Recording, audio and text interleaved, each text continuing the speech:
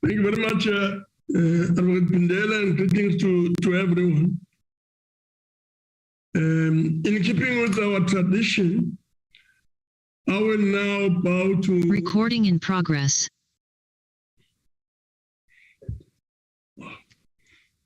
In keeping with our tradition, and I will now bow to my right and bow to my left. And having done so, I request all delegates to observe a moment of silence for prayer or meditation.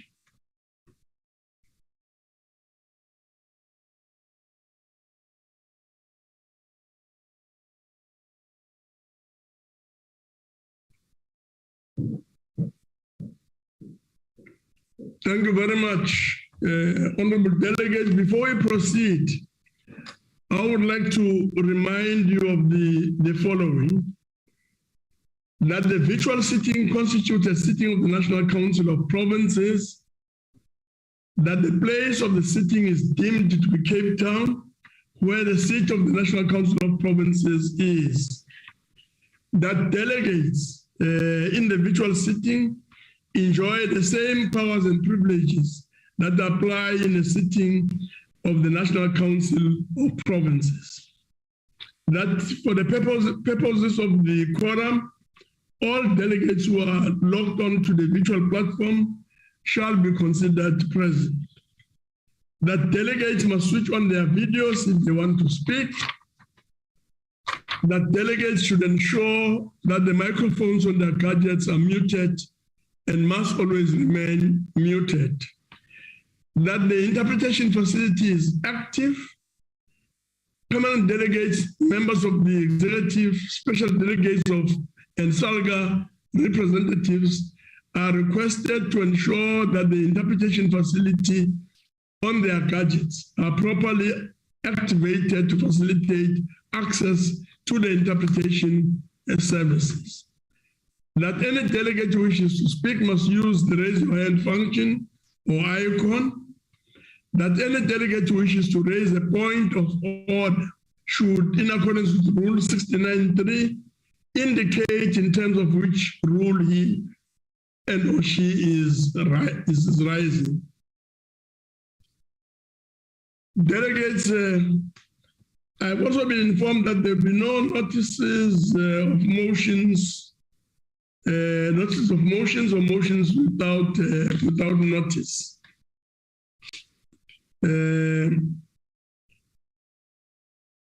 We will then proceed, but as we do so, allow me, honorable delegates, to take this opportunity to welcome the Minister and Deputy Minister of Basic Education, the Minister and Deputy Minister of Social Development, MECs, and all permanent and special delegates to the House. So the opportunity here is to welcome the relevant ministers and deputy ministers, as well as permanent and special delegates. Honorable delegates will now proceed to the first order, consideration of the report of Select Committee on Health and Social Services, protocol to the African Charter on Human and People's Rights on the Rights of Persons with Disabilities in Africa in terms of Section 2312 of the Constitution 1996, dated 22nd March 2022. So I now take this opportunity to call on Honorable M. Gillian, Chairperson of the Select Committee on Health and Social Services, to present the committee report. Honorable Gillian. Chairperson, Deputy Chairperson, Chief Whip and Deputy Chief Whip, House Chairpersons, Honorable Members, people of South Africa. I greet you warmly from the cold and raining Cape Town. Human rights are the basic rights and freedoms that belong to every person from birth to death. The South African Constitution provides us with a Bill of Rights, which is a cornerstone of democracy in this country. The Bill of Rights applies to all law and binds the legislature, the executive, the judiciary, and all organs of state. Sections 2312 of the Constitution requires that the national executive obtain consent in the form of an approval by resolution in Parliament before endorsing and ratifying an international treaty. Today, I am bringing to the House the protocol to the African Charter on Human and People's Rights and the rights of persons with disabilities in Africa. The purpose of this protocol is to promote, protect, and ensure the full and equal enjoyment of all human and people's rights by all persons with disabilities, and to ensure respect for their inherent dignity. Over the years, Chairperson, South Africa have made steady progress towards the realization of the rights of persons with disabilities, including through the upbringing of the National Disability Policy with a white paper on the rights of persons with disability, which put an emphasis on embedding disability inclusion within government-wide regulatory, planning, resourcing, programming, and reporting systems. Indeed, there have been tremendous improvements in the situation of human rights in South Africa. The entrenchment of disability in Chapter 2 of the Constitution and the adoption of the comprehensive white paper on the rights of people with disabilities. However, there is much that still can be done.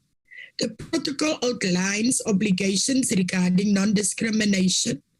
Every person with a disability shall be entitled to the enjoyment of the rights and freedoms recognized and guaranteed in this protocol without distinction of any kind on any ground, including race, ethnic group, color, sex, language, religion, political, or any other opinion, national and social origin, fortune, birth, or any status. Chairperson, the protocol deals with fundamental rights of persons with disabilities, such as equal rights before the law, equal enjoyment of human rights, and state parties to take measures to ensure the right to equality. In addition, it outlines general state obligations for the interpretation and application of the protocol. The protocol recognizes and allows for a number of rights. These include, but are not limited to, the right to life, the right to liberty and security, the right to the respect of his or her inherent dignity, and to be free from torture or cruel, inhuman, or degrading treatment, slavery, forced labor, or unlawful punishment. The right to access to justice, the right to live in the community with choices on an equal basis with others, the right to work, the right to an adequate standard of living for themselves and their families, including adequate food, access to safe drinking water, housing, sanitation, and clothing, to the continuous improvement of living condition, and to social protection. The right to self-representation, the right to freedom of expression and opinion, including the freedom to seek, receive, and impart information and ideas through all forms of communication of their choice, the right to education, and the right to health. It is then on this backdrop, Chairperson, that the committee tables the report to you. Members are encouraged to read the full protocol to the African Charter on Human and People's Rights and the Rights of Persons with Disability in Africa document, which consists of 44 articles. Having considered the protocol to the African Charter on Human and People's Rights and the Rights of Persons with Disabilities in Africa, the Select Committee on Health and Social Services adopted it on the 22nd of March 2022.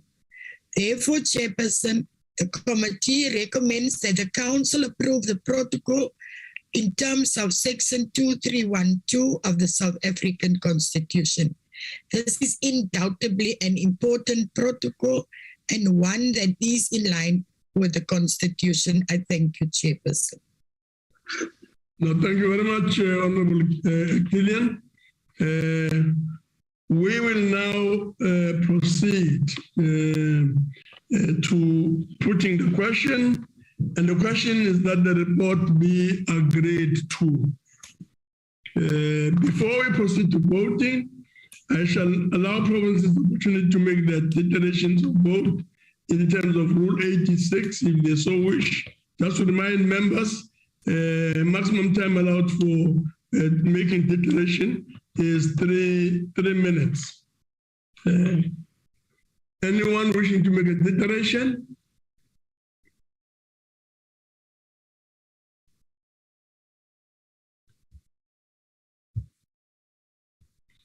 None.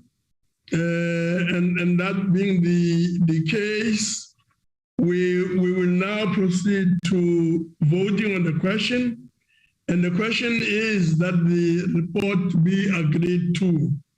I now call upon the provinces to cast their votes. And when called upon, heads of delegations must indicate whether they vote in favor, against, or abstain. Eastern Cape.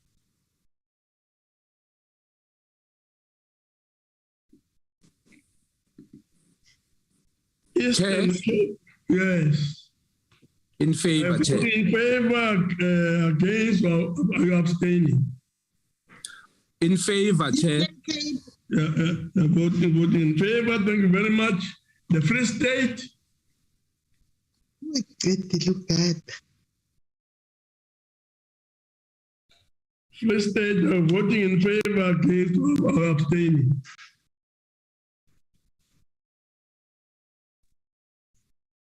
Let's pass the Free State for now. Gauteng. Gauteng in favor, Chairperson. Gauteng in favor. Thank you very much, Honorable Dango. KwaZulu-Natal. KwaZulu-Natal iyaseka sihlalo umbiko. KwaZulu-Natal iyaseka. Limpopo. Limpopo vote in favor, Chairperson. Limpopo vote in favor. Mpumalanga. Mpumalanga vote in favor, Chairperson. Mpumalanga vote in favor. Northern Cape. Northern Cape votes in favor, Honorable Chairperson. Northern Cape vote in favor. Northwest. Northwest in favor, Chair. Northwest in favor. Western Cape. Western Cape in favor. Western Cape in favor. So 8 provinces have voted. With the Free State as well, Chair. Sorry? It's not that the Free State is opposed. I do not know what technical problems members are experiencing, but I can confirm that the Free State is in support of that of the report. The problem, Chief Whip, I can help you. The problem there is discipline. It's not internet connection. It's discipline. Okay, fine. If you are granted to speak, the chair said he'll come back to it. I respect the chair. I don't just normally zoom into saying. Okay. What perhaps you should do to end the problem is to take check on the presence list. As indicated.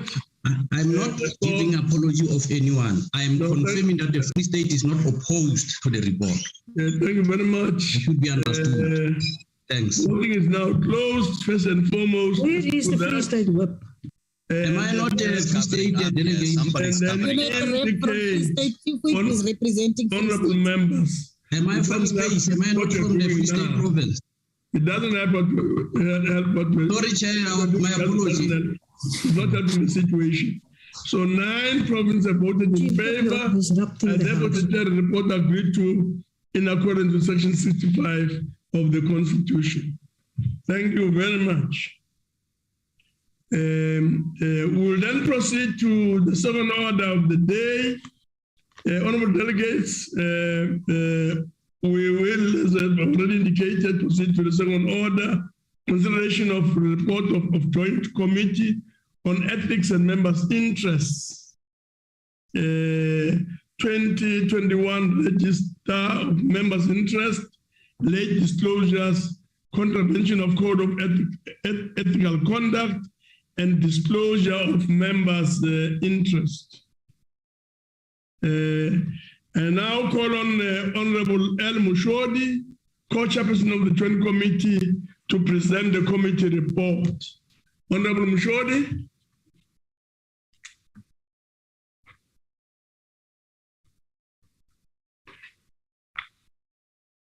Honorable Mushodi, are you there? Chairperson, we are informed Honorable Mushodi is not in the house. Honorable Khai will take Okay, thank you very much, Honorable Khai. Thank you very much, Honorable Chairperson. Greetings to you. Greetings to the Deputy Chairperson, the House Chairperson, Chief Whip, Minister of Basic Education, Minister of Social Development, Deputy Minister of Basic Education, and Deputy Minister of Social Development, MECs, special delegates, and permanent delegates. Good afternoon. I'll table the report on behalf of the co-chairperson. Honorable members, item 9.2.1, read with item 9.2.3 of the Code of Ethical Conduct and Disclosure of Members' Interest prescribes that members of Parliament must disclose their registrable interest annually at a time determined by the Joint Committee on Ethics and Members' Interest. Item 9.2.2 also states that if a member has no registrable interest, a nil return must be submitted. The due date for the 2021 disclosure of members' interest was the 30th of November 2021. Item 10.1.1.1 of the Code of Ethical Conduct and Disclosure of Members' Interest provides as follows. A member breaches the code if the member contravenes or fails to comply with the requirements of the provision for disclosing interests. Of the 454 members who are required to submit their disclosures, 4 members failed or neglected to submit their disclosures by the due date. The committee convened on 7 March 2022, on 11 April 2022, and 9th May 2022 to discuss the late disclosures.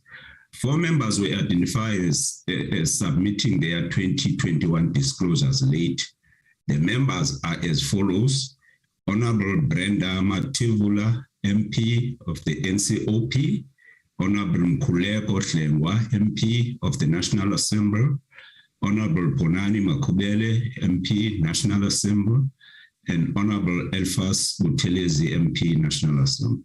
The Joint Committee recommends to the House to impose a penalty in terms of item 10.7.7.1, 1 Roman figures of the code, which provide as follows.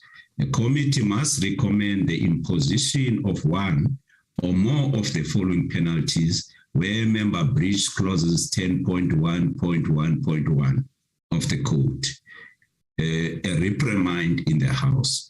Therefore, Honorable Chairperson, it is recommended that a member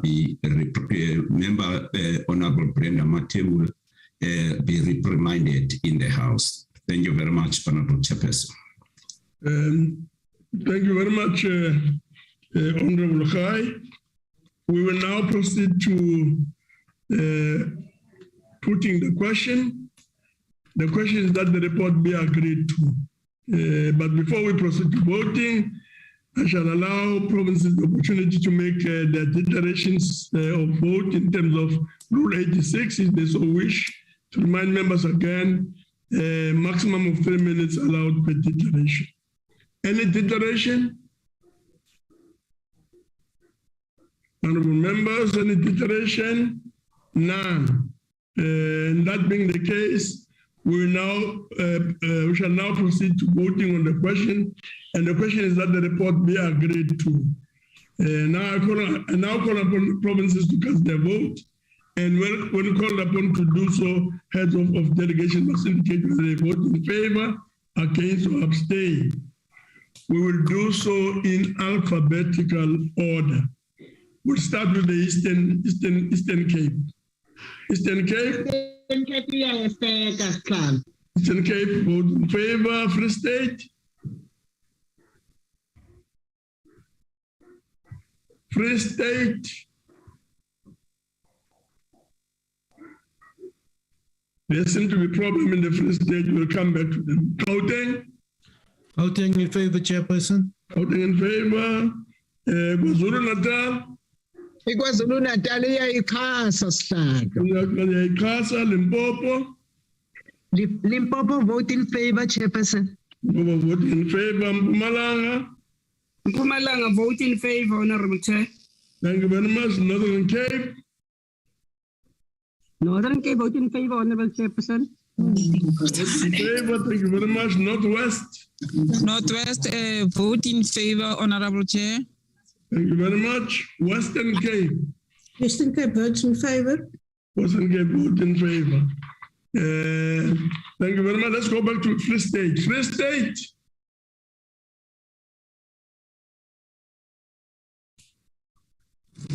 Chief Whip, your colleague is struggling, Chief Whip. Go on. The silence is very loud.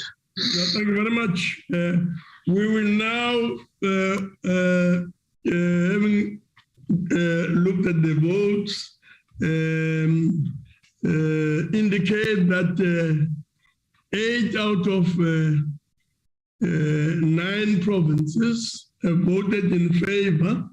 I therefore declare the report agreed to in accordance with Section 65 of the Constitution.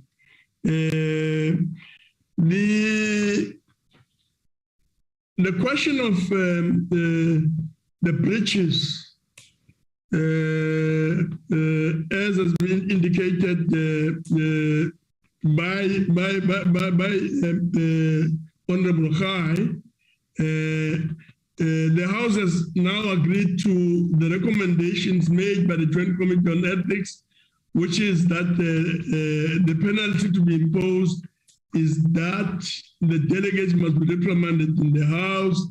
And given the House approved approval of a resolution of 9 March 2022, granting honorable table leave from 22nd February until 22nd June 22, the penalty will be imposed on the delegates' return to the House.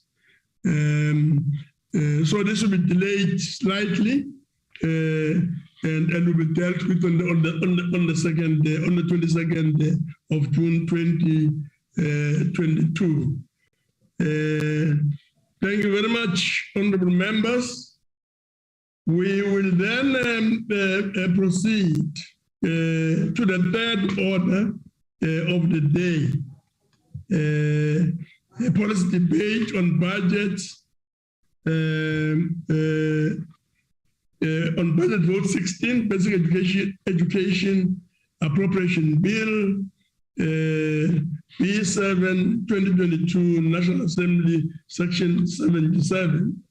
I will now call upon the Minister of Basic Education, Honorable Mutsaga, to open the debate. Honorable Mutsaga. No, thank you very much, Chair. Let me acknowledge my colleagues who are on the platform, the ministers and deputy ministers on the platform. Also acknowledge the honorable members on the platform, the distinguished guests, ladies and gentlemen. Chair, I want to start off really in the budget by honoring the class of 1976 during this Youth Month and all our youth formations who confronted the apartheid regime, which was later declared by United Nations a crime against humanity. We want to table this budget in their honor as people who are our future and our national assets. Chair, on behalf of the entire sector, we also really want to wish you again for giving us this opportunity, because we want to acknowledge that making progress in basic education, Chair, requires a continual focus on our long-term targets while also targeting on agencies. As we all know, the urgency of epic proportions in the form of COVID-19 pandemic did consume our time, our energies, our efforts, and financial resources since 2020. According to the Secretary General of the United Nations, Dr. Antonio Guterres, the pandemic represents a worldwide generational catastrophe as children fall behind in their learning and experience general trauma and disruptions. And one of the main traumas that our children suffered is loss of their parents, their caregivers, but also their teachers. Chair, I can reveal that through our personal tracking, just by December 2021, we had lost almost 3,300 teachers, which is 1% of our workforce. And we continue to say to them and their families, may their souls rest in peace.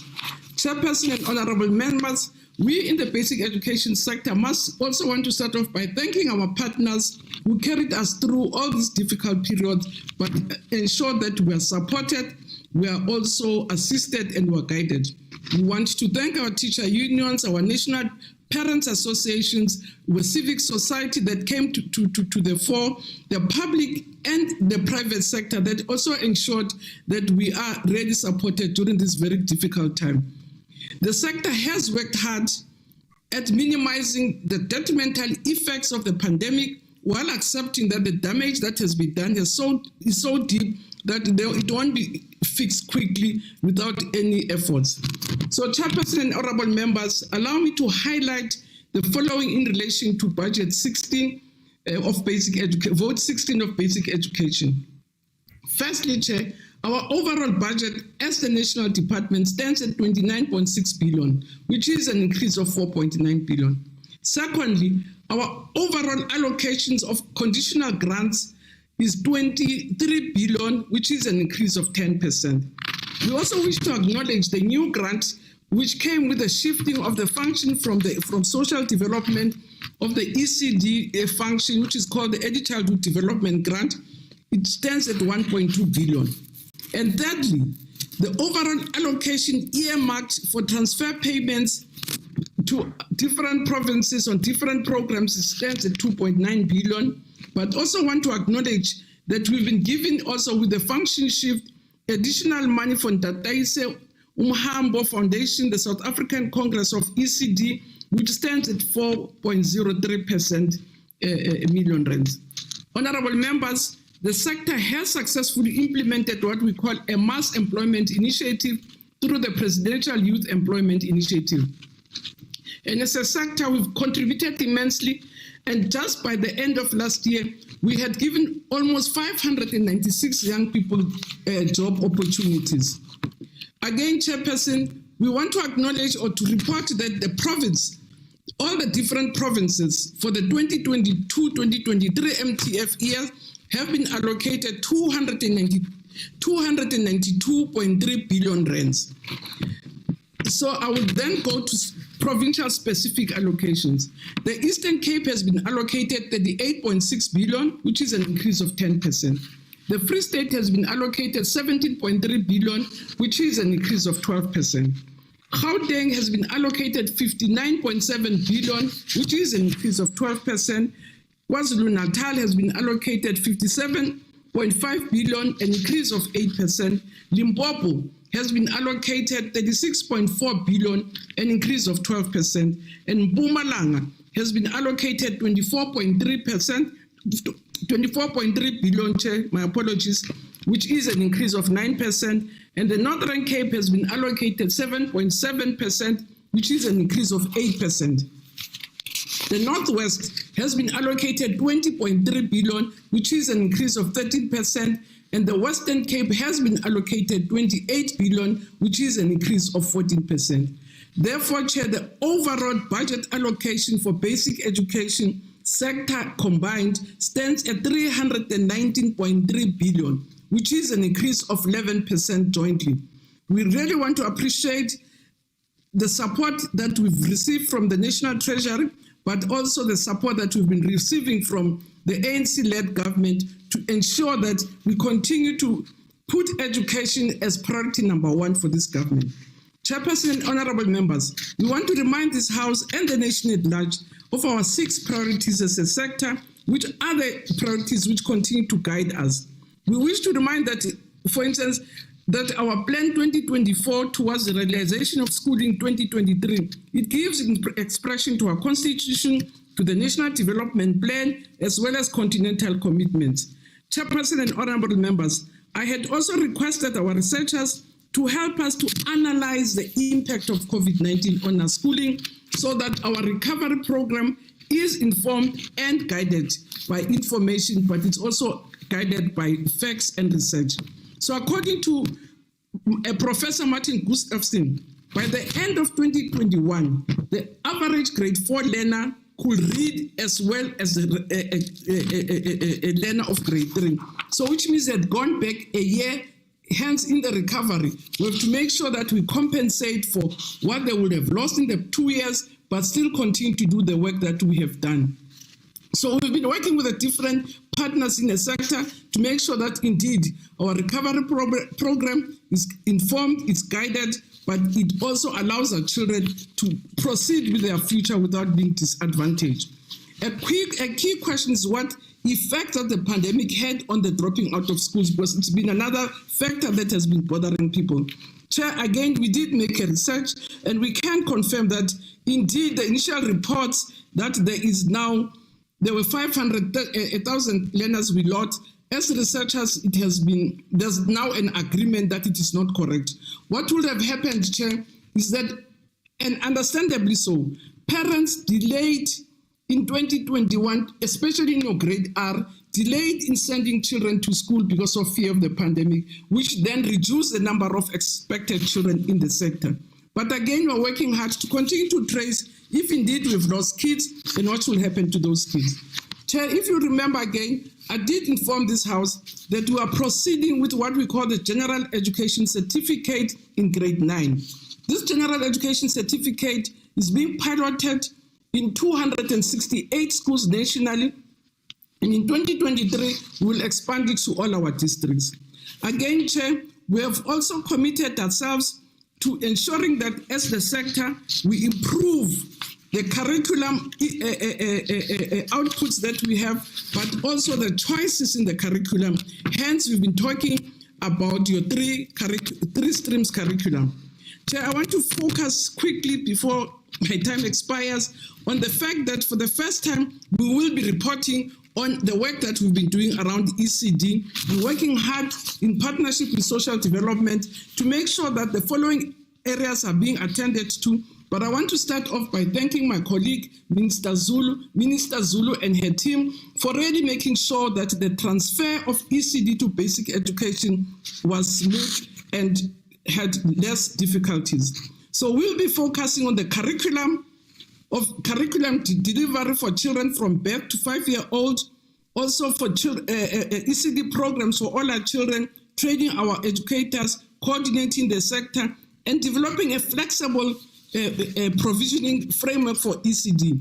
We've already conducted key studies in the sector, which we call Drive by 5. And Drive by 5 provides very useful information as to say what are the things that we need to do as a sector in partnership with other government departments to make sure that indeed our children do Drive by 5. Because we are very cognizant as a sector that if they don't thrive by 5, they will not be able to thrive by 10. When we expect them to read with meaning, it starts off by making sure that they thrive by 5. So we're working hard again with our sectors. We've also conducted what we call a survey in the ECD sector to really understand the size and shape of the sector. So we finished the survey, which gave us results that we have more than 41,000 ECD programs. That gives us a center of what the landscape is, what are the things that we're supposed to be doing. So Chairperson, I must confirm that DBE's exposition has just given us the necessary information for ramping up ECD, and its relocation to DBE took into account the resolution of the 7th Basic Education Decolonization, which was held on the 26th of January 2022 under the theme, Equipping Learners with Knowledge and Skills for a Changing World in the Context of COVID-19. I want to encourage our honorable members and the public to visit our sector and also familiarize themselves with what these resolutions were, because these resolutions were arrived or were taken not only by us as a sector, but by all the different researchers, provinces, and different people active in the sector. Honorable members, I want to report also again that the second priority that we have, as I earlier indicated, is to make sure that we diversify our skills provision so that we don't only provide an academic curriculum, which I think we all agree that South Africans are concerned about. We're implementing a curriculum with skills and competencies for a changing world in the public schools, particularly the three-stream curriculum model, the fourth industrial revolution. The entrepreneurship is part of our curriculum, and specialization in different areas that are linked to what the economy and what our country needs. We've also been working with teams of highly skilled professionals to look at the decolonization of our curriculum, amongst others. So last year, Chair, I did report that coding and robotics curriculum for grades 3 to 7 and CAPS for occupational subjects for grades 8 to 9 has been developed and has been submitted to Umalusi for appraisal and quality assurance. I can report that this appraisal and quality assurance process is ongoing, including appraisals for public comments. I had also reported, Chair, that we have introduced new FET level subjects like marine science. We can now report that the first cohorts of this subject will be writing this year. We are continuing, Chair, to expand the establishment of focal schools to cater for learners with special talents and aptitudes across the center. In addition, we've also detailed progress that we gave last year on increasing 35 additional occupational and vocational orientated subjects. They have been gazetted for public comment, and the gazette was followed on in 2021 by the submission of these subjects to Umalusi for appraisal and quality assurance. Public comments have been received, and the infusion to the CAPS together with development is taking place. During 2021, a costed business plan was released by EU, and we're working with Treasury to make sure that we can fund the new changes that we're making. I can see Chair is restless. Let me just conclude, Chair. Okay, I'm also. But we about 7 minutes. Oh, okay, Chair. I was almost speaking my pages. I was getting. I'm sorry, Chair. So, Chair, I also want to report that, as I said last time, that we've also increased the number of languages that we're offering in the sector. We've added in our list of subjects that we have the additional languages that are there are your Khoi, your Nama, your San languages, as well as African Sign languages, as new additional languages that were there. Had it not been, for instance, Chair, of the disruptions of COVID-19, again, the introduction of Kiswahili in our schools would have started, but we're pursuing with the process. I will be visiting Tanzania in the month of July to make sure that we can finalize the plans of getting Tanzania to assist us. And Kenya also is very keen to assist us with the introduction and the support of Kiswahili in our schools. Chair, given the demographics of our country, more than 80% of our children continue to learn in a language other than their mother tongue. And I think we're the only continent in the world which is teaching their children in a language which is not their language. All children in the world learn in languages which belong to them in their languages. So we must begin a serious debate on mother tongue teaching and learning. Currently, learners learn in their mother tongue until grade 3. Then we switch to English or Afrikaans as a language of learning. And not doing so will continue to contribute greatly to underachievement. We must have a policy shift in this area. And we're very happy that, Chair, the Eastern Cape for the past 12 years has piloted mother tongue teaching from grade 4 to grade 12, and the results are very encouraging, because it's showing that the learners who have been taught in their mother tongue, assessed in their mother tongue, perform better in your gateway subjects, and more interesting that even in the English, which we think that if you are taught in English, you speak better English, they perform even better in English if they were taught in their mother tongue. So other provinces are on their way and will continue reporting on the progress about mother tongue instruction. But we really believe that if our children have to read with meaning, by the age of 10, they have to read in their mother tongue like every other child who reads in their mother tongue by the age of 10. Because we expect them to read with meaning in a language they don't understand to start with.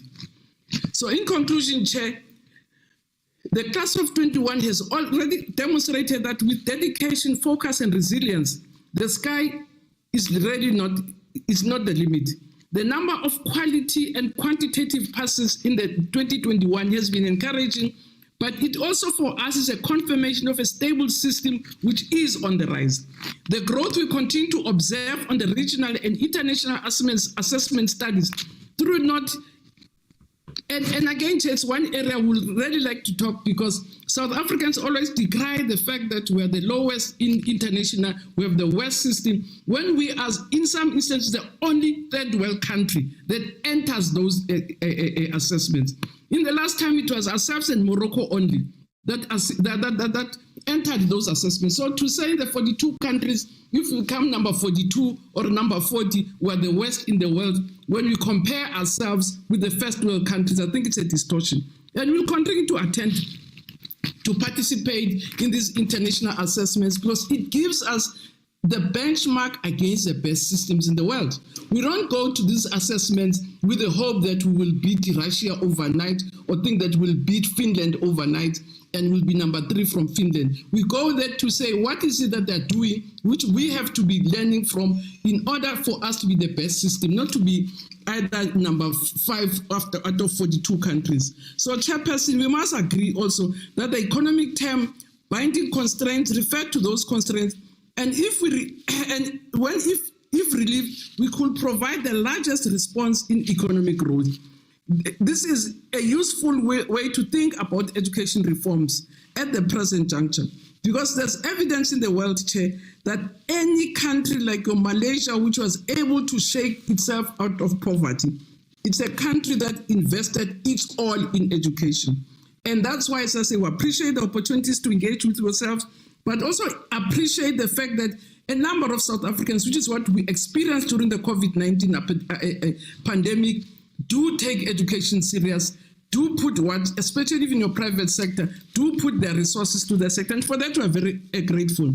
Because as we continue to build for the future, we must recommit to building a solid foundation for quality and efficient basic education system from ECD through to foundation to the intermediate phase and throughout the system. Because as I said earlier, there is no way our children can thrive by 10 if they don't thrive by 5. And they cannot thrive by 15 when they are in their senior phase if they didn't thrive by 10. And the same, they will not thrive beyond 18 if they did not thrive by 5. And that's why for us it's very important to make sure that the South Africans, especially parents and communities, we put the shoulder to the wheel and make sure that we give our all to basic education. So finally, Chair, I wish to thank our international partners, our sister departments, which have been extremely supportive, and their state institutions, business and the civil society organization for their professionalism and the variety of roles they've played in the sector. I wish to single out SACE, Umalusi, NECT, our teacher unions, the national SGB associations, the principals associations that also have been extremely helpful, national organizations responsible for learners with special needs as well as independent schools, again have been helpful. We want to thank you, Chair, and the Deputy Chair, the WIPARI, and all members of this August House for really supporting and guiding us all the time during reporting and monitoring meetings. We don't want to also fail to acknowledge the MECs in the Council of Education Ministers who also bring lots of innovation, energy, and I think lots of great improvement and dedication to the sector. But I also want to thank my colleague, Dr. Muhaude, the Director General of the department, and also the officials from the department. Thank you very much, Chair, and thank you very much for the honor to come and present our budget to yourselves. No, thank you very much, Minister. We will now move on to Honorable Nchabele. Honorable Nchabele. Thanks a lot, Chairperson. The Deputy Chair, Melukas, the management and leadership of the NCOP, permanent delegates, MECs present in this meeting, in particular my MEC from Limpopo, Mebushelo. Good afternoon. Chairperson, I'm opening this debate under the theme Improving Our Education System through Strengthening Early Childhood Development and Strengthening Legislation. Chairperson, please bear with me. I have an incessant flu, so I may call for something, but please bear with me. We debate this critical budget vote during a month we commemorate the triumphant struggles of the youth and the revolutionizing effect it has played in the transformation of our society. The struggle against apartheid was propelled by the youth during the darkest period. It's the youth of 1976 which broke the camel of the heightening resistance of apartheid. Our responsibility today as the ANC is to create a better future for the youth, and the children will be our youth of tomorrow. We dare not fail the current generation in building a solid foundation to address the injustices of the past and to create equal opportunities as affirmed by the Freedom Charter. The year 2022 for the education sector represents a critical shift that can result in a significant improvement in our national education outcomes. Early childhood development is a critical phase of a child's cognitive development, which has long-term implications for the growth of the children. Evidence from research has shown that the first 5 years of life are the fastest period of human growth and development, as 90% of a person's brain development occurs by the age of 5. Investing in the early years helps to break the cycle of poverty, address inequality, and boost productivity. Child standing is another factor that impacts the growth of children. And different children have relative socially emotional functioning, which requires resources for the early childhood development system. To respond to the need of all children, with the high levels of unemployment, widening inequality and poverty, children are negatively impacted by these socio-economic conditions. The rights of children are enshrined in our Constitution, and the state should at all times provide social services which enable the best interests of children to be served. Our children are vulnerable, and the recent pandemic has resulted in a decline of enrolled children attending ECDs. This requires the department to heighten its engagement with communities, to call on parents and caregivers to ensure children are in early learning programs. With the development and growth of the ECD sector, we should begin to legislate compulsory ECD for all children, as this is a right a child should have to optimize their development. The ECD migration from the Department of Social Development to the Department of Basic Education is a significant shift that enables the department to envision a future of the ECD landscape and develop systems to strengthen the learning outcomes, to improve opportunities for all South Africans, Blacks in general, and Africans in particular. The current state of affairs of the ECD sector requires an increase in financial allocation for the ECD if we are to realize the policy imperative of migrating ECD to build to basic education. Our current ECD landscape reflects the level of spatial inequality in our country and the concentration of ECDs in urban areas at 59%, whilst rural areas have a 49% share of the early learning. The most concerning factor is the skewed distribution of early childhood learning programs per 1,000 children in many provinces, and the concentration of early learning programs is in urban and city locations. We congratulate the Department of Social Development and the Department of Basic Education for succeeding in ensuring the migration succeeds on 1st April 2022. It was not April Fool. Realizing a key medium-term strategic framework objective of the 6th administration and a solar commitment by the president. This will usher in a new trajectory that will see our basic education sector improve learning outcomes in the medium to long term. Our vision as the African National Congress is premised on creating a sustainable future towards an egalitarian society. Honorable members, this budget provides for the Early Childhood Development Grant, which supports ECDs with 1.1 billion on ECD subsidies to provide for and increase the number of children accessing subsidized ECD services. This budget allocation is not sufficient in addressing the systemic challenges affecting ECDs, but it will go a long way in expanding access.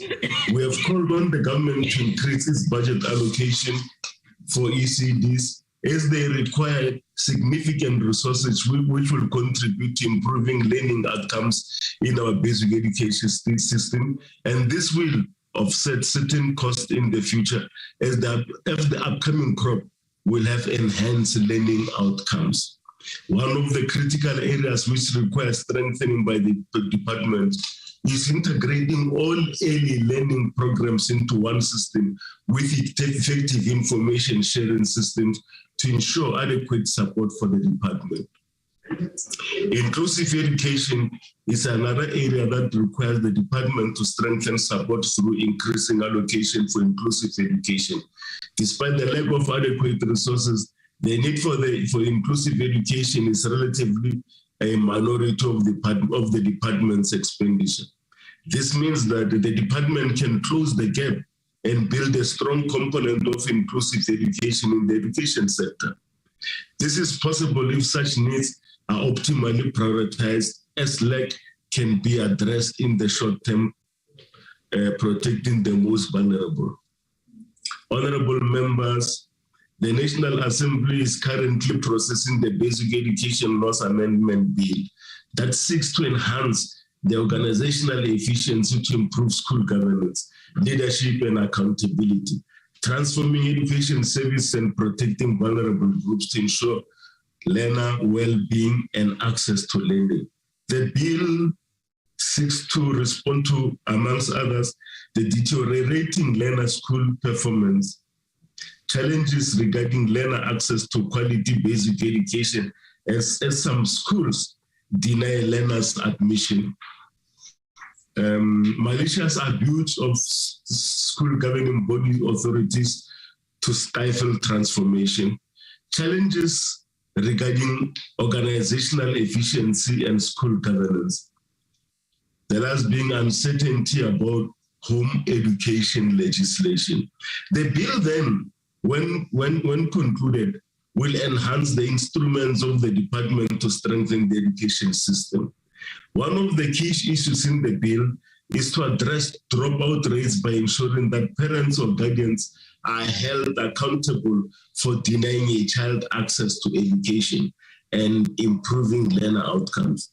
The bill seeks to amend Section 3, subsection 1 of the SASA to provide that school attendance is compulsory from grade R and no longer only from grade 1. To increase the penalty provision in Section 3, subsection 6 of the SASA from 6 months to 12 months.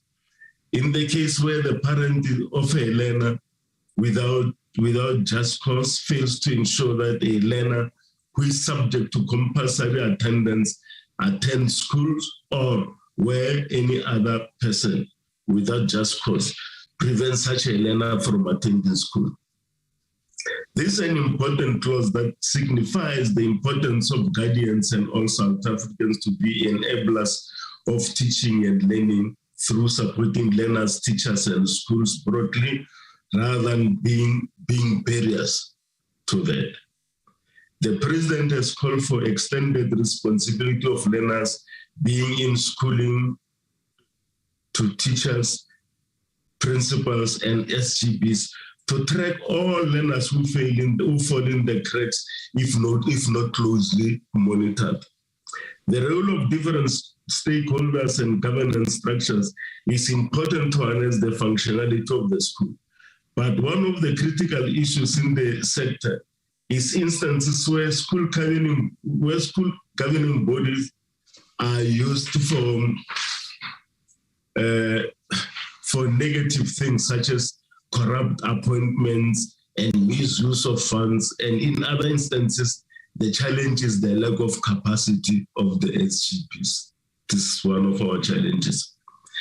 Through this budget, we urge the department to continue strengthening its relationship with the various stakeholders in the sector. The department should continue to empower school governing bodies to be functional and to have the capacity to provide the required leadership support for our schools. Our communities should also support our schools and take reasonable measures to ensure that our schools are free of alcohol use, free of alcohol and drugs, and those have crippled some of our schools, as we know. We need to preserve our schools as spaces of teaching and learning to harness the best qualities, values, and principles as enshrined in our Constitution. We must raise our concern about the emerging incidents of racism in our schools and discrimination and incident of sexual harassment in some of our schools. The Bella Bill is a transformative bill that will also seek to address systemic discrimination by some schools, which use spatial location to preserve spatial advantages to a privileged few. This another form that racism takes in this country when it comes to education. We call on the department to hasten its efforts to increasing African languages in our schools and the development of mother tongue education using in our African languages. Without a concerted effort of introducing mother tongue teaching and learning in our school, we run a risk of institutionalizing colonialism. It is therefore imperative that we advance the decolonization of our education system through developing African languages system and our own native knowledge in our curriculum.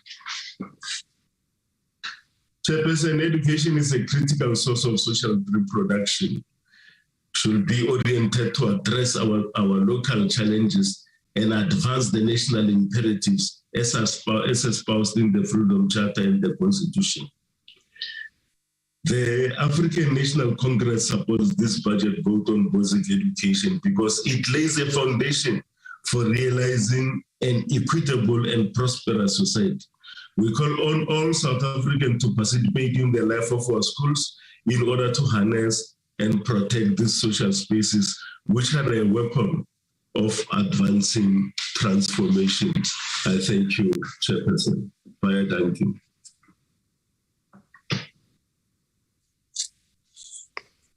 You are muted, Chair.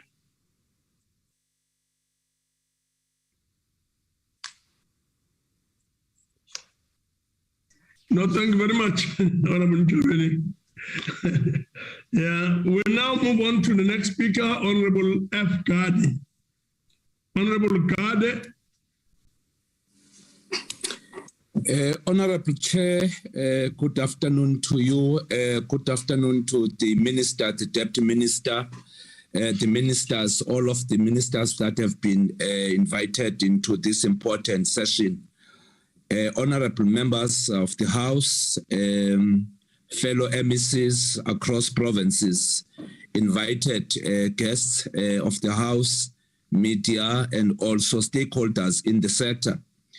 Allow me, Honorable Chair, to just give a reflection on the scorecard which has preoccupied the sector in the provincial space, precisely because of the command and also the outline that the minister has outlined to us as a provincial leadership on how to conduct the business of the basic education in the province. In our own efforts, Honorable Chair and the members, to consolidate and complement the broader agenda of the Department of Basic Education, the Eastern Cape have chosen to collaborate with the Department of Basic Education in ensuring that we fulfill some of the strategic tasks which are of utmost best in reshaping and redirecting both the content and form of the basic education in the country. We are preoccupied, Honorable Chair, with the research which has been commissioned by the DBE in ensuring that we conduct at the level of the third quarter, focusing on school monitoring survey that targets grade 6 and grade 12. We have been given 230 schools which have been sampled throughout the province, specifically focusing on 110 schools with grade 8 and 120 schools with grade 12. We are taking this research quite very serious, Honorable Chair and Honorable Members, precisely because of the following strategic key tasks that will make sure or arm us in responding to some of the thematical areas which, in our view, has been a thorn in the flesh of the basic education in the province. One of the areas is the impact of the COVID-19 in the schools in the province. Scientifically, what are the lessons that we have learned out of that particular period or epoch? And how should we then respond as part of an ongoing thorough process of learning, acquiring skills through education in the country in general and in the province in particular, Honorable Chair. The second aspect, Chair, which that research is focusing on is on the decolonization of the curriculum, which the Minister has actually outlined in the presentation today. What is the meaning of being an African in an internationalized kind of a society? And how should we then, in terms of the pedagogy in education, define ourselves in the content and context of education in the continent broadly, and also as a nation in particular? So that research is also focusing on that. And the last aspect on that research will be the school management. That is critical because remember, Honorable Chair, our sector focuses mostly on how the institutions of learning are being run. And if you master the art and skill of ensuring that the institutions of learning are managed properly, and there is a bit of cognizance in understanding the theater of struggle at that particular level in terms of acquiring skill and knowledge at that particular level, it becomes quite important and significant for us at this particular level of leadership to have more attention. What is actually happening in the institutions of learning? Hence, I'm saying this particular research commissioned by DBE is going to be able to unlock some of the bottlenecks that needed to be dealt with and resolved within a short space of time. It is also imperative, Chair, to report that without us being able to deal with the issue of the learner retention strategy is going to be a problem, and we needed to be able to focus more on the tracing and tracking of the learners, and as the Minister have actually alluded into. And we have already developed systems that can assist you in ensuring that you don't have any defocus on that particular area. I can cite just one or two areas of focus which will need a bit of strengthening, Honorable Chair and members. We do have SASAMs, which we all understand. We do have the DDD, which also give a comprehensive analysis of the data system that the basic education is also using in terms of ensuring that the verification and the data we use is quite very comprehensive. Through the SASAMs, Honorable Chair, it's going to be imperative also that the information that is deposited into the DDD system also provides a detailed, aggregated information and view of learner enrollment and attendance of learners per school. This is one area that also will be giving you a reflection whether the learners themselves, beyond the scope of just attending, whether what is happening is of significance. Because teachers can come to school, that does not equate learning and teaching. And learners can come to a school, but that does not equate to teaching and learning.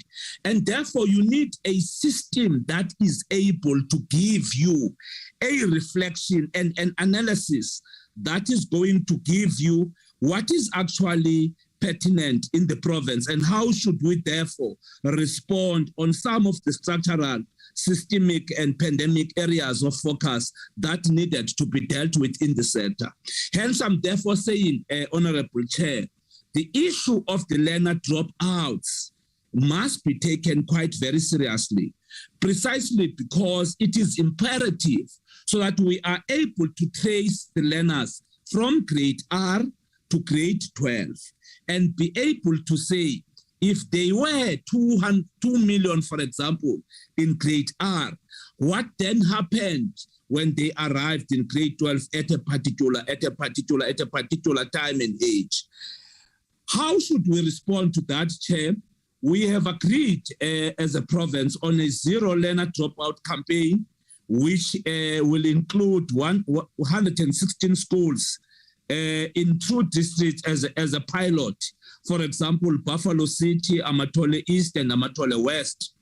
We are identifying those 3 districts precisely because of the information that is before us, because some of the areas of focus needed a bit of meticulation in terms of ensuring that the system respond to areas where you have got more problems and be able to have a campaign that is going to give you a feedback that you require. In the context of ensuring that this campaign that I'm talking about, the achievements that are going to be looked upon in terms of the schools that have been identified already, Honorable Chair, we'll be looking at the areas of the dropout system. We'll be looking at the level of the return strategy of the schools.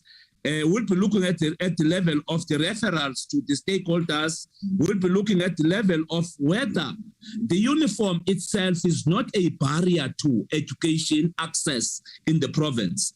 If you have observed us in the province in the recent past 3 weeks, we have been focusing, Honorable Chair, Minister and Deputy Minister and fellow MECs on trying to make a thorough study whether the uniform themselves can be part of an ongoing thorough discussion in the national space in ensuring that we have got a better, stable environment of teaching and learning in the country in general.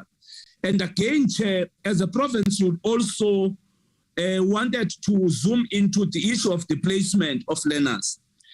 For the term I have been an MEC, Honorable Chair, as I'm closing the discussion, we have observed that we do have a crisis in the admissions, especially during between October up until March.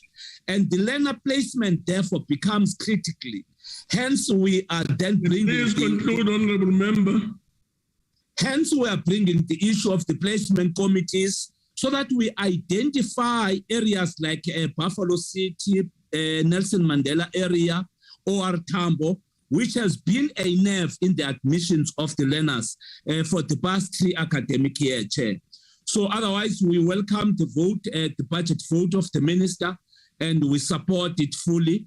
And we are looking forward in working with the minister and this House Chair in ensuring that we resolve some of the unresolved issues in the country and in the province in general. Thanks, Honorable Chair. Well, thank you very much. We now proceed to Honorable D. Christians. Honorable Christians. Thank you very much, Honorable Chairperson, Honorable Members, and Honorable Minister. Recently, during a select committee meeting, the Minister of Higher Education, Blade Nzimande, reported to us that 94% of learners who start grade 1 did not reach or enter the higher education system. It seems our young people are set up for failure from entry to exit level. If our youth are doomed through a dysfunctional education system, our country is indeed doomed. Research has reportedly found that 4 out of 10 learners who start school do not finish school. These statistics were before the pandemic and has reportedly somewhat increased over the past 2 years. Additionally, a reported 50% dropout by the time they complete matric and no retention mechanisms in place.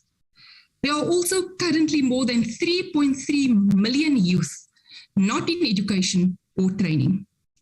There are a number of reasons the basic education system remains dysfunctional. Approximately 160,000 learners in 7 provinces did not return to public schools, as reported by the Minister at the beginning of this year.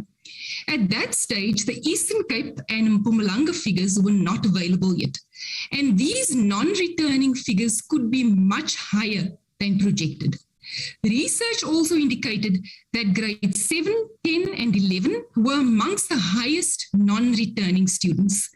It was alluded that some of these learners may have been placed in different schools or perhaps TVET institutions, but to date, we have no effective or reliable tracking system to indicate this. So, Minister, what has happened to these learners? Are they roaming the streets, not in education and not in employment?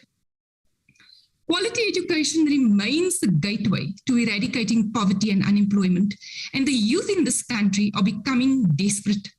We recently heard about a young man who took his life on a social media platform, citing the desperation of unemployment as the reason for this tragedy. We therefore cannot separate the inequalities that our education system faces from the injustices of our broader socioeconomic and political environment. The department's report also reflects that during 2020, 70% of teaching and learning was lost in historically disadvantaged schools. This begs the question whether these learners will ever catch up, as these very same disadvantaged schools just do not have the mechanisms or capabilities to do so. Yes, the COVID-19 pandemic has wreaked havoc on many lives, and it is for this precise reason that we should have a government who is functioning optimally to be a buffer for its people during times of crisis. The Department of Basic Education and Training has not been that buffer, but has been unable to shield its learners, teachers, and staff during this time, as we have instead seen the deterioration of many schools. Currently, there are more than 1,500 unqualified teachers and more than 24,000 teacher vacancies in the country. This despite millions of rands allocated to the Funza Lusaka bursary through NSFAS. These teachers are battling placement and many do not fit the current need in schools, which placement is really actually for mathematics and science teachers. Developing quality educators that meet the demands on the ground is crucial to providing quality education to learners, and the Funza bursary requirement should be revised to meet the need of the schools in our country. Honorable Chairperson, the recent tragedy of the heavy rain and floods in the country saw 630 schools in KwaZulu-Natal and the Eastern Cape damaged. An amount of 442 million has been allocated for repairs of infrastructure, but this is bogged down with red tape and delays, and we have to date not had any feedback with regards to progress of repair work in these schools.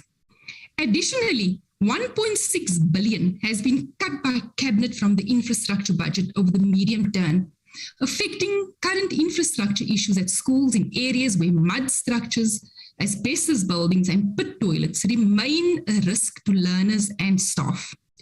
Despite the department's Sanitation Appropriate for Education Initiative program, they have reported very low spending, which sees 900 inappropriate structures and 1,526 pit toilets at schools across the country. Under Program 4, which is Planning, Information and Assessment, expenditure was lower than projected by 330.5 million rand, mainly under payments for capital assets in the school infrastructure backlog grants, where only 138.3 million rand was spent against the projected spending of 511 million for the quarter. No wonder we are not winning this battle, as delaying school infrastructure backlogs continue year after year. According to the department's norms and standards, it was stated that by 2016, no school in the country would have inadequate water and sanitation facilities or inadequate libraries, and that asbestos schools would be a thing of the past. However, throughout the country, hundreds of schools still battle with the same issues. The department has set its sanitation infrastructure target at 450 per year, which is definitely not on target. How can quality education take place when learners and staff are forced to work in such inhumane conditions? Under Program 2, Curriculum, Policy Support and Monitoring, it was also revealed that spending on learners with profound intellectual disability conditional grant was much lower than projected.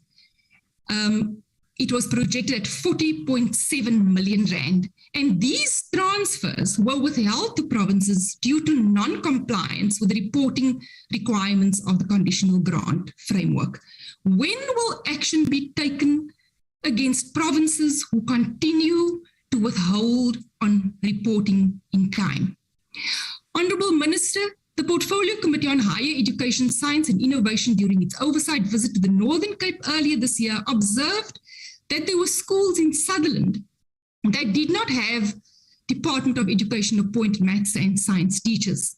Both the primary and the high schools, Roggeveld Primary School and Sutherland High School, are assisted by the Southern African Large Telescope, which funded the employment of maths teachers. The National Research Foundation and the South African Astronomical Observatory also assisted with the refurbishment of science and laboratory classes at Roggeveld Primary School. However, it is concerning that there is a potential that these schools may phase out the teaching of maths and science if there is no intervention to appoint permanent teachers, as the intervention of SALT may not be sustainable. Equally, this may in the future disadvantage learners coming from this very same community, as they will not be able to take up careers in this astronomy-related field. Honourable Chairperson, recently also in the Northern Cape, in the Namaqualand district, we learned about of a donation of 500,000 rand to Louriesfontein Primary School to upgrade a church hall to allegedly be used as additional classrooms. This donation was allegedly made by Transnet and accepted by the principal. Now, the DA in the Northern Cape has submitted many questions in this regard. Has there been an investigation? Has an MOU been signed? Is the department aware of the needs at that school that has caused this fraudulent activity? Additionally, in Kimberley, the Homevale High School remains dilapidated and a threat to learners and staff. When the principal and SGB tried to report it and insist on the Northern Cape Department dealing with the infrastructure problems, the acting principal was dismissed and only reinstated after I intervened because the dismissal was unlawful. The DA in the Northern Cape also recently called on an urgent intervention into learner transport issues in Topline, which has sparked a learner-initiated protest. And this prevented matriculants from writing their mid-year exams. The situation is believed to have resulted from non-payment of the transporter. How could this have happened? Given the likelihood of school-related tensions spilling over into surrounding communities, we are also calling for urgent attention to be given to Kakamas High School, which was placed under administration. The school does not even have printing paper to print examination papers. We are perturbed by the slow response and lack of response and urgency from the education stakeholders in the Northern Cape on all these matters and ask for the department's intervention. We must eradicate the lingering threat of asbestos contamination, structural problems at schools, and provide safe learner transport. We also need to address socioeconomic constraints that contribute to the high dropout rate and the high rate of teenage pregnancies in the country. The Department of Education needs to take the responsibility of providing quality education to our children by providing them with the necessary opportunities to develop their core skills of reading, writing, and mathematics. We need infrastructure that is conducive to learning and not where children fear for their lives. Time is running out, Minister. More than 50% of our youth are unemployed. Learners are dropping out of school and roaming the streets. The future for the youth in this country looks gloomy, and critical, effective action is required. I thank you. Thank you very much, Honourable Member. We will now proceed to Honourable Sufi.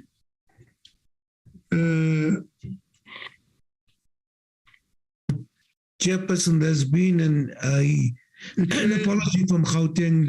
Honourable Sufi cannot attend. Yes, no, thank you very much. We'll proceed to Honourable Mhaule. Honourable Mhaule, Deputy Minister. Thank you, Chair. Greetings to you, Chairperson. Greetings to the Minister of Basic Education, Nti Programs. Greetings to members, the Chairperson of the Select Committee and all members, MEC for Education, MEC Kade, honorable delegates, leadership in the basic education sector, and ladies and gentlemen, Sanbonan. Chair, as you all aware, June is dedicated as the Youth Month in South Africa. This year marks the 37th anniversary, and the theme for this year is promoting sustainable livelihood and resilience of young people for a better tomorrow. In response to the goal set for the Department of Basic Education, His Excellency, the President, Mr. Cyril Ramaphosa, said that every child should learn to read with meaning by the age of 10. Minister of Basic Education, Nti Programs, in her budget vote speech at the start of this administration, outlined as her first among 11 priorities. She said, improvement of the foundational skills of literacy and numeracy, especially reading with meaning. The department has put measures in place to improve, in particular, reading outcomes and the general reading outcomes, in order for every 10-year-old to be able to read with understanding across all the subjects. This was prioritized in the basic education in the quarter of January this year, where a commission was dedicated to Foundation for Learning. Working in partnership, such as National Education Collaboration Trust, NECT, and other organizations, the department has implemented a number of programs to support teaching and learning in relation to reading. These programs upskill department officials, school leaders, and teachers to better support and implement the effective teaching of reading, with a special focus on comprehension and reading for meaning to address the reading lack in 10-year-olds in South Africa. One of such programs is the Hdbc funded primary school reading improvement program, Psrip, which aims to strengthen the capacity of foundation and intermediate phase teachers to teach learners how to read more effectively. The Psrip has been implemented since 2017 and is a national scale program that has been adopted by the department as the sector reading program.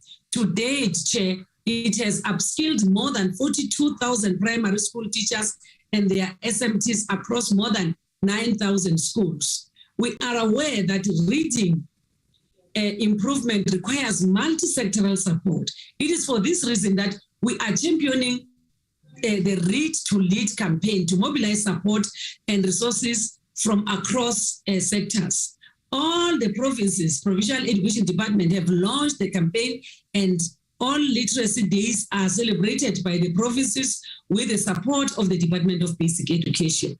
In support of the President's Reading Cycle, the department and the National Reading Coalition has extended the efforts to mobilize South Africans across all ages through the virtual reading club sessions. Through the Presidential Youth Employment Intervention, the department recruited and placed across all provinces more than 41,000 reading champions who have been instrumental in supporting teachers by ensuring that a culture of reading prevails. The successful implementation of this project has been achieved through building collaborative partnership with 10 key NGOs partners who were contracted by the National Education Collaborative NECT. Honorable Chairperson, in pursuit of quality of education service delivery and in particular improved learning outcomes, the department has developed an induction program for all new teachers who join the profession. The new teacher induction Nti program is a product of collaborative effort of various partners in the sector, including the provinces of education, higher education, and SACE, and the VVAOB. Through induction and mentoring support, new teachers in the basic education sector are supported so that they integrate and quickly adapt to the new school, are effective in their practice and teaching, and are motivated to stay in the profession. The Nti programs comprises two parts. Number one, the teacher orientation part is a short information sharing process that takes 1 week for a month. Number two, the new teacher induction and mentoring part is anchored on the SACE professional teaching standards. The new teaching induction program has been field tested in 3 districts of 3 provinces, that is Kenneth Kaunda in the Northwest, Ilembe district in KwaZulu-Natal, Thabo Mofusanyana in the Free State. The implementation of the field test was monitored and evaluated, and the draft report that provides findings and recommendations have been produced. In response to COVID-19 challenges, on an online new teacher induction programs have been produced. The number of bursaries allocated for the MTSF has been fluctuating, Chair, due to the reduction of budget for the Funza Lushaga bursary. According to the 2022-23 financial year, the initial teacher education bursary milestone is 11,800 bursaries with a budget of 1.3 billion. The initial teacher education intends giving bursaries in line with the sector priority subjects areas, including the 3-stream model and requirements for the implementation and inclusive education. As the DBE, we support and adhere our programs to the district development model. The district development model seeks to improve service delivery through integrated planning, budgeting, and implementation under one roof through the development of one plan. And that is the plan that as a department we are following.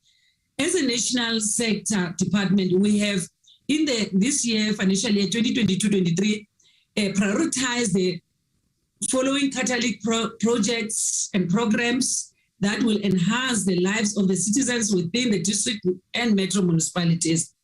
The implementation of the Accelerated School Infrastructure Delivery Initiative, that is ACD, targeting the building of 30 new schools, as well as the replacement of inappropriate structures. The implementation of the new school nutrition program to provide a nutritious meal to needy children in public schools across quintile 1 to 3. This will do working in collaboration with stakeholders at the local level to grow the local economy as well as to enhance a local economic development. And the sanitation appropriate for education, safe, to provide clean running water to 50 schools through the ACD program and restore the dignity of school communities through proper sanitation facilities in 450 schools. The department The department's health promotion aims to create a healthy school environment by promoting the general health and well-being of learners and educators, addressing key health and social barriers to learning in order to promote effective teaching and learning. Educators and support staff that are infected and affected by HIV and AIDS are also supported through this program in order to guide the sector response and efforts to combat the spread of HIV, STIs, and TB. The department developed and distributed a policy pack comprising the DBE National Policy on HIV, STI, and TB for learners. The department, together with the Department of Health, continues to implement the Integrated School Health Program. In December 2021, the department gazetted a DBE policy on the prevention and management of learner pregnancy in school. The policy seeks to reduce learner pregnancy in schools and guide schools on the management of pregnancy whilst protecting the rights of pregnant learners in schools. Over 19,000 copies of the policy have been printed and distributed to all 9 provinces for further distribution to schools. Policy advocacy will be held with provinces together with consultation on the policy implementation plan. House Chair, the period 2020-2021 presented a great challenge as most of the sport and enrichment programs were suspended and cancelled due to COVID-19 restrictions. The restrictions in group gathering made it impossible for the extracurricular programs to be organized at national level as they are mass-based programs. The DBE is pleased to announce that the extracurricular activities have resumed since the COVID-19 alert level were lowered, with strict adherence, of course, to the COVID-19 regulations. Let me take this opportunity, Chair, to thank you for affording me the opportunity to thank the chairperson of the select committee and members for their unwavering support and guidance to the department. I want to thank our Minister, Angelina Motshekga, for her sterling leadership in the department, the Director General who is leading the administration par excellence as far as I'm concerned. I want to thank our MECs in all 9 provinces and HODs and all the administrative staff of the Department of Education in South Africa. I thank you, Chair. No, thank you very much, Honorable Maule. Long way. We will now proceed to Honorable Lutuli. Honorable Lutuli. Thank you, Chairperson. Chairperson, EFF rejects the proposed budget on basic education. The South African basic education system is characterized by poor infrastructure, overcrowded classrooms, and poor educational outcomes, with the poor receiving the far end of the stick. The tragedy of our basic education lies in the fact that year in and year out, we stand here to lament about the same failures, and the department does absolutely nothing to address these failures. In fact, this department continues to miss its own targets of the improving learning facilities, and our education system continues to be characterized by inequality, which have remained ignored. This department is lagging far behind in developing infrastructure for schools as laid out in their own norms and standards for school infrastructure. We therefore reject the budget of that department, which year in and year out is responsible for the poor allocations of funds of rural schools. As a result, many rural schools are poor and disadvantaged, lacking basic infrastructure for sanitation, water, transport, electricity, and information and technology. Schools in KwaZulu-Natal and Eastern Cape still face infrastructure challenges. The struggle with basics such as desks, chairs, classroom shortage, and well as inadequate toilet facilities. In Idudwa, there still exist schools which are made from mud structures, such as Jongilanga Senior Secondary School, which stands forgotten. In KwaZulu-Natal, children still walk more than an hour each way to get to school, to their schools. Hundreds of children still have to cross dangerous rivers to get to schools. This, despite the fact that this department is required to ensure that transport is provided to grade R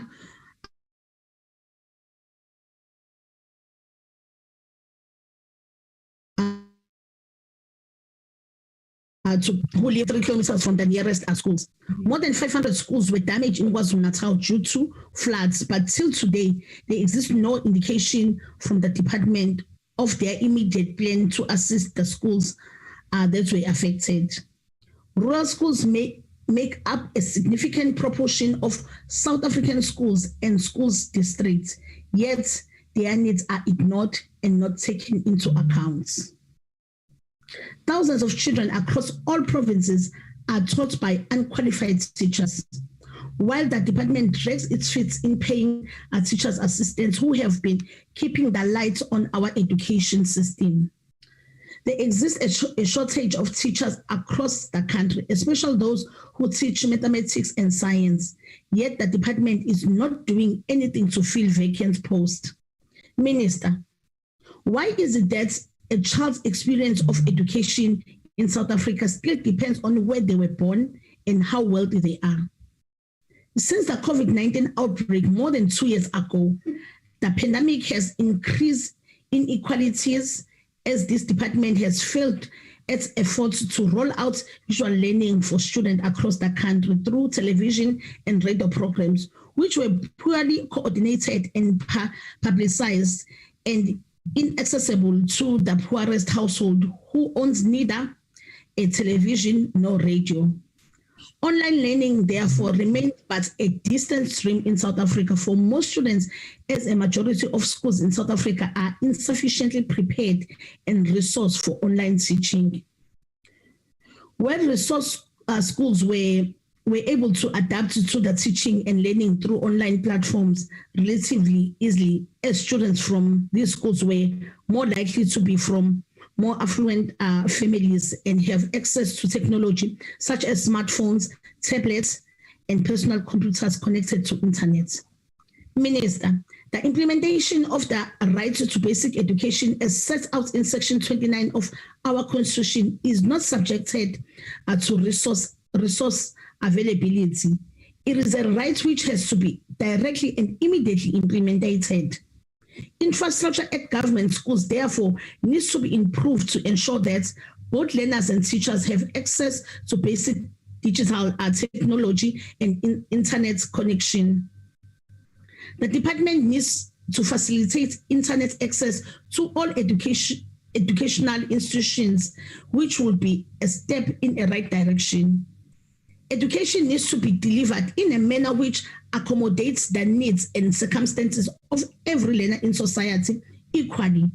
And finally, Chairperson, perhaps it is time to revise the legislative framework that gives provinces so much power in the administration of schools. We need a national standard that all provinces must adhere to. So, Chairperson, for those reasons, we reject this budget. I thank you. Thank you very much, Honorable Lutuli. Would have had to go to Honorable Nsube, and I'm told that there's a bit of a problem, not unless Honorable Nsube is there now. There being a problem, we'll proceed to Honorable W.F. Kaiser Philander. Honorable Philander? Sorry, Chairperson. It's Honorable Malika Amko. Can you allow me to stand on behalf of Honorable Nsube? Okay. Chairperson, please proceed. Thank you, Chairperson. Malika, thank you, Chairperson. Greetings to the Chairperson, Deputy Chairperson, the Chief Whip, House Chairperson, Ministers, Deputy Ministers, Special and Permanent Delegates. Chairperson, the youth of our country are a reflect to the future of our nation. And it is true that the future are indeed the future of tomorrow. The generation of 1976 have bestowed upon us fruit of political freedom, but as the current generation, our struggle is for economic freedom. We want our education system to respond to this generation mission for the total liberation of the marginalized. Education is a key priority of the ANC government to empower the people for self-liberation from the shackles of bondage. Learning is a continuous process for any human life. We learn as infants in our childhood, we learn in our teenage age, and we also learn as adults, and so do those in old age. As humans, we all have the capacity to learn. The only difference is the relativity in our ability to learn. This is therefore means that our education system as a nation must be able to respond to the educational needs of all South Africans in order for them to free and realize their potential and to create equal opportunities. Different cultures have reproduced their knowledge through various artistic means and in their traditional and cultural practices. We learn from our parents, and we also learn from those we interact with in our surroundings. We learn from observation and teachings. Education is a systematic way of learning, which is crafted to respond to different social, economic, and political imperatives. Formal education has been a practice in Africa, and Timbuktu in Mali is one amongst many notable evidence of formal learning in the continent. Colonization did not only impose its education systems, but also destroyed African knowledge development systems in the continent. Colonization has used education as a weapon to entrench the objective and its imperial interest. Quality education was preserved for the white minority in South Africa, while the African and Black majority received Bantu education and lack of access to various educational disciplines. Though education was systematically used to advance the oppression of Blacks, education also served as a tool of liberation. Literacy has also enabled the oppressed to assimilate different knowledge, which has aided the struggle against colonialism and the ability to disseminate information under repressive condition of apartheid. Today, education continues to respond to different social, economic, and political imperatives. The critical questions we need to ask ourselves is whether our education is liberative. We should ask whether our education system is producing the learning outcomes which embedded the values and socio-economic imperatives, which will realize the aspirations of the national democratic society. Our education system should empower our South Africans to realize their socio-economic rights and other human rights. The ANC government has placed education as an apex priority in order to deploy adequate resources in the education system to transform in it order to accord all South Africans the opportunity to access quality education despite their gender, class, race, or with different abilities. The ANC government has ensured the expansion of access to education, including inclusive education for people with disabilities. In 2010, government expenditure on education was at 6.1% of the GDP, which has been on the increase, which a total expenditure as a total of GDP was 6.8% in 2020.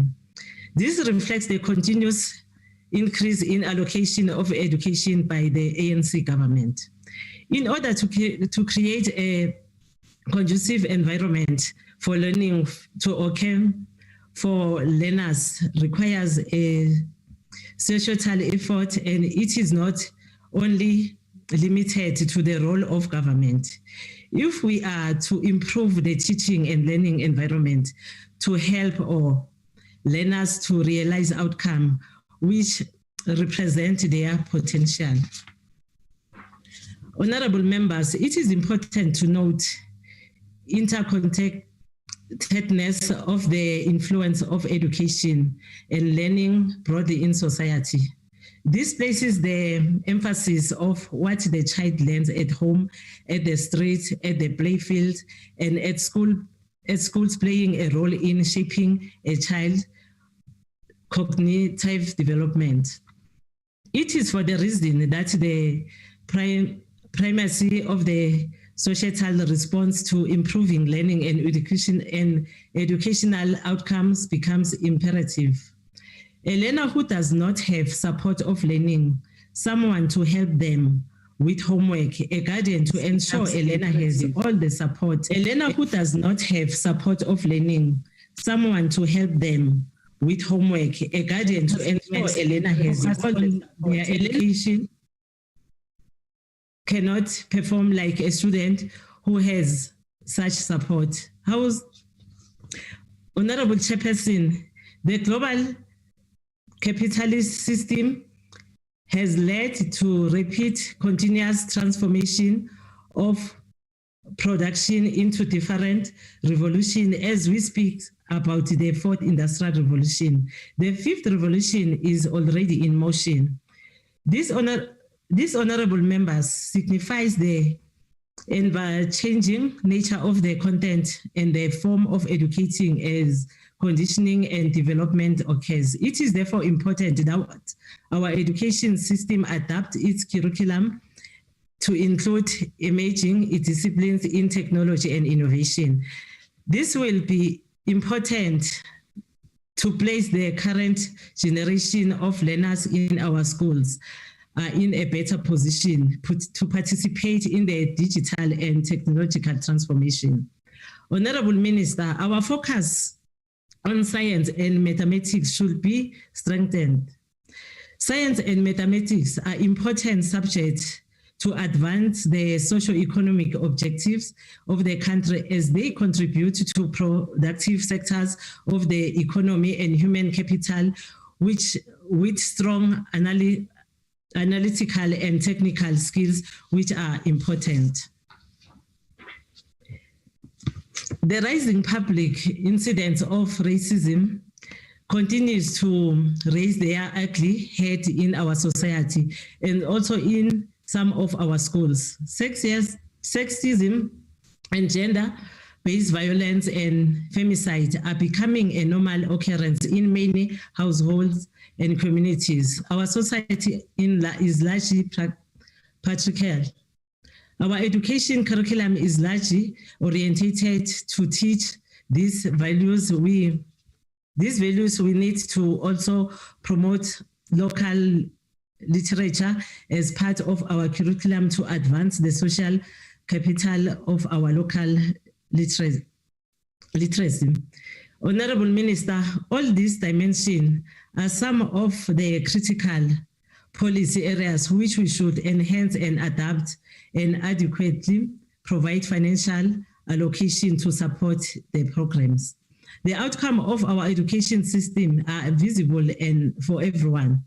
As in every community and most of the families, there is a child who has acquired a higher education qualification, and many children of the poor are able to perform at the same level as their counterparts with all facilities.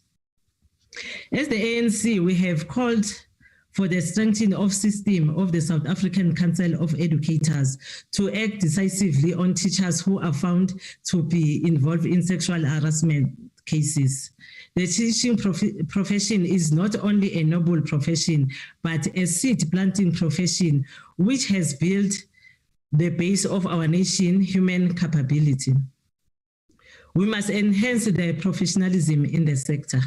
The African National Congress supports this budget as the vote will advance transformation of children and the youth of this country who deserve the best facilities and equal education in order to address poverty and inequality.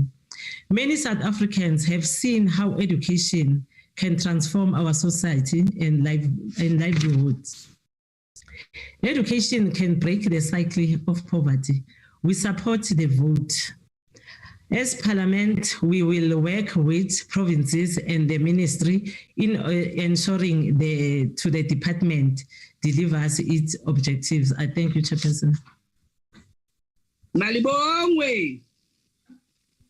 Thank you very much, Honorable Malika. We will now proceed to Honorable Kaiser Philander. Thank you very much. Thank you very much, Honorable Chairperson. 2022 represents the first time in 2 years that learners in the Western Cape, as well as the rest of the country, were able to return to school for full-time learning. This signals the beginning of recovery, and albeit later than we had hoped, the end of the rotational school schedule to prevent the further loss of valuable contact time. Honorable Speaker, in the Chairperson, in the Western Cape alone. Yes, no, thank you very much, Honorable Philander. Just a minute. I now hand over the chairing to Honorable Ngwenya. Please proceed. Thank you very much, Chairperson. In the Western Cape alone, we witnessed the impact that COVID had on the education system.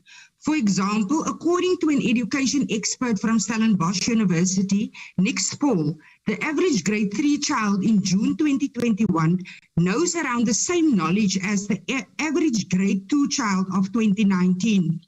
Even though there has been progress with the interventions to bring learners up to speed with the curriculum, one has to ask, what is the national government doing to improve the current situation and provide the Western Cape with the resources it needs to continue to provide quality education to learners? On paper, there are normal increases in the allocations which the Western Cape has received this year. All of the grants, with the exception of the Ecd and life skills education grants, have been increased for this year. However, these increases are below that of inflation and will result in our province having less money in real terms to pay for the goods and services we need to deliver on. Honorable Chairperson, quality education for every learner everywhere has and will be the most important vision for any government, and in the Western Cape, we share this view. This vision is brought to light even within the constrained fiscal environment, and the WCED and the thousands of teachers, principals, and administrators make it possible for every child to have access to quality learning opportunities in a functional and enabling environment that assists them in acquiring the knowledge, the competence, and the skills in order to succeed. This happens by using values-based education to succeed in a changing world. The most recent example of this is that of Pinelands North Primary School and West End Primary School. These two schools are currently on the top 10 shortlist for the category Overcoming Adversity in the World's Best School Prizes, in which they are currently competing against schools in Australia, Malaysia, India, Uganda, Brazil, Jamaica, Kenya, and Nigeria. Soon, the top 3 schools will be announced, where the winning school will win $50,000. But, Honorable Chairperson, this is just but a taste of what the Western Cape is busy doing. As a province, we have increased our budget allocation for education to over 28 billion rand, which is an increase of more than 8%, an increase above inflation, if I may point out. The most notable component is the once-off education infrastructure grant incentive allocation of 105 million rand received for the 2022-23 financial year. As such, infrastructure development allocations to public ordinary schools and special needs schools have increased by 50.67% and 73.1% respectively. Chairperson, since the 2016-17 financial year, this department has built 72 new replacement and mobile schools. 41 of these schools were replacement schools. So as to address the backlog in the replacement of old structures built in the apartheid era, 10 schools were completed in 2021, and the department currently anticipates 6 new schools for completion this year. In Bottasig, Visantekraal, Nomzamo, Klapmuts, 1 high school and 1 primary school, and in Silver Sands. The reality is that between 18,000 and 20,000 extra learners join the Western Cape schools every year and have done so every year for the past 5 years. If the department only had to rely on new schools, then the province would have to build, furnish, and staff 18 to 20 new schools every single year. And that is before we even start to deal with the backlog from persistent underfunding, as well as the national norms and standards for infrastructure regulations, which compel us to build in a certain way and certain facilities. Chairperson, and given the number of learners moving to the Western Cape province, in addition to the 129 mobile classrooms delivered in the previous financial year, 173 more are in the process of being delivered. A total of 28 replacement school projects has been listed over the next 3 years. Another 97 vacant classrooms have been identified, and repairs will continue to accommodate more than 4,600 learners, and a further 11 learner transport routes serving more than 6,000 learners were approved for January this year.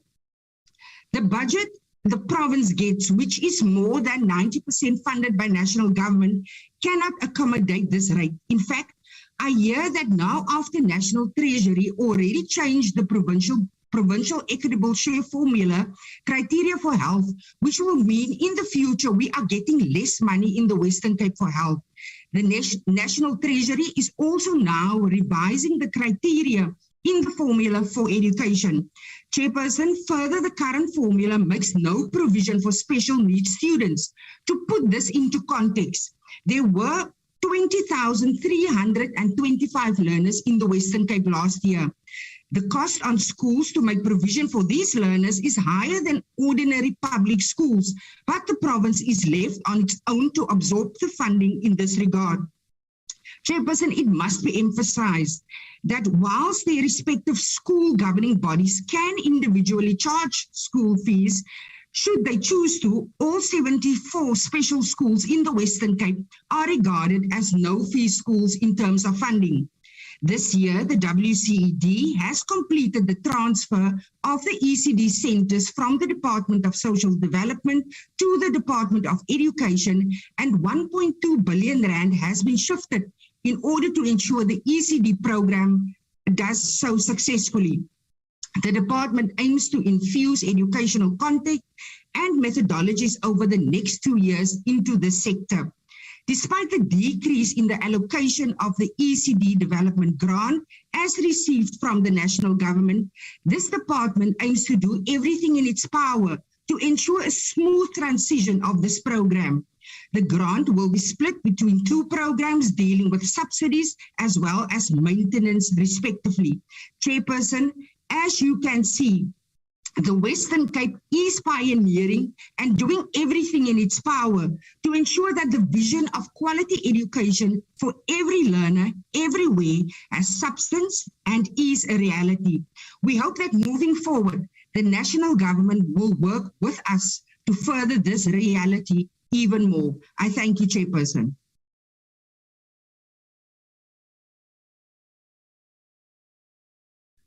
Thank you, Honorable Member. Thanks very much.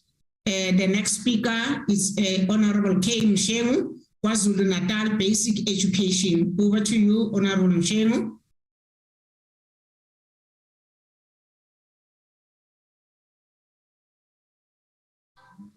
Mshengu.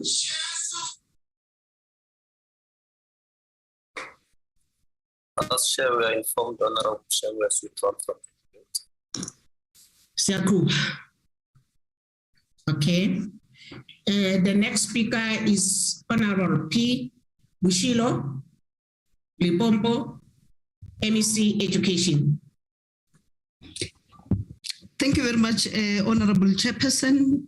Good afternoon to you and to the Minister of Basic Education, Mayor Angelina Motshekga, Honorable Minister of Social Development, Melindi Wezulu, Honorable Deputy Minister of Education, Dr. Jainam Haule, and Honorable Chairperson of Select Committee, Mr. Alec Nchabileng, honorable members from Limpopo and other provinces, and also in the NCOPs, ladies and gentlemen, comrades and compatriots, Tobel, Rialoch.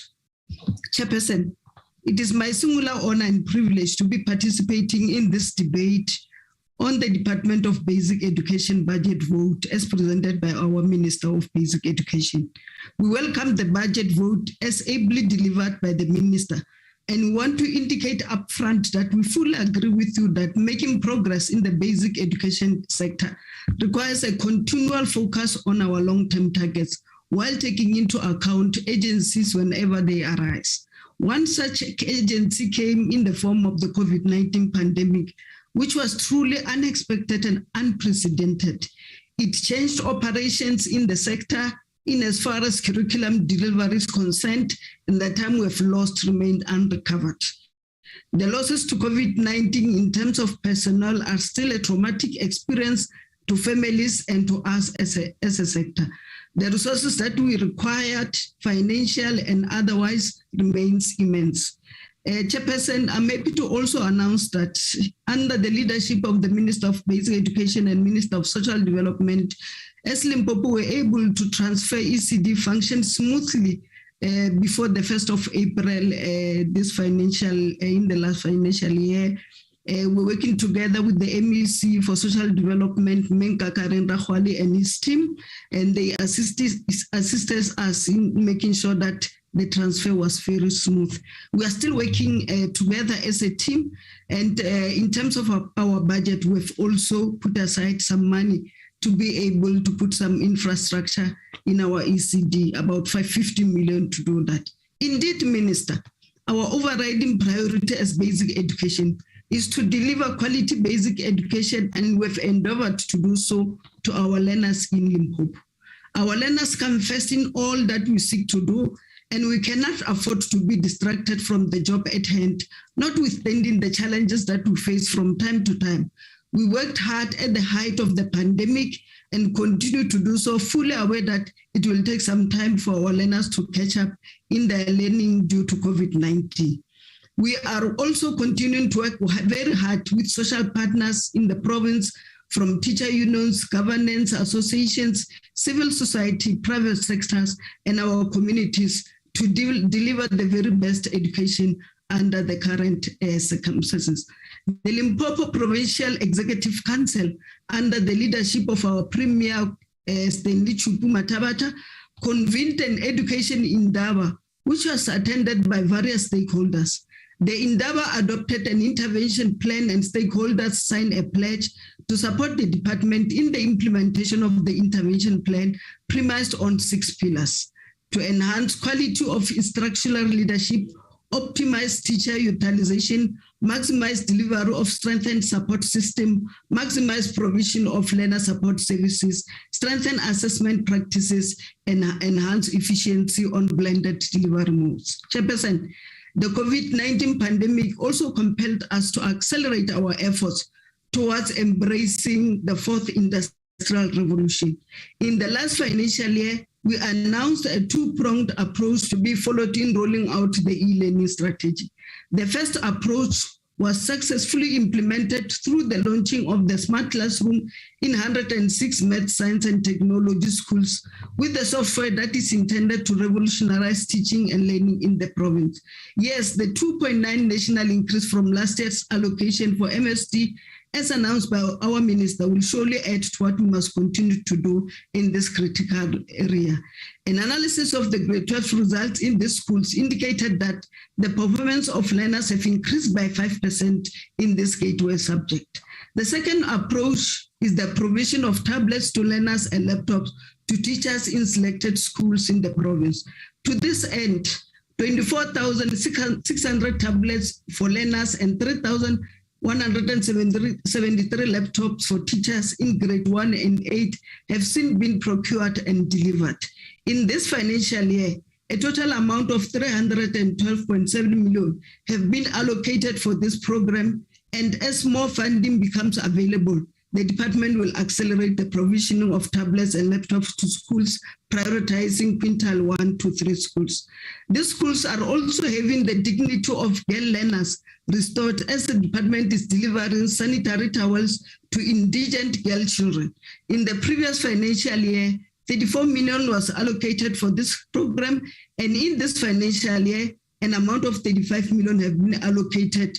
As so far, over 195,000 girl learners are getting a supply of packs of sanitary pads, enabling them to attend schools every day without fail.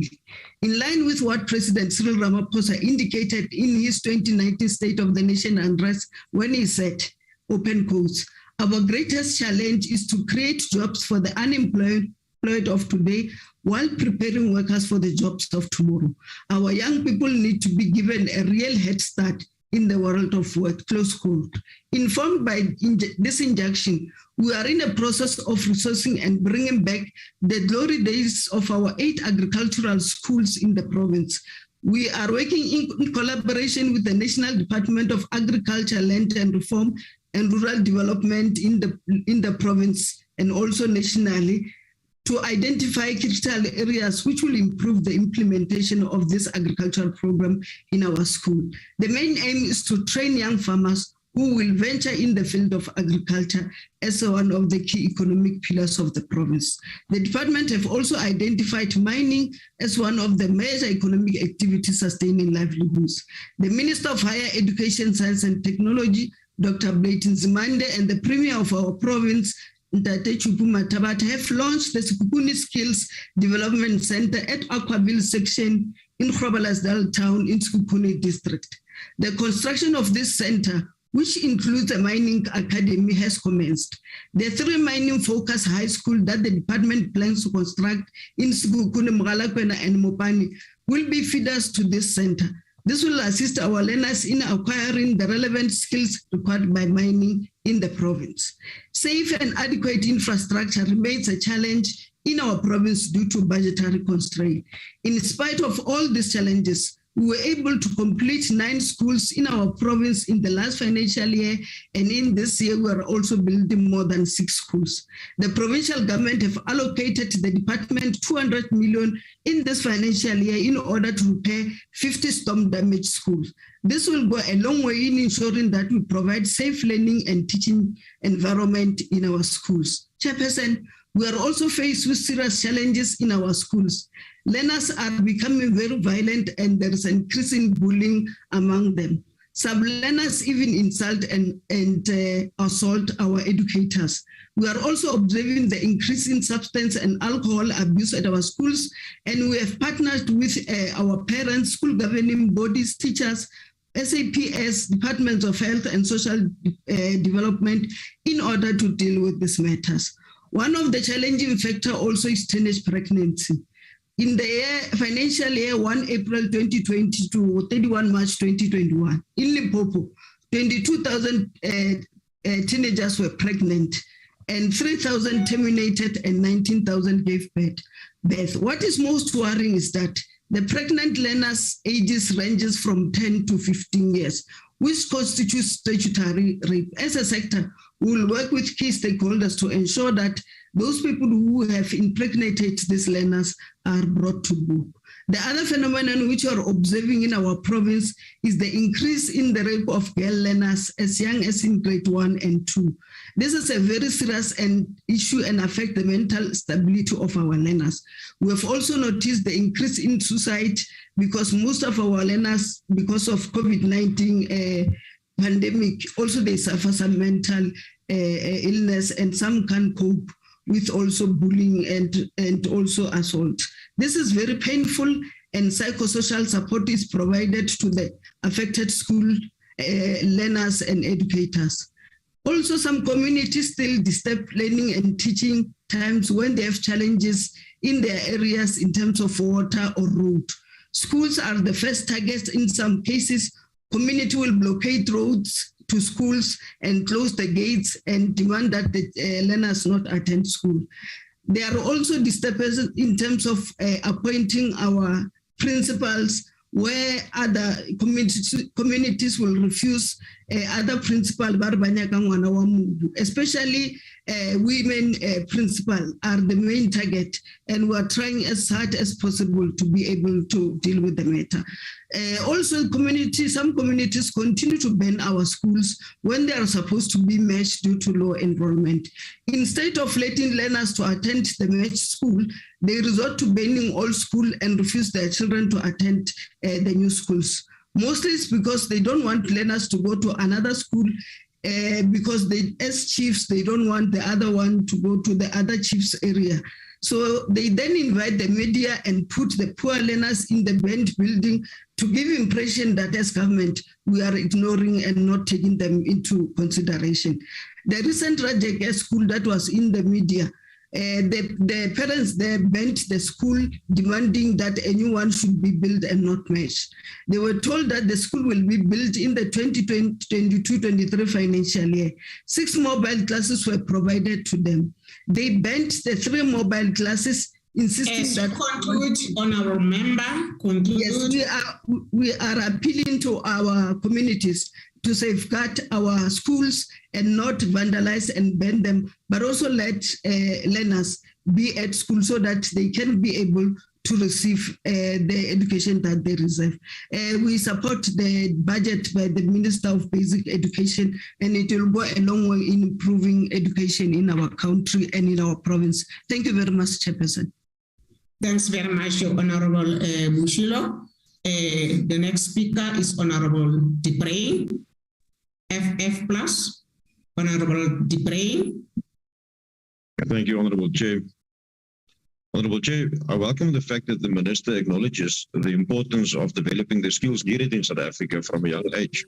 But unfortunately, acknowledging the problem and increasing the budget doesn't solve the problems that basic education are facing. Realistic steps are needed to be taken. Unlike the proposed ballot bill that seeks to terminate the functionality and inputs of school governing boards and communities and placing it in the hands of the head of Department of Basic Education. Giving this department the sole power to determine language and admission policies in schools will be catastrophic because it will be used for political gain and not for the purpose of empowering our youth. Honorable Chair, we have learned in the past that politicizing education is not in the best interest of our learners. But then again, the past has also learned us that this ANC government puts itself above everyone and anything. The youth of South Africa doesn't need politics. They need decent schools and infrastructure, and they need quality education in a safe environment. They need a curriculum and standards that will empower them to uplift themselves in the future. But instead of addressing those needs, this department rather focuses on politics. Honorable Chair, last year when I addressed the importance of mother tongue education and how it will contribute to the empowerment of all learners, the Honorable Minister responded by saying that I was racist. This year, however, she herself is preaching the importance of mother tongue education and said that the issue must urgently be debated. And I fully agree with her in this regard, as the Freedom Front Plus has requested this debate on countless occasions in the past. So, Chair, through you, I would like to ask the Honourable Minister if she now also sees herself as a racist. Honourable Chair, the South African Institute of Race Relations has determined that state schools are altering the development of learners, and especially black learners, and that it is not as a result of the lack of money, but as a result of corruption, cadre deployment, and unrealistic policies.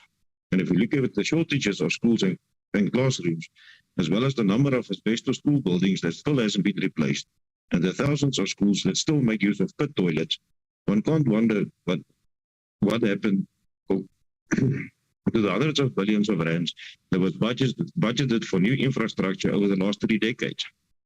Most of those funds ended up in the pockets of the politically connected and the tenderpreneurs, and this while the youth are the ones that are being left behind. And that is to blame on the current ANC government and not on the past. Honourable Chair, it is clear that this department is failing in its mandate to provide access to basic education for all. And it is also clear that this department is putting political agendas before the needs of our youth. And therefore, we as the opposition and the country as a whole has no faith that this department will utilize this budget in the best interest of our youth that is in desperate need of quality education. Thank you. Thanks very much, Honorable De Bruin. The next speaker is Honorable M.N. Hdbc, Inkatha Freedom Party. Ungani. Honorable Chairperson, Honorable Minister, it is widely known that the COVID-19 pandemic exacted a heavy toll on the basic education sector in South Africa. We lost educators, support staff, and learners during the past 2 years, all while trying to ensure a continuation of successful graduates. Under these circumstances, any nation would find it difficult to ensure that their output of quality education is met, albeit not impossible. The impacts of COVID-19 also affected the business of teaching, especially in under-resourced schools and communities where educators and learners did not have access to online tools to continue teaching and learning. This opened fresh wounds for the now parents who had inferior education under the apartheid government through inaccessible schooling. The report reflects these realities and the massive inequalities that prevail in this sector, informing us that, I open quote, in historically disadvantaged schools, around 70% of a year's worth of learning was lost in 2020, close quote. How are young people who have only had access to 30% of the schoolwork supposed to progress and be expected to write and pass the same exams as their more advantaged counterparts? As the IFP, we agree with the priorities listed in the report as approved by the Council of Education Ministers, but we are concerned about the realization of these goals. For example, they call for immediate implementation of a curriculum which skills and competencies for a changing world in all public schools, listing the fourth industrial revolution. How can we expect our local, rural, and township communities to adopt these goals with an already disadvantaged background? This department must prioritize taking the fourth IR to rural areas in collaboration with the GCIS and communications. Whilst we are all acutely aware of the challenges that this department has in bringing the fourth industrial revolution to rural areas, we must be appraised of a sound plan that can meet these challenges with an allocated budget. Moreover, there must be sufficient consultation with universities, TVETs, and CETA for a greater focus on literacy and content that will be taught using these tools. Honorable Chairperson, the devastating floods in KZN have added additional stress to the mandate of this national department and its provincial departments. This department is such an important component of state capacity building and development. All stakeholders, including the IFP, must not allow this department to fall into a state of irreparable decline. We have a duty to our communities to ensure that all children do not go hungry, can attend safe and conducive learning environments. We must attend to all forms of bullying with agency and ensure that fellow students respect the learning environment. Honorable Chairperson, the IFP supports this budget. I thank you. Thanks very much, Honorable Hdbc. The next speaker is Honorable M. Baha, DA. Honorable Baha. Thank you, House Chair. Honorable Chairperson, honorable members, Honorable Minister and Deputy Minister, good afternoon. Education has a vital role in empowering women, safeguarding children from exploitation and hazardous labor and sexual exploitation, promoting human rights and democracy, and protecting the environment that people find themselves in. Education is recognized as one of the best financial investments that the state can make. The Constitution of the Republic of South Africa clearly states that every child has the right to education and safety. In a country like South Africa, where gender-based violence is a growing pandemic, we need education as a cornerstone of empowerment against such a trend. The government's continued reprioritization of funding for basic education flies in the face of the nature of a constitutionally protected right. The right to basic education, enshrined in Section 9, subsection 1 of the Constitution, is an immediately realizable right, is not subject to internal qualifiers such as the state's available resources or progressive realization. Minister, your department has a responsibility to recognize the importance of that right by availing resources to provide a fair and secured education system to all the children in this country. Before the pandemic, at least 4 out of 10 children in South Africa did not finish school. Each young person that drops out of school adds to the deepening of intergenerational poverty, unemployment, and inequality currently affecting 3.3 million youth not in education, employment, and skills training. This is specific reference to learner dropouts, which remains a huge challenge in our country. We therefore need to find ways and means to address this problem, which is what Honorable Gade from the Eastern Cape alluded to. And it would be great to see how the Eastern Cape works that one out. The recent floods in KwaZulu-Natal, the Eastern Cape, and Northwest pose an infrastructural challenge in the schooling system, with 630 schools damaged, costing the department 442 million to fix. This is on top of the 203 million in damage caused by the July unrest in KZN.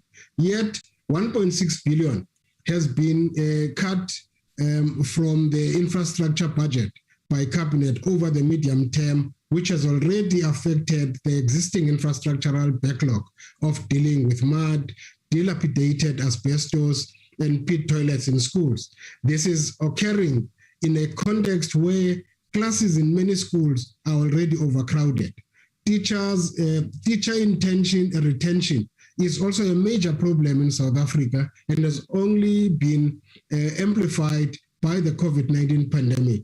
More teachers are leaving the profession than are joining, and it is expected that this will worsen due to an anticipated retirement wave of teachers, which is likely to peak in 2030 to end of 2040.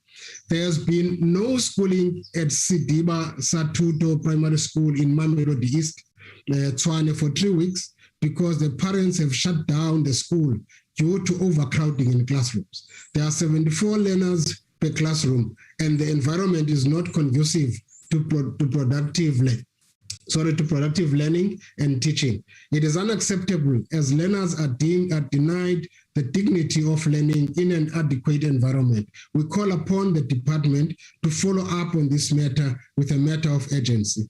In the aftermath of 2 years of substantial loss learning time due to school closures and rotational timetables caused by COVID-19 pandemic, as well as the exacerbation of the sanitation and infrastructure crisis at many schools, the government needs to take deliberate steps to prioritize basic education to ensure that all learners are safe and will be provided with their constitutional right, the right to education.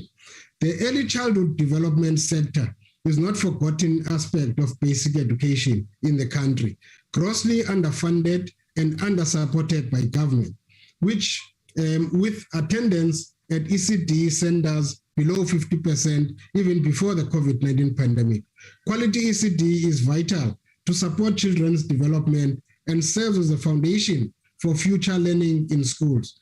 Lack of opportunities and interventions of poor quality interventions during early childhood can significantly disadvantage young children and diminish their potential for success. Despite the government's rhetoric regarding the need for universal access to ECD programs, growth in funding is only 1.7% on average, which in real terms means funding is expected to decrease by 2.8% until 2024-2025. As with basic education, investment in ECD yields high returns and saves government money in the long term. This means that cutting funding in this crucial sector to save money and repay debt is counterproductive at its best. The lack of access to Ecd programs negatively affects children's rights, such as the right to equality and education. Granting children access to Ecd programs broadens their chances for success and wealth compared with children who do not. In conclusion, the House Chairperson, Minister, we urge you to prioritize giving the children a complete package for a good starting in life. The children are the future, and teach them well and secure their future. I thank you, Chairperson. Thanks very much, Honorable Baha. The next speaker is Honorable Ndongeni, ANC. Honorable Ndongeni. Honorable Ndongeni. Thank you, Chair. Thank you, Chair. Sorry about that. Good afternoon. Chair, Minister, Deputy Minister on the platform, special delegate. Special delegates and permanent delegates. Ladies and gentlemen, good afternoon. Chair, to create a better life for all, the ANC believes that building an ethical and capable development state will propel such realization. A developmental state should have the capacity to plan, implement, and innovate. The capacity of the state is also enhanced by the human capacity development of the nation. Basic education plays a critical foundational base in the cognitive development of our children. It is through education that we can create equal opportunities for all South Africans. The legacy of the colonialism is evident in the partial distribution of the opportunities and development. The fact that Elena is a rural school is more likely to be in a school with a lack of critical facilities, such as sporting facility, libraries, halls, and laboratories, to name a few. While schools in urban areas have more facilities, the pandemic has resulted in learning losses that vary due in equality. Learners with no access to digital platform and support were left behind. Basic education are also even in our system. The district development model needs to be leveraged for coherent planning by the different departments to ensure that our schools have access to water, sanitation, and health services. Municipality services and developments need to ensure that our schools are located in a correct area spatially, and police ensure safety in school location in communities with a high prevalence of violence. This budget vote makes an important intervention in order to close the infrastructure gap through the Infrastructure Grant Fund. Funds from the School Infrastructure Backlog Grant are intended to provide schools with water and sanitation, and to replace schools constructed with the inappropriate materials such as mud. Over the medium term, 6.7 billion is allocated to the grant to build 30 new schools, provide water to 50 schools, and provide safety sanitation to 450 schools. These projects are set to be completed by the end of 2022 to 2023, after which the School Infrastructure Backlogs Grant will be incorporated into the Education Infrastructure Grant. Through the increase of in-schooling facilities, we will be able to address the learning-teacher ratio problem in our schools to meet the norms and standards in the best interest of the learner. We welcome the efforts of the department in this regard. In our oversight visit and constituents visit, we see the improvement being undertaken despite the backlog. This focus showed the progress being undertaken by the department.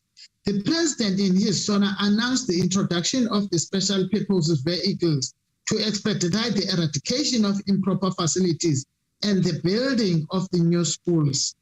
This is a welcome intervention as part of the Economic Reconstruction and Recovery Plan infrastructure focus, which includes social infrastructure, We welcome the efforts of the department to ensure schools focus on curriculum recovery, as this poses a significant impact on learners. Honorable members, food security in our country remains a challenge, according to a report released by Statistics South Africa, measuring food security in South Africa. Applying the food insecurity experience scale, almost 23.6% of South Africans in 2020 were affected by moderate to severe food insecurity, while almost 14.9% experienced severe food insecurity. What opposition party will not tell South Africa is that this budget vote supports the National Schools Nutrition Programs, a target 9 million learners each year over the medium term will be provided with a meal on school days. The program is funded by the National Schools Nutrition Program grant, which is allocated 26.7 billion over the medium term in the Education Enrichment Services Program. Provinces are also required to ensure that meals are provided on school days when learners are not at school because of COVID-19 restriction. This contributes to addressing child stunting, which has a lifelong impact. We welcome the pilot being undertaken in the Eastern Cape on the use of the mother tongue-based bilingual educational strategy for mathematics, natural science, and technology. We need to build on those gains and expand this initiative nationally. The budget vote allocated over 420 million for the Maths and Science Technology grant. We call on other provinces to adopt this approach as part of phasing in our African language for mainstream teaching and learning. Quality learning and teaching campaign, which mobilize stakeholders to play a role in promoting a culture of teaching and learning in schools in the important areas. The department should develop a plan to address. The department should strengthen the function of quality learning and teaching campaigns, particularly it should with numerous communities challenges. With a cooperative relation in the sector, risk of instability will begin to emerge. Honorable Minister, the social media videos and image of learning, smoking and drinking alcohol are a critical area of concern that requires a concerted effort from society and not just the department. The call for moral regeneration have not become more relevant in today's reality of alcohol and drug abuse, learner attack on teachers and their disrespect. Our creative sector are also critical influencers who are at times perpetuated this culture, which does not reflect the values of Ubuntu and respect. Honorable Minister, we need to focus on strengthening school leadership.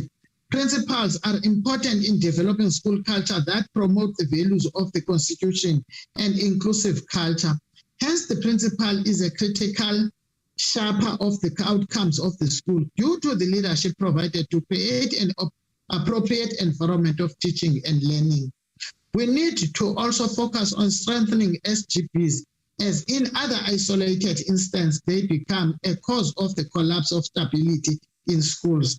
The social contract with the people should also be anchored on the social duty, which is incumbent on those who had different leadership positions in our SGPs and broadly public institutions.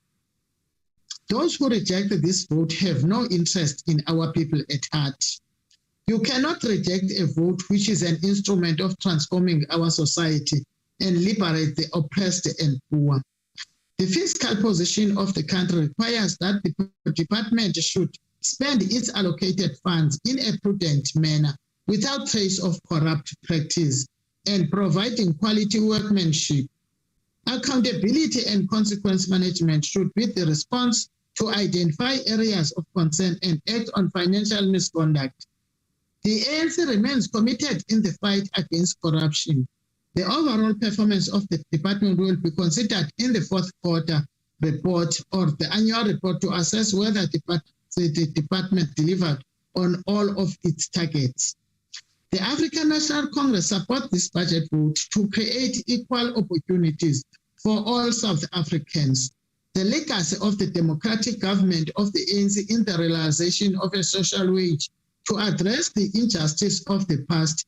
Our legacy will be strengthen the education system so that a child of informal worker and a domestic worker is today an archaeologist, a doctor, a chartered accountant, and engineering, and many professions which the democratic breakthrough has enabled, creating equal opportunities.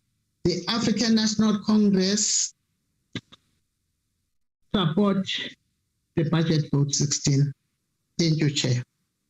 Thanks very much, Honorable Ndongeni. The last speaker is Minister Basic Education, Honorable M.A. Motseha. Over to you, Minister. Okay, thank you, Chair. I'm trying to open my video. It won't open. Okay, ma'am. Okay. Oh, my goodness. Just a second, my video won't open, Chair. Give me a second and see if it will respond. Yeah.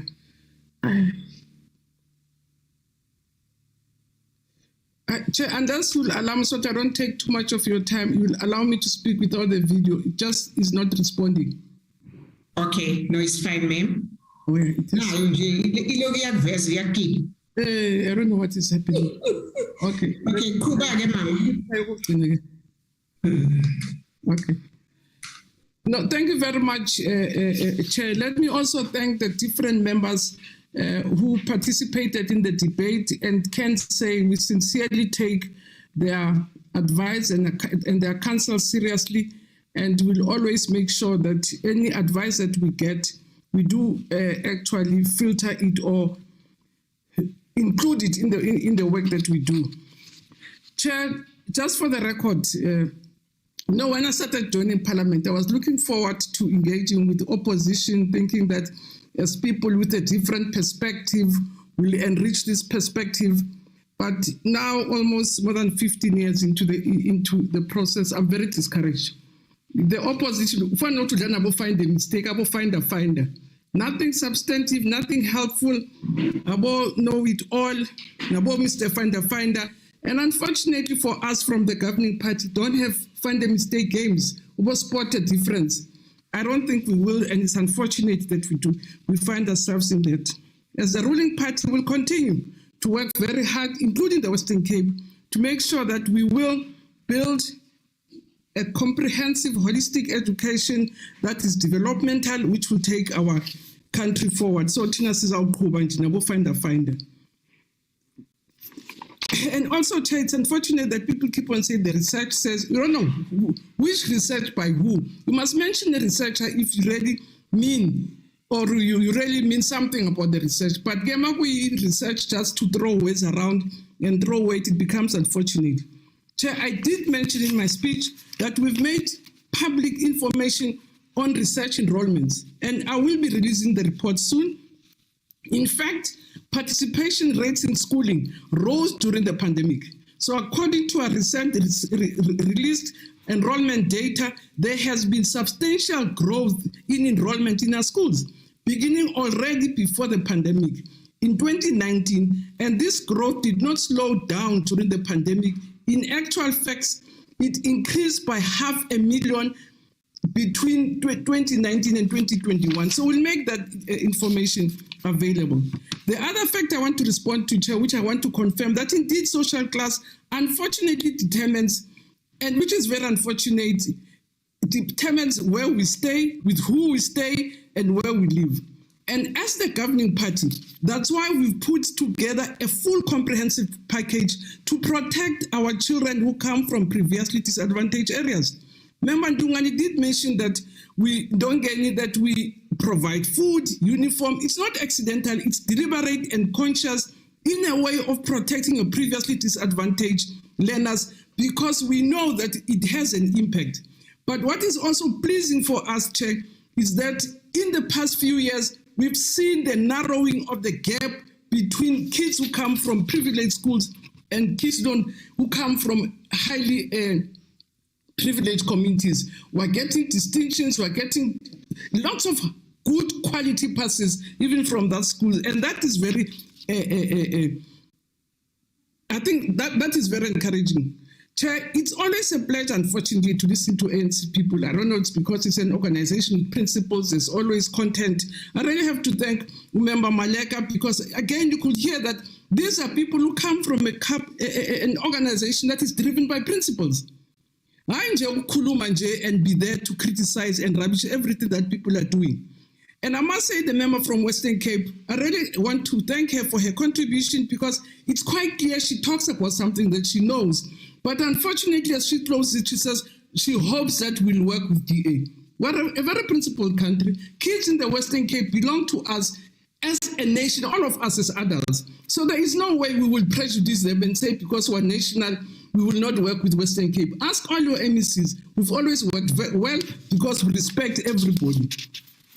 I think there are other things I really don't want to comment about, that we should not bring apartheid in schools, as if apartheid didn't bring back to education. And even to talk about that in the June month, I think it's very unfortunate, where indeed apartheid landed us up where we are. We're not complaining, we're committed to do what we have to do to make sure that indeed we can protect our children. It is this governing party that brought the Bill of Rights to protect people against racism, against sexism, and also bring a democratic government. And now to have to say, will you say you're racist or not? I wouldn't be. Otherwise, I would not be a member of the ANC.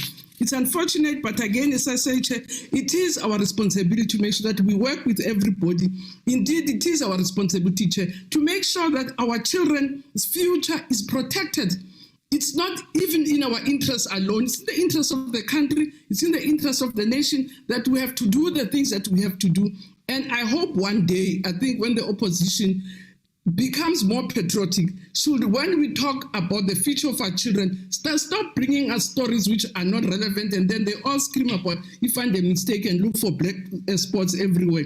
That's not going to be helpful, Babu Bacha, to really go and look for where you can find mistakes and make it your speaking points. We're speaking about the budget, we're speaking about content. Address yourself to content and let's work together to build this country together. And I agree with Member Ndongeni. The social decadence in our country has become a big problem. And it can only be solved by us as a nation. Questions of drugs, questions of criminality, your teenage pregnancy, all those social problems are our problems as a nation, so that we should not be pointing at one part to say, hey, what is about teenage pregnancy? Outing Bonge getting Bonge Akulu and Bonge Netuba. No, I really want to thank you, Chair, and sincerely thank the members for the participation. It's been very helpful, and we take their comments very seriously, and we'll factor them in the work that we do. Thanks very much, Mama.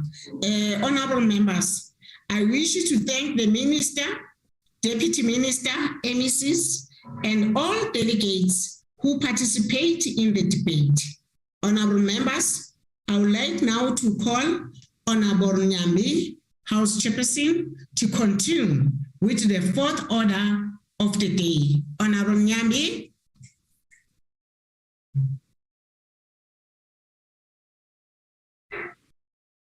Okay. Meanwhile, I'm waiting for Honorable Nyambi. Honorable members, now we continue with our debate on the fourth order of the day. Honorable Delegate, I will now proceed to the fourth order policy date on budget vote 19, social development, appropriation bill, B7-2022, National Assembly, section 77. Honorable members, I'll now call upon Honorable L. Zulu, Minister of Social Development, to open the debate. Honorable Zulu.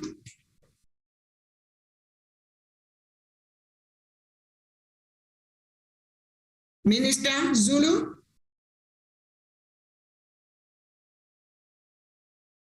Advocate Pindela.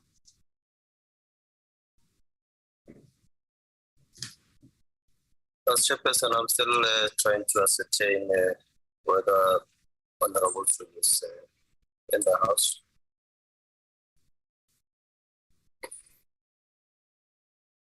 Yes, House Chairperson. Yes, House Chairperson. According to the list, the Minister is in the House. Okay. But I see her mic is muted. Okay. Mhlawumbe usaxhakazisa ke naye. Honorable Lindy Wezulu, Minister of Social Development, can you please come in? NECs for social development that are present here today, and the following, I was informed, are in the house today: Honorable Luciti, Honorable Tabate, Honorable Rahwale, Honorable Muyilwa, and of course we welcome Honorable Fernandez. I haven't seen her for a very long time. You're very welcome, Honorable Fernandez. Distinguished guests, ngiyanamukela nonke, ngiyanibingelela nonke emakhaya noma nikuphi lapho nilalele khona. I convey the apology of our Deputy Minister, the Honorable Henrietta Bohopane Zulu, who is attending the 15th session of the Conference of State Parties to the United Nations Convention on the Rights of Persons with Disabilities that is taking place from today until the 16th June in New York. Thank you for the opportunity to present the 2022-23 budget vote 19 of the Department of Social Development to the National Council of Provinces, our NCOP. At the absolute minimum, the diverse constituencies that entrusted us to carry out the responsibilities of being public representatives and members of parliament expect nothing less from all of us than behaving and conducting ourselves in a manner that protects the public's collective interest, as well as growing confidence and levels of trust between Parliament and the public. I know the honorable members are asking themselves the question why I'm saying so. Refer back to my last speech in the National Assembly when I was responding for the President's budget. This public demands from each one of us to be the embodiment of respectability, integrity, ethical conduct, and accountable and credible democratic governance. The NCOP helps to bring the provincial nuances to Parliament's role. These expectations are particularly true in view of the need to attend to the needs of the custodians of the spring of vigor, enthusiastic aspirations, South Africa's future essence, that is the youth. And this year, as you all are aware, now in June, we are celebrating the gallant fighters of 1976. Theirs, and that is the youth of today, is the same untiring longing that dating back to as recent as June 1976 gave birth to the democracy that we live in today, and that we must never forget. Likewise, as public representatives, we are best advised to sharpen our investment in youth targeting socio-economic interventions. Faced with the novel disasters and shocks, the slowing global economic growth, domestic stagflation, COVID-19, the July 2021 unrest and the climate change-induced floods in the Northwest, KwaZulu-Natal and Eastern Cape, and the Eastern Cape provinces challenges, we continue to witness South Africans coming together to form defense that protected and improve our collective lives and livelihoods. Working together with our provincial departments of social development, the department is leading the formation of purposeful and community-targeted people, public, private, civic, academic, multilateral partnerships and social compacts that are attending to the well-being of South Africans during natural, economic and social disasters and shocks. I urge all of us to strengthen these partnerships and social compacts in action into the future. While disasters and shocks may be uncontrollable, our responses to these phenomena should demonstrate people-focused planning. In this regard, I have directed the department to develop a disaster preparedness and response plan through which our capacity to reliably deliver timely humanitarian relief and assistance will be strengthened. Among others, this plan should be informed by the Weather Services data as well as geospatial data as proxies for human movement in affected communities. May I, Chairperson, honorable members, at this point in time, also ensure that the Department of Social Development cannot do this work alone. The department, in focusing on issues of disaster, has to work in a coordinated manner with all other provinces. I stand here today, honorable members, outside in Cape Town is disaster. It is cold, it is freezing, it is raining. So you can imagine what is happening to those people who are not as privileged as some of us are. We go back to normal homes, they don't.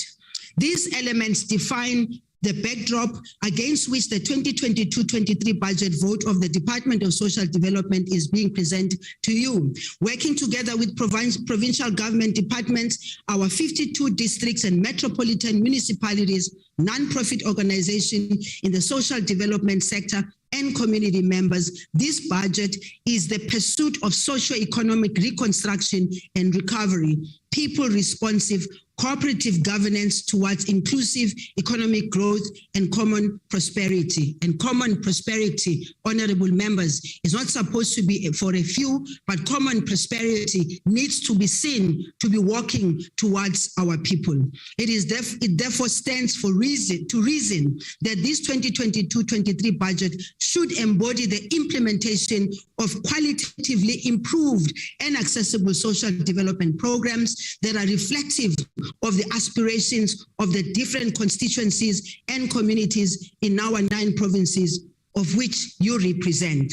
While these programs are targeted at the betterment of the state of our people and the communities that they live in and represent, it is the intentional and collective implementation of the range of social development programs that will translate into realization of meaningful society-wide impact. Informed by the State of the Nation address, our economic priorities through this financial year, the Department of Social Development will intentionally intensify its contributions towards interventions that purposefully address constant challenges of poverty, inequality, and unemployment through the following.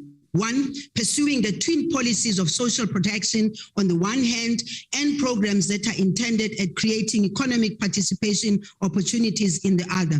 Doing so will ensure that while the necessary support is extended to members of society who are able to participate in the economy, no one is left behind and unsupported by virtue of their inability to compete in the market system. 2, attending to priority concerns such as tackling gangsterism, and we are in the Western Cape, fighting substance abuse and supporting families and communities who are affected by disasters, shocks, and emergencies in our communities. 3, expanding our support for food and nutrition provision, interventions, partnerships in pursuit of ending the pain of hunger, especially among children, while undoing the adverse long-term effects of malnutrition on human development and economic productivity. 4, continuing to implement and strengthen the socio-economic value of the COVID-19 Social Relief of Distress Grant among those who receive it, and thereby affording these beneficiaries a dignified life. 5, easing program coordinating, budgeting, and implementation within the social development sector across the 3 spheres of government through the cabinet-adopted district development model. And 7, stabilizing and strengthening governance and implementation capacity throughout the social development portfolio with a view to ensure that our programs are the embodiment of protecting the dignity of our people. I therefore go to the budget itself. Vote number 19 of the social development constitutes 13.1% of the government's overall estimated budget of 1.957 trillion. I repeat, 1.957 trillion. Our budget allocation for the 2022-23 financial year is a total of 257 billion, of which 248 billion is allocated as cash transfers to more than 18 million social grant beneficiaries every month. These include old age, child support, care dependency, granting aid, and foster care. This investment constitutes, honorable members, 99.6% of the department's total budget allocation in every community throughout our country. And I believe that we can still increase that when we look at the other budgets, when we look at SASSA. Of course, NDA is a stepchild so far. We need to do something better for NDA.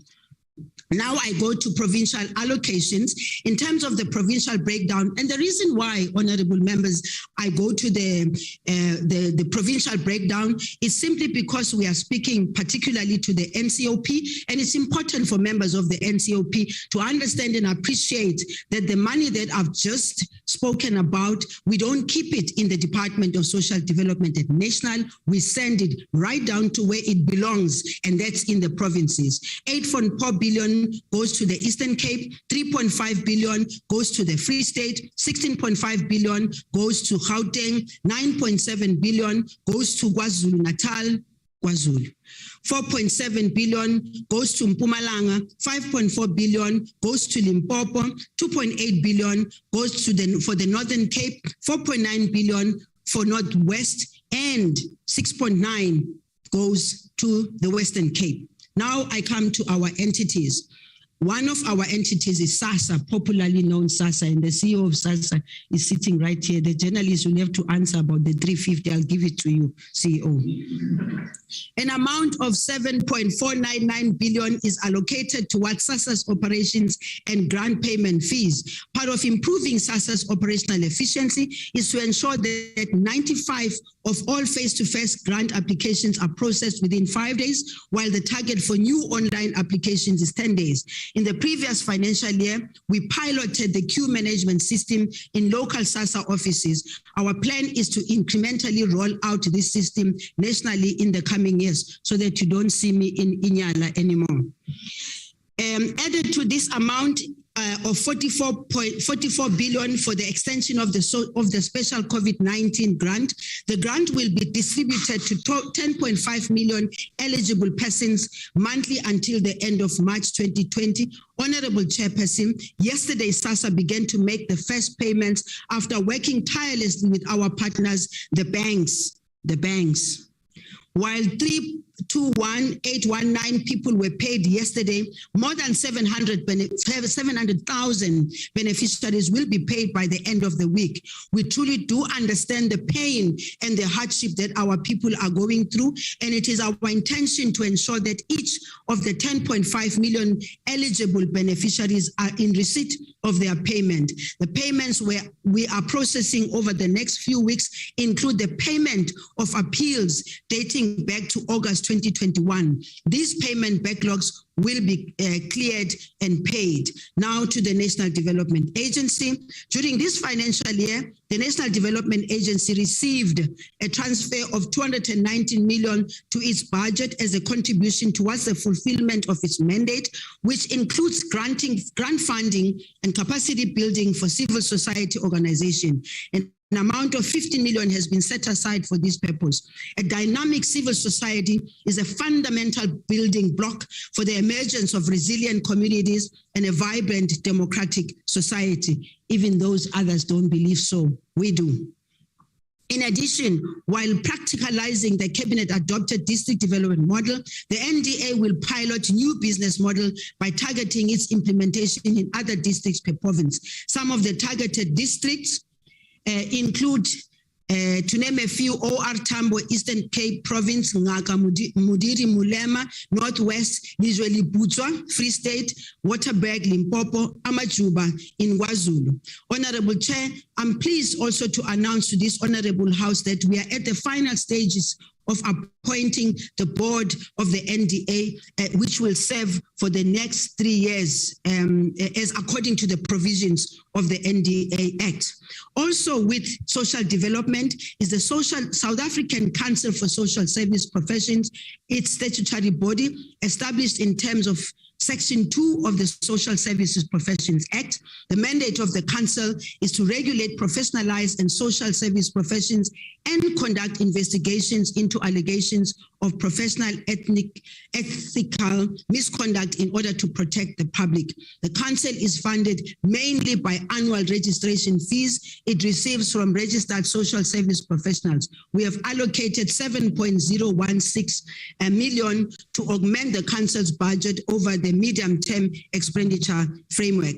Now, coming to the department itself, as the mother, the father, the uncle, the aunt of everyone else, the department's specific allocation is 944 million, and the priorities that this will be directed towards are the following. Can I please have my phone to look at the department's programs?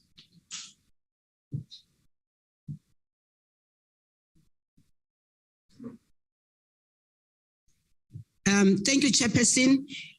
I wanted to just get to the department before I get to those areas which we will be focusing on, because I think it's important for everyone to understand where does all that 944 million go to. Given this budget, the department will utilize it to provide social protection and social investments as stipulated in chapters 9, 10 of the Constitution and chapter 11 of the National Development Plan, as well as priority 1 and 4 of the MTSF. As a national department, our core business relates to the development of policy and legislation to monitor its implementation in all provinces to ensure capacity development and compliance of the same.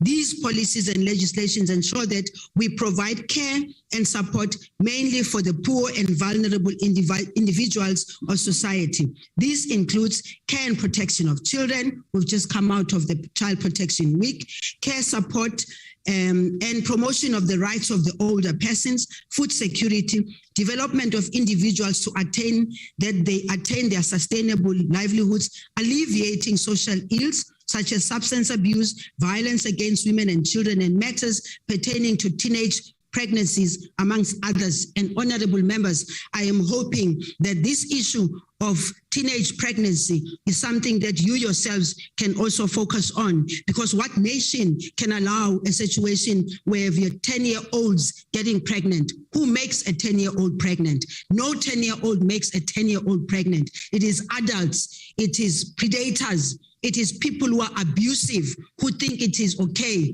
to make a 10-year-old, a 12-year-old, a 14-year-old pregnant. It is for this reason, Chairperson, having now spoken to the department's program, I now face the other issues which are of major importance to us. That is gender-based violence and femicide. And South Africans, we are indeed a very violent society. The recent quarterly crime statistics data shows that the first 3 months of this year were especially brutal for our country's women and children, and that the recorded numbers of murders, attempted murders, and assault of women increased by double digits. The likelihood is that for every reported case of gender-based violence, an unknown number of GBV incidences go unreported because there are families that decide they are not going to report it. They are going to be talking to each other, and some families even saying, so padalim buzi, so keeping buzi for such a crime. It must not happen. The fact that it is estimated 1 in 6 South African women is being abused while others are brutally killed by their male partners cannot and should not be tolerated by our society. In partnership with all society, we oppose this destructive culture of patriarchy and gender inequalities because these undermine our developmental efforts and inclusive economic growth. Our communities are still reeling at the horror and brutal killings of Hilary Gadi, Buntle Mashiane, the number can go on, and too many others whose name I may not mention necessarily today, but we live in these communities and we know them. Our resolve to join efforts in people, public, private, civic, academic, multilateral partnership against this evil and menacing brutality should be strengthened. Guided by Pillar 4 of the National Strategic Plan on Gender-Based Violence and Femicide, we will intensify the implementation of awareness and advocacy programs with specific attention to areas that the Minister of Police has declared gender-based violence. In this regard, our programmatic interventions include the deployment of GBVF ambassadors in hotspots such as Lusikisiki, Inanda, Delft. These initiatives are being complemented by expansion of shelters for survivors of gender-based violence. And again, honorable members, we will not do this work if we do it alone. We believe that working together, we can be able to do better. I also want to just quickly speak to the extended child support grant. We are turning the corner in our quest to find comprehensive legal solutions to foster care challenges which have been plaguing the sector for many years. In this regard, I'm pleased to announce that an amount of 687 million in 2023-24 and 871 million in 2024-2025 has been allocated for the implementation of the long-awaited extended child support grant, otherwise known as the top-up child support grant, for orphans who are in the care of relatives. Funds will be reprioritized within the current allocation of 248 billion for social grants expenditure to provide for the top-up. To date, SASSA has received over 1,000 applications from eligible caregivers. Once approved through the effortless process that we have put in place, unlike the lengthy foster care system that was applicable before, the eligible caregivers will receive an amount of 720 rands per child per month. This financial year alone, the grant is expected to benefit over 191,000 relatives or caregivers. Still on matters related to children, I'm pleased to inform this House that we have transferred the function of the early childhood development to the Department of Basic Education, and I'm sure that Minister Nti Programs must have also referred to that in her presentation. The Honorable Minister Nti and I have agreed that the Department of Social Development will continue supporting the transition process to ensure that there is a seamless provision of services. In line with the principle of funds follow function, the total amount that will be transferred to the Department of Basic Education for the 2022-23 financial year is 4.5 billion. Laba bathanda ukukhulumela safuthi ngesiboniso siyababonisa manje ukuthi le mali iya la kufuneka uye khona ke mabethule kancane. The other issue is on substance abuse. One of the issues that concerns us is the twin challenges of illicit drug use and gangsterism. The combined impact of these challenges on individual, families, and neighbors is profound, and the need for urgent, collective, consistent action could not be clearer. The task of tackling this national emergency cannot be undertaken by one department alone. A collective effort is required, which is why we have set up the Central Drug Authority to lead the national efforts to implement the National Drug Master Plan 2019-2024. Equally, we will ensure that those affected to get the help they need through the public treatment. Our policy stance is clear that addiction is a chronic condition, and that when someone has been drawn into drug dependency, they should be supported to recover. Ixesha lakho liphelile ngoku. Ngiyabonga kakhulu Chairperson. Ezinye ke sengizosho nje ukuthi ezinye sengikhulumile nge-child pregnancy, teenage pregnancy, employment of service professionals, nayo leyo isphethe, non-governmental organization. Okugcina ke Chairperson sengivala nje ke niyazi nonke ukuthi we've got the legislative program. I'm not going to go into that program. And in closing, ngicela ukubonga i-department yami, the agencies, nabo bonke abantu engisebenza nabo engigijima nabo. Ngiphinde ngibone ngomndeni wami, my family especially, who have been able to support me throughout this period. My family has been supportive. I've abused them one way or the other because I'm hardly ever there, but they know that I'm doing the work of the people. I thank you, Chairperson. Thanks very much, Honorable Minister. Honorable members, I'll now hand over to Honorable Sylvia Lucas, Deputy Chairperson of NSOP. Over to you, Deputy Chair. Thank you very much, Honorable House Chairperson, and thank you very much to the Minister. That we will now request that the Honorable Gillian, the Chairperson of the Select Committee on Health and Social Services, continue with the debate. Honorable Gillian. Thank you, Deputy Chairperson. Greetings to the Chairperson of the NCLP, the Chief Whip, House Chairpersons, MECs present, the Minister and the Deputy Minister who is present within this debate, and also to all delegates.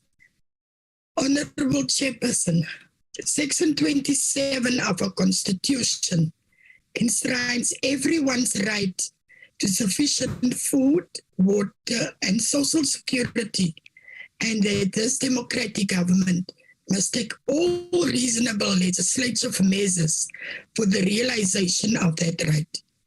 Therefore, the Department of Social Development is mandated to ensure protection against vulnerability by creating an enabling environment for the provision of a comprehensive, integrated, and sustainable social development service. Honorable Chair, South Africa is not a welfare state, but our government has to put measures in place to ensure that the welfare of the poor in our country is protected. The lived experiences of many South Africans, in particular Africans, women and children, dictate that our government put in place measures such as the social assistance, social security, and welfare services in the form of social grants, food relief packages, etc., to address the immediate needs to address poverty alleviation and food insecurity. Honorable Chairperson, we welcome the commitment to the implementation of a national food and nutrition security plan. It is high time that we encourage our people to be involved in individual homes and community school garden projects for both poverty alleviation and for sustainable livelihood. Our ANC government is committed in creating an ethical and capable developmental state which would drive the socio-economic development of our society. As the African National Congress, we welcome the initiative by the Minister and the Department to professionalize the sector through the enactment of the Social Service Professionals Bill. That would be debated in this House sometime during the course of this year. Honorable Deputy Chair, we are concerned with the little budget allocated to the National Development Agency, which has a huge responsibility of eradicating poverty and its causes. The NDA does this through its mentoring of community-based organization for self-sustainability while eradicating poverty in these communities. We further welcome the commitment made that the NDA will create more than 3,000 job opportunities during this financial year. These commitments are in line with the objectives of the government as outlined in the President's State of the Nation address in the beginning of this year. Honorable Deputy Chairperson, Program 5 of the Department of Social Development is about the implementation of social policy and integrated service delivery. The African National Congress appreciates the commitment made under this program as presented in the annual performance plans of this department. Among the issues that the department is going to implement is to ensure that they process within 2 months at least 98% of NPO applications that the department would have received. Further, the APP commits in reviewing NPO's annual reports within 2 months of their receipt. This has been one of the challenges encountered by new NPOs. These actions will ensure that new non-profit organizations will not have to wait long for their approval, but also through a fast-tracked review of the annual reports, they would be able to apply on time for funding. Honorable Deputy Chair, we wish to further welcome the commitment made by the Department of Social Development with regards to job creation.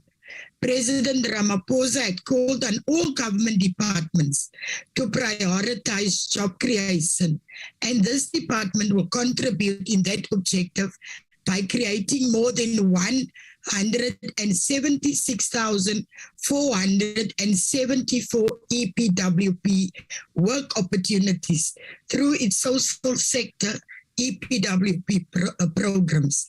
Furthermore, the department will contribute in skills development through training about 600 young people throughout the country in various skills. The measure to fight gender-based violence and femicide, Honorable Chairperson. The hard lockdown in the initial stages of the COVID-19 pandemic in this country did not only expose the level of inequality, poverty, and unemployment, but also it exposed the veracity of the source of gender-based violence and femicide in our communities. During that time, homes became an abusive environment for women and children. According to the South African Police Services, it reported that during the first week of the lockdown, they received more than 2,300 phone calls reporting GBVF incidences in their homes. We welcome the Minister's commitment in the eradication of the source of GBVF in our communities.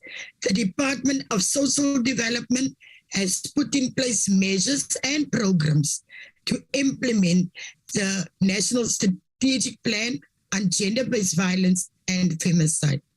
Amongst the programs that Minister put in place was the training and the deployment of GBVF ambassadors that would work closely with local community organizations that are already in the sector. Honorable Deputy Chairperson, President Ramaphosa, during his SONA, encouraged the need for social compact. The Department of Social Development, through its various partnerships with civil society organizations in addressing GBVF, is a demonstration of what can be achieved through social compacting. Honorable Deputy Chair, the impact of the pandemic of the livelihoods of millions of South Africans have been extreme. While in some ways communities is acclimatizing themselves to the new norm, the effects of the pandemic on the global economy are quite significant and linger on. Millions of jobs have been lost, and many families and individuals displaced by COVID-19. South Africa, being a country that battles the source of unemployment, inequality, and poverty, has further been plunged into vulnerability by the pandemic.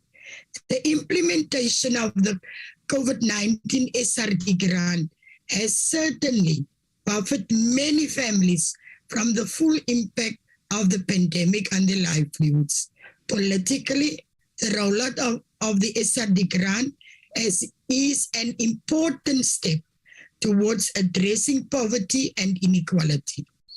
In line with the ANC's commitment to economic transformation, the commitment to expand the pay point areas of the SRD to local consumer good traders represents a step in the right direction for laying the foundation for an inclusive economy that we aspire for.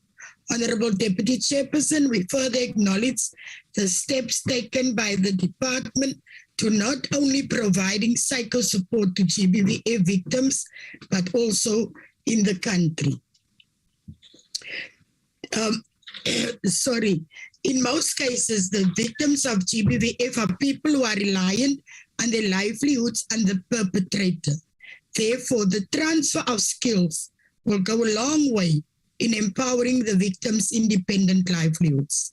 Honorable Deputy Chair, as we intensify the fight against the GBVF, we must not forget to intensify our fight against unwanted teenage pregnancies, alcohol and substance abuse, and against gangsterism in our schools and communities.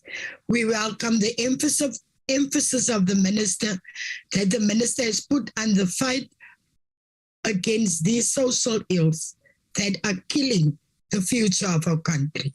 It cannot be the responsibility of the government and social organizations alone, but we must strive to include the affected communities.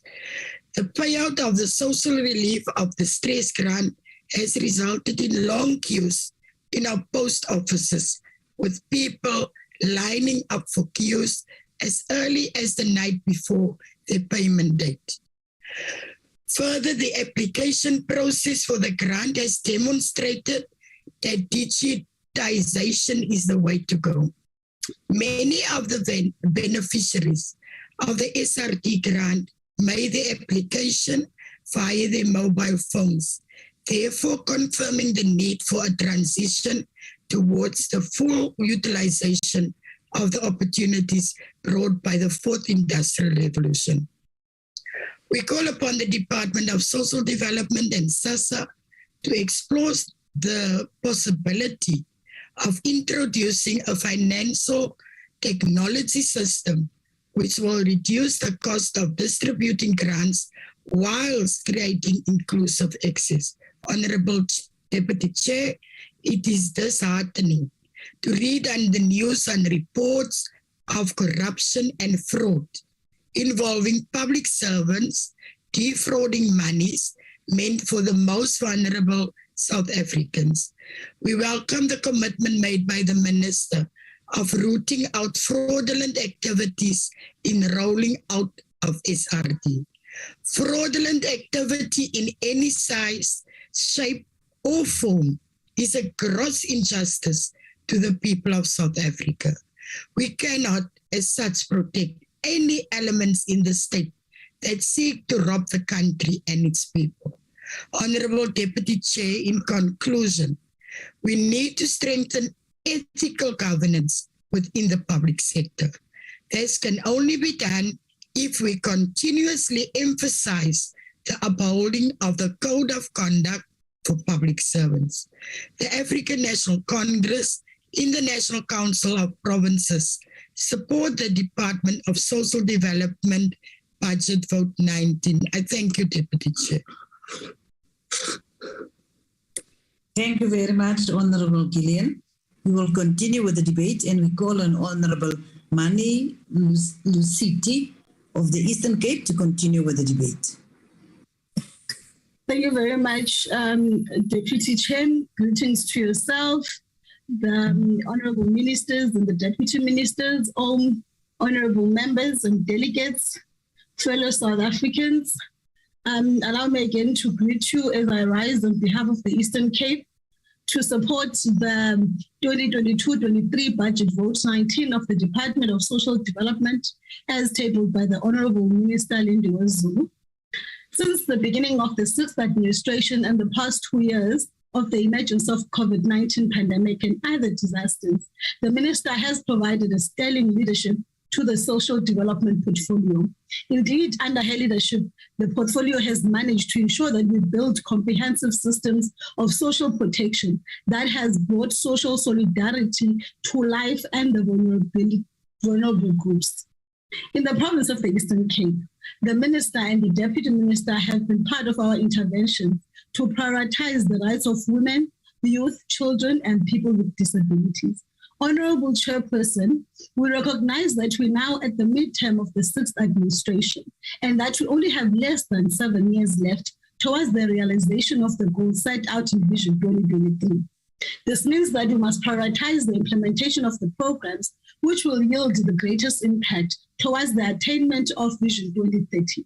As we look forward to a new financial year, we therefore appreciate the message of the Minister in that, I quote, "The social development portfolio is entering a period of great shift wherein our visibility, responsiveness, and relevance will be aligned with the people's felt needs," close quote. In his State of the Nation address in February this year, His Excellency President Cyril Ramaphosa called for an urgent necessity to fuse our efforts in tackling our present-day challenges. President Ramaphosa articulated a need for what he termed as a new consensus. He said it must be, I quote, "a consensus that is born out of a common understanding of our our challenging situation and recognition of the need to address the challenges of unemployment, poverty, and inequality. Honorable Deputy Chair, we affirm that the 10-point intervention outlined in the budget vote indeed seek to intensify the interventions that address the impact of poverty, inequality, and unemployment. The demand for developmental social welfare services has increased immensely amid the socio-economic challenge caused by the pandemic. The allocation of the 257 billion from our fiscus is indicative of the immense task we have in responding to the challenges of poverty and hopelessness. The Minister's budget speech has done exceptionally well in aligning our policies, programs, and our service deliverables towards realizing social transformation as we navigate the difficult times presented by the post-COVID-19 economy. In this regard, we have learned some key lessons in operating the COVID-19 pandemic, wherein agility and speed have become the norm in decision-making. Government and social partners prove that it is possible to put agency in dealing with transformation. Secondly, social compacting between government and social partners emerged and informed decisions structures at all levels in the country, and this proved that it is possible for government to partner with the private sector and pool resources. Integration within and between government departments became norm, and all it needs is sustaining through systems and beyond structures. One of the key priority areas of the Psrip administration includes building a capable, ethical, and developmental state, which marks a significant and radical shift from a welfare-oriented stance to a more developmental approach. This therefore means strengthening community development services towards sustaining livelihoods. In advocating for the shift, efforts will be made to ensure that a strength-based, community-centered and participatory approach to integrated service delivery within the broad mandate of social development. In realizing those priorities, the department remains steadfast in improving governance and management practices on effective planning, operational efficiency, and overseeing the implementation of the policies through effective planning, monitoring, and evaluation systems. Essential to the strategic plan's ability to guide clear actions is the need to renew the organizational culture and the delivery of services, while also strengthening management capabilities. The extent to which we meet these goals will speak volumes about our determination to improve the lives of the people we serve. Honorable members, these priorities are anchored by the NDP vision, which seeks to establish a responsive social protection system. In this regard, we want to ensure that families, as the cornerstone of a developmental state, will appreciate the increase of the budget for social assistance to 248.2 billion for 22-23 financial year. This shows our commitment in cushioning the vulnerable members of society. Honorable members, in view of the escalating incidences of violence against women, we welcome the intervention and the commitment by the department as led by the minister to, through the NTA, strengthen our GBVF-focused partnerships with civil society organizations that render services to victims of gender-based violence. We welcome the 103 million rands worth of funding that has been approved. This will indeed go a long way in fighting the scourge of gender-based violence. However, we must reiterate the principal point that the relentless fight against gender-based violence and femicide is a social collective matter. Indeed, the realization of a prosperous and a vibrant democracy is centrally comprised and tarnished by the violence directed at women and gender non-conforming persons. We welcome the intervention of the Social Employment Fund that will create a further 50,000 work opportunities using the capability of organizations beyond government in areas such as early childhood development and tackling gender-based violence. In supporting MPOs, which impact positively in the development and empowerment of vulnerable groups in our communities, thus contributing to the improved quality of life, we therefore welcome the 3 million which has been allocated to support MPOs and the more than 7 billion that will be directed to provinces. In conclusion, Deputy Chair, I want to commit and assure the people of the Eastern Cape that the Department of Social Development, including its agencies and stakeholders, will continue to strive for the betterment of their lives and the realization of a more sustainable society. Honorable Chair, Budget Vote 19 of Social Development is supported by the Eastern Cape. I thank you. Thank you very much, Honorable MEC. We now call on Honorable Christians to continue with the debate. Honorable Christians. Thank you, Deputy Chairperson. Honorable Deputy Chairperson, Honorable Members, and Honorable Minister. South Africa currently records the highest unemployment rate in the world, and the current economic indicators are reflective of a struggling economy, suffering high job losses and high levels of economic inactivity, exacerbated by the COVID-19 lockdown restrictions and further intensified by recent natural disasters. It has been reported that 46% of the population are on some or other sort of social support from the Department of Social Development. And the question is, how long is this sustainable without looking at the root cause of poverty and unemployment? Deputy Chairperson, even prior to the pandemic, the country was evolving into a welfare state. It must therefore be acknowledged that it is through the failings of government that a grant needs to be secured, as the state is unable to secure jobs, provide quality education, health, or social assistance, thereby creating a welfare state. There is no clear plan or commitment to lift the people of this country out of poverty. Just recently, we read on social media how a young man committed suicide out of desperation because he could not find a job. Close to 200 children died of malnutrition in the first few months of this year, forced to eat sand to fill their stomachs. Foster care and adoption programs remain in crisis as red tape leaves many vulnerable children unattended. We are pleased to hear the Minister say it is receiving attention and funds, and we will continue to monitor the progress.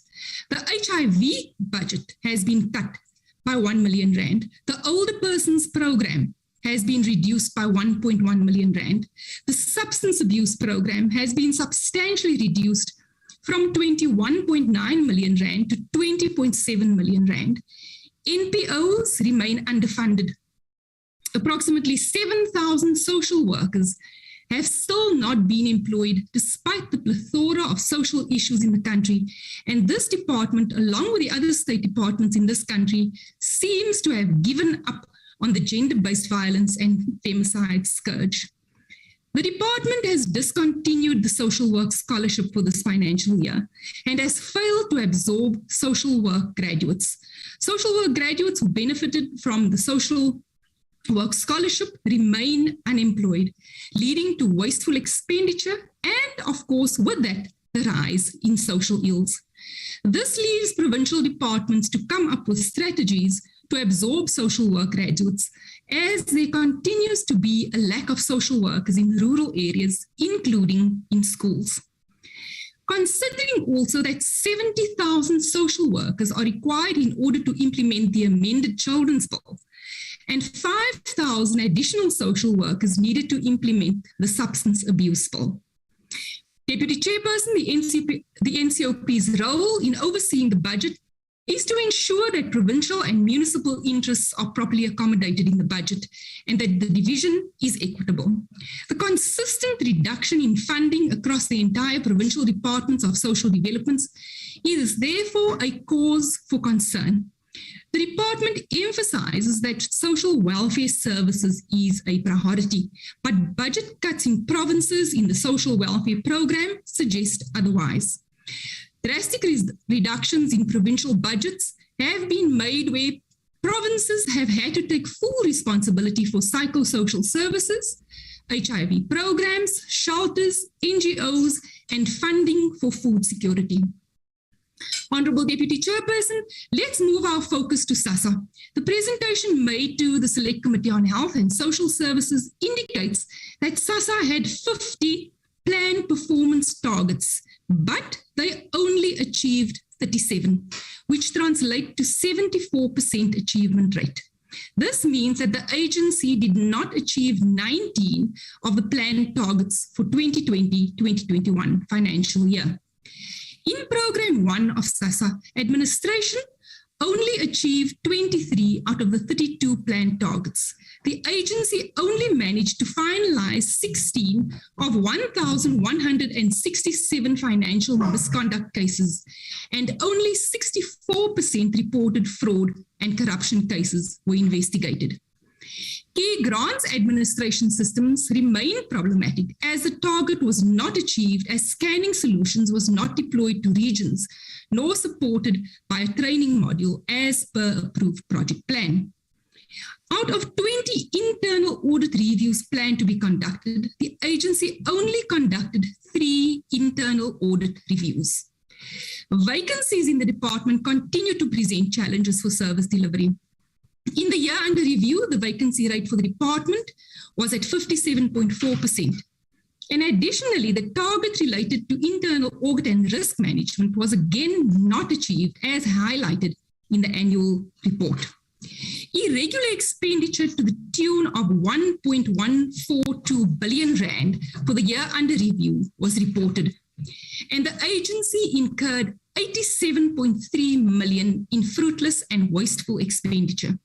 Of concern is that the agency spent 96% of its allocated budget, but only achieved 74% of its planned targets for the year under review. Under Program 2, Benefits Administration and Support, the agency had incurred irregular expenditure to the amount of 73 million rand. This relates to failure to follow a competitive process and expired lease contracts still in use, and cleaning and sanitation contracts not following tender processes, as well as fruitless and wasteful expenditure to the amount of 1 million rand relating to penalties and not honouring booked hotels. The Auditor General reported that effective and appropriate steps were not taken to prevent irregular expenditure amounting to 73.1 million rand, and that the majority of the irregular expenditure resulted from expired lease contracts still in use, as well as cleaning and sanitation contracts not following tender processes. The AG also noted internal control deficiencies as leadership did not exercise adequate oversight responsibility over compliance with applicable legislation and performance reporting. This resulted in instances of irregular expenditure not being prevented and reported, and performance achievements not agreeing with supporting documentation. Payments were made to ineligible individuals due to inadequate internal controls to perform validations and prevent payments being made to persons that were not entitled to the SRD 350 Rand grant. The irregular expenditure incurred by the agency to the value of 73 million Rand during the period under review remains a serious concern. South Africa's problem is that there is no viable economic growth, too much debt and corruption, and not enough money to assist the poor, disabled, vulnerable in this country. In fact, more and more people are queuing for social assistance outside SASSA offices. Is the South African government serious about curbing the scourge of gender-based violence and femicide, not according to the annual performance plans or budget? Furthermore, Minister, have any of the social protection programs made an impact in the country? If so, could you please indicate to the House how and where it has managed to reduce the suffering of vulnerable women, children, and those with disabilities? It is no secret that South Africa is in an economic crisis due to corruption, mismanagement, and a failing economy. As the challenges of the fiscal resources increase, the department's capacity to implement policies, reduce poverty, and create employment opportunities will continue to be impacted negatively. I thank you, Deputy Chairperson. Thank you very much, Honourable Christians. We are continuing, and I'm calling on Honourable Leahy to continue with the debate. Honourable Leahy. Chairperson, the Economic Freedom Fighters reject the budget for social development. The Department of Social Development is responsible for providing social development, protection, and welfare services to the public and general people of South Africa. Some of its main objectives is to ensure that It creates an enabling environment for the poor, the vulnerable and excluded members of the South African society to secure a better social welfare by creating an enabling environment, which your department has failed drastically. As a country, South Africa faces overwhelming socio-economic development challenges such as poverty, which stand as a security threat, as this department has failed to provide for a social security system that uplift our people out of poverty. The poor continue to suffer the effects of mismanaged economy, deep structural poverty, the COVID-19 pandemic, and now the floods in KZN and Eastern Cape. Many of the NGOs under your department are not funded. They have either received partial funds or no funding at all. This has happened under your watch, and you have failed dismally to ensure that proper financial support are given to NGOs. Ratlehile Center for Disabled Women and Children in Macross Hills in the Northwest Province knows of your failure, as you have failed to ensure that there is proper sanitation provided to the elderly people who cannot take care of themselves. The workers in many centers across the country have been failed by your department, as they are volunteering and working without any payment whatsoever. The department has sent a lot of students to study social work. However, there has not been any placement of many of those students who are qualified as social workers.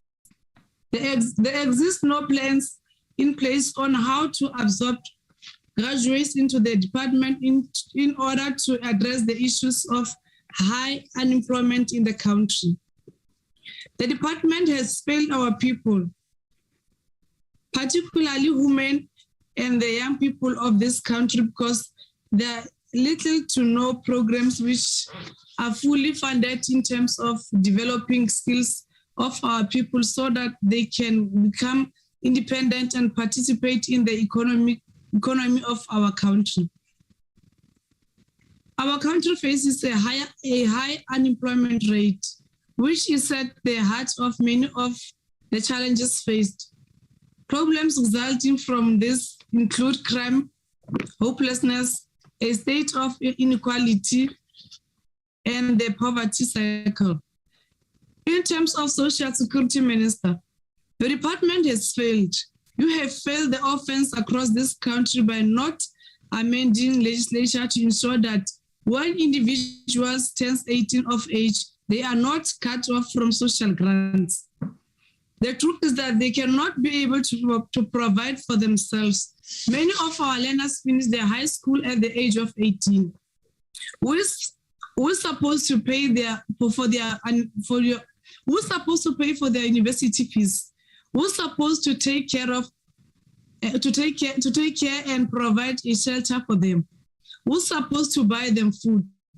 We are failing to ensure that the vulnerable and less privileged have a secured future. Your department has failed the people of KZN, the people of Northwest, and the people of Eastern Cape. No relief has been provided for them since the devastating floods. Which program is your department and embarked upon to ensure that it restores the dignity and livelihood of the victims of the floods? Under a capable government, overcoming socio-economic development challenges in South Africa is actually possible. However, such reforms can never come out under the leadership of the ANC. As the EFF, we have consistently made calls for reforms. We must increase the child support grant. We must increase the disability grant. We must increase the old age grant. We must increase the foster grant. A permanent solution is the implementation of social assistance and work towards a universal basic income for all. The EFF rejects the proposed budget for the Department of Social Development because it does not make provision for these increases or work towards implementation of the Universal Basic Income Grant, despite the EFF's call for these increases. Thank you, Chairperson. Thank you very much, Honorable Lee. We will now call on the Honorable Maleka to continue with the debate. Honorable Maleka. Thank you, Deputy Chairperson. Honorable Deputy Chairperson, this budget policy debate takes place 2 days before the nation commemorates Youth Day. The brutal events of 1976 can never be erased from the history of this country. As leaders and activists in the democratic movement, we have the responsibility of ensuring that issues affecting the livelihood of young people remain at the center of all discussions about the nation's development trajectory. Studies by the United Nations on population projects that by 2015, youth populations in the poorest countries are likely to increase by 62%. As a developing nation that is faced with a reality of widening inequality, it is therefore prudent that we do not ignore these projections, but that we continue to ensure that our governmental interventions are strategically mainstreaming young people. The President's budget vote speech last week at the National Assembly highlighted the inroads that have been made in the area of the economic empowerment of unemployed South Africans. This is done through the presidential employment stimulus that has created 879,000 opportunities, which have primarily benefited young people and women. In South Africa and the world at large, young people and young women in particular continue to carry the brunt of violence, poverty, and inequality amongst other ills. It is therefore necessary that this reality is one that is grounded in our engagement of the budget votes, as previously tabled by the Minister of Social Development, Honorable Minister Lindiwe Zulu. The mandate of the Department of Social Development is to provide social protection services and lead the government efforts to forge partnership through which vulnerable individuals, groups, and communities become capable and self-reliant participants in their own development. This mandate has been given by the people of this country through bestowing their confidence to the African National Congress, shown in their support for the organization and policies as articulated in its manifesto. Honorable Deputy Chair, I wish to categorically state that the position of the ANC on social transformation is one that is the center of the department's official mandate. The bias towards the working class, poor, and otherwise marginalized people of this country remains the cornerstone of the ANC's revolutionary policy positions. As a political organization, our tradition are rooted in the understanding of the South African society as one that has over the years been confronted by oppression through both colonialism and apartheid. As such, as an organization and progressive activists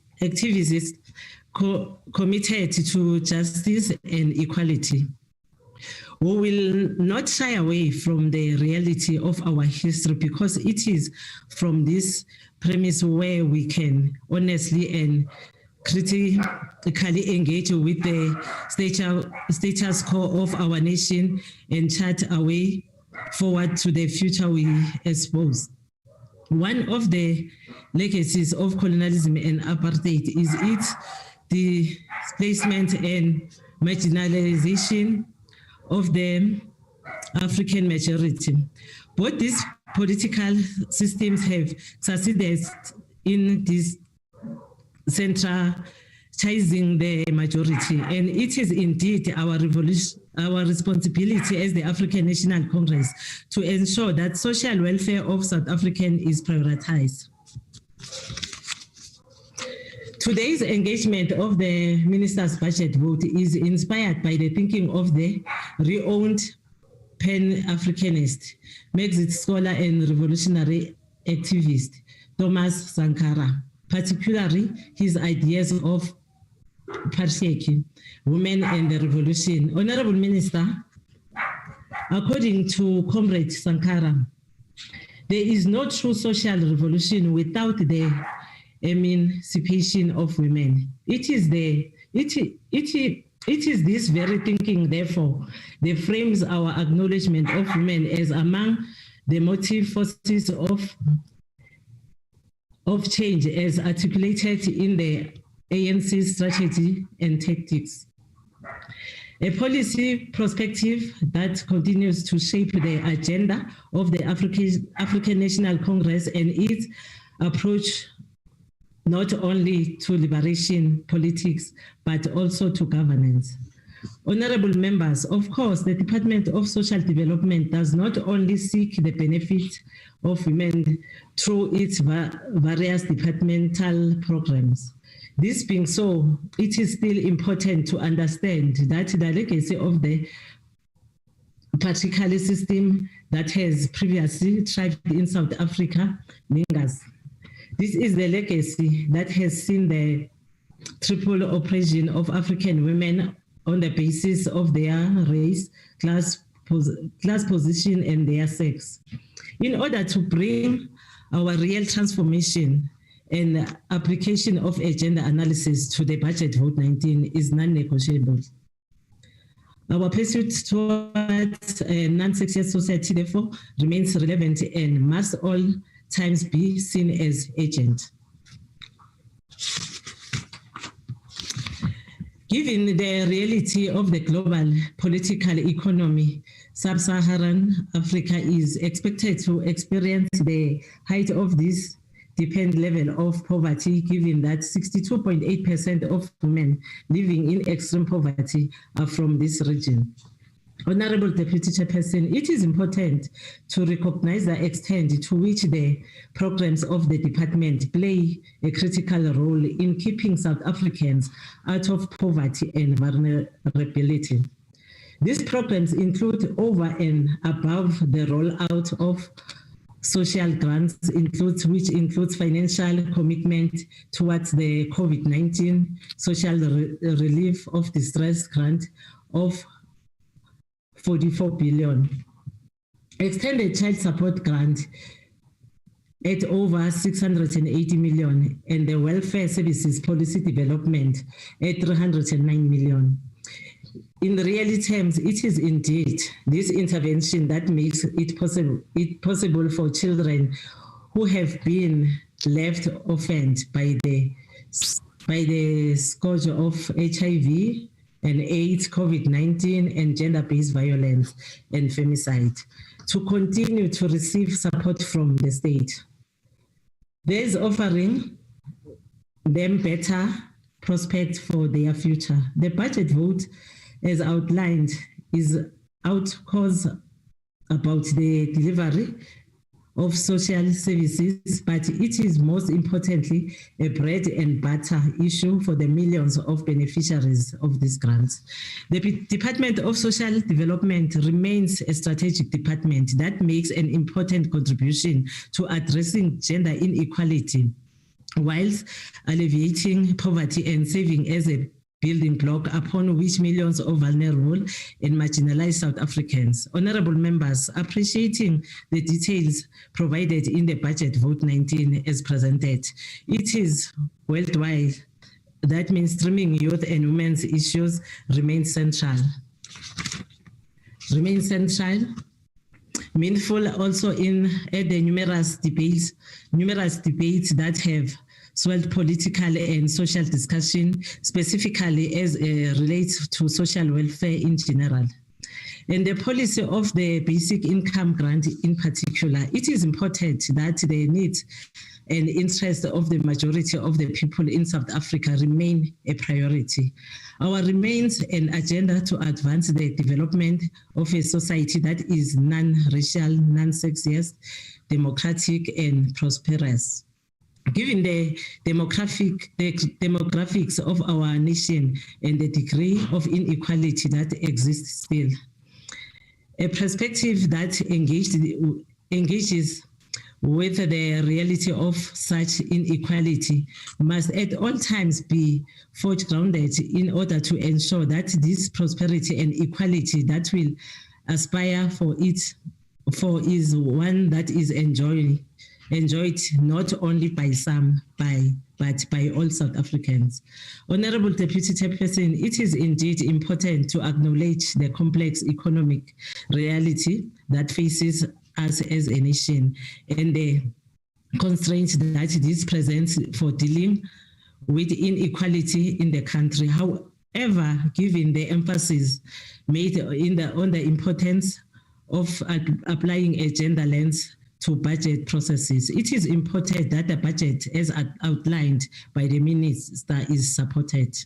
Our view is one that sees this budget vote as a vote for the marginalized people in South Africa, women, youth, and children in particular. As the African National Congress, we are confident that the budget as presented will certainly make a difference in the lives of many South Africans, providing integrated, comprehensive, and sustainable social development services towards a self-reliant society. As ANC, we support the budget vote. Thank you, Deputy Chair. Thank you very much, Honorable Malika. We will now call on the Honorable Fernandez to continue with the debate. Honorable Fernandez. Honorable Deputy Chairperson, the Honorable Minister Zulu, all Honorable Ministers present. This debate takes place as the city and province is affected by severe weather conditions, including widespread flooding. Recently, we have seen other provinces affected by natural disasters too. So these are incredibly challenging times for the citizens of South Africa, whom we are mandated to serve. This is compounded by the impact that the COVID-19 pandemic has had on the socio-economic landscape of the country since the Disaster Management Act was first implemented in March 2020. The ongoing pandemic has affected the lives and livelihoods of many South Africans. It has been indiscriminatory in its nature, and it has impacted the psyche of the nation. Yet the acts of kindness and solidarity by civil society, our NPO partners, and all stakeholders during this time has been immense, and for that I am deeply grateful.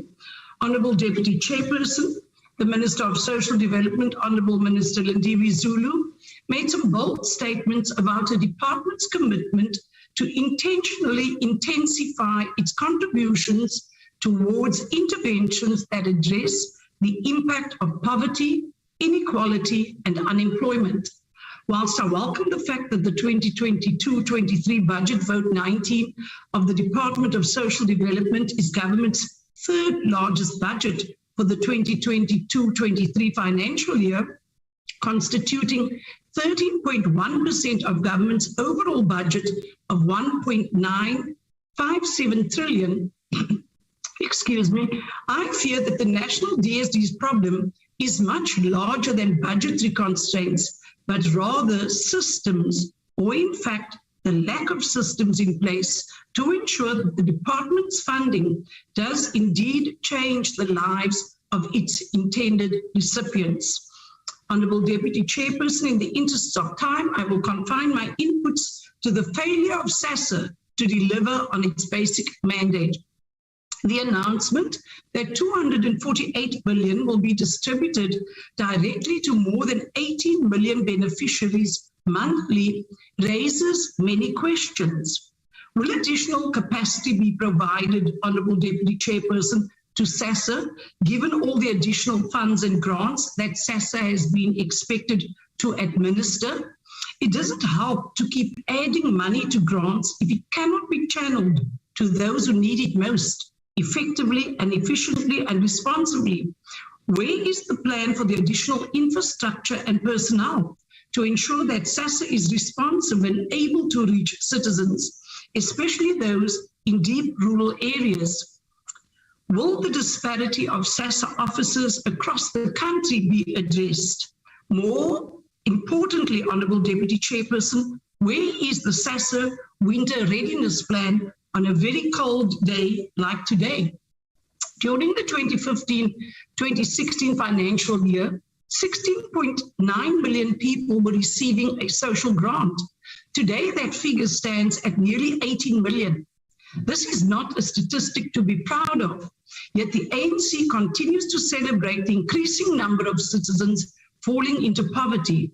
Honourable Chairperson, if we include the additional 10.5 million individuals that are deemed eligible for the SRD 350 grant for the current financial year, more than 28 million people will be receiving some form of state support. I would like to ask the entire House to let that figure sink in for a second. 28 million people. We have become a welfare state. Sadly, nearly 50% of this country is in poverty, and this is something the National Department wishes to celebrate by calling it a priority. We should hang our heads in shame. We can and must do better.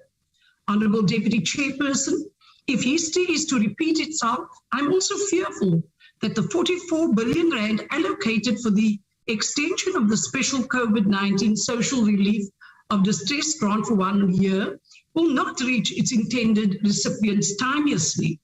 The fact that some beneficiaries have missed out on payments for 2 months is an indictment. People are hungry today and need the much needed relief now.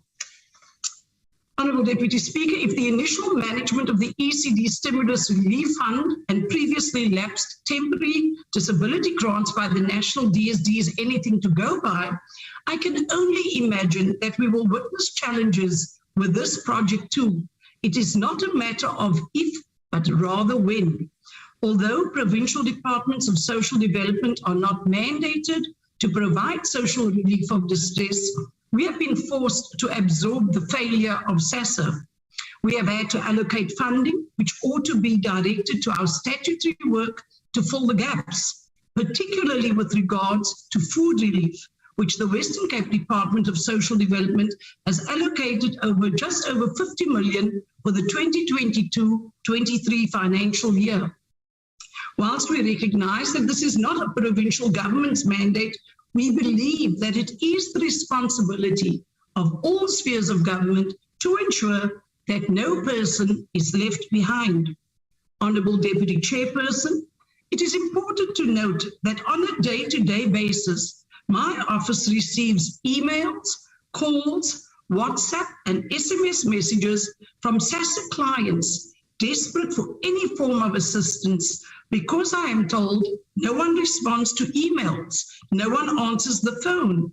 We have even had occasions when SASSA officials failed to pitch in far-flung rural communities as promised. Never has there been a time for SASSA to step up and deliver on its constitutional obligations as contained in the Social Assistance Act of 2004. Honourable Deputy Chairperson, I must express my disappointment that the Honourable Minister Zulu made no mention of the psychosocial impact of COVID-19 pandemic on citizens across the country. The need for psychosocial services increased dramatically as a consequence of bereavement, grief, loss, and the increasing number of citizens becoming unemployed due to COVID-19. I would like to encourage the Minister to consult with the social sector cabinet colleagues and consider implementing transversal measures to support the emotional and psychological well-being of our citizens. I wish to quote the National Minister directly to reiterate the Western Cape governments to provide safe spaces for victims of gender-based violence. I quote the Minister with regards to expansion of shelters. We are working jointly with the Minister of Public Works and Infrastructure to identify state-owned facilities across the country that can be repurposed into Khusuleka one-stop centers.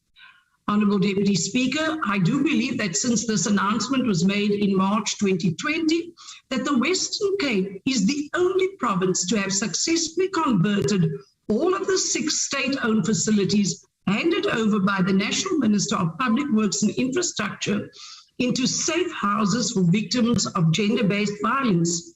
Last year, we completed the refurbishment of all 6 properties in record time. I am also pleased to announce that all 6 properties are fully functional and currently housing survivors of gender-based violence. This, whilst other provinces have made little or no progress. Honourable Deputy Chairperson, I reiterate my stance and deep concern regarding state dependency and what we really ought to be directing our attention to. Instead of identifying state dependency as a key priority, the Western Cape has committed to being obsessed with empowering the people whom we serve through creating opportunities for employment. The solution to ending poverty and ensuring that we create a prosperous future for our children is through job creation. I wish to quote the words of the Premier of the Western Cape, Alan Winde, in this regard. And he said, I quote, "We must fight back against our pandemic of joblessness because a job puts food on the table. A job keeps a child in school. A job can keep a young man off the street and out of a gang. And a job can mean a healthier and happier and longer life for you," close quote. Let us unite. I shall finish. Let us unite to fight the pandemic of poverty, inequality, and an unemployment that is sweeping our country. We must be intentional if we wish to avoid a humanitarian crisis. The time is now. I thank you. Thank you very much, Honorable Shana Fernandez. We are continuing and we will call on Honorable Rakwale from Limpopo to continue with the debate. And in that, I will also request the Honorable Nyambi then to continue presiding. Thank you very much. Honorable Rakwale. Thank you so much, Deputy Chairperson of the NCOP, Honorable Lucas, the Minister of Social Development, Malindi Zulu, Deputy Minister Mebo Hupani Zulu, members of the Select Committee on Social Services and Health, other MECs from other provinces who have joined the sitting, honorable members, all protocol observed. It is my pleasure to be part of today's National Council of Provinces debate on Vote 19 of the Department of Social Development. Today's sitting is taking place at a time we are commemorating Youth Month as a nation. As democratically elected government, we are using this month to demonstrate our determination to empower the youth and highlight the strides that have been made in the education sector since the infamous 1976 Soweto uprising. These activities are build-ups for the June 16 commemoration, which will happen in 2 days' time. It is indeed very important for all of us to reflect on this important historic event, which put pressure on the past regime, which disregarded the human rights of our people for many decades and ultimately turned the tide against apartheid. Honorable members, the plight of young people in this country demands that all government departments and the private sector redouble their efforts in creating jobs opportunities for young people. The realization of the goal will really ease the social protection pressure on the Department of Social Development.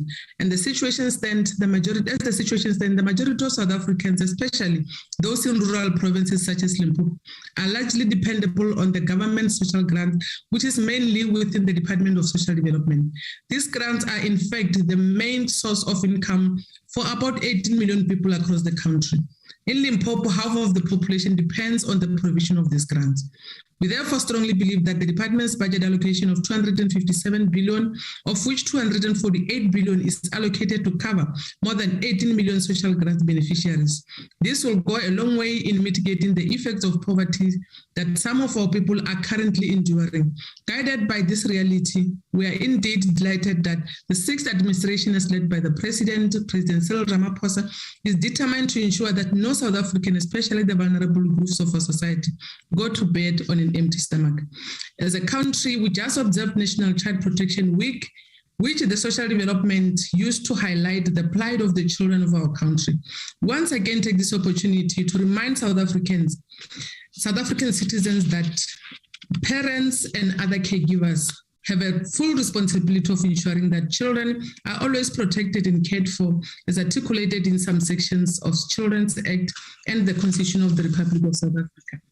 The continuing incidence of gender-based violence in some part of South Africa has a direct and indirect impact on the safety and well-being of our children.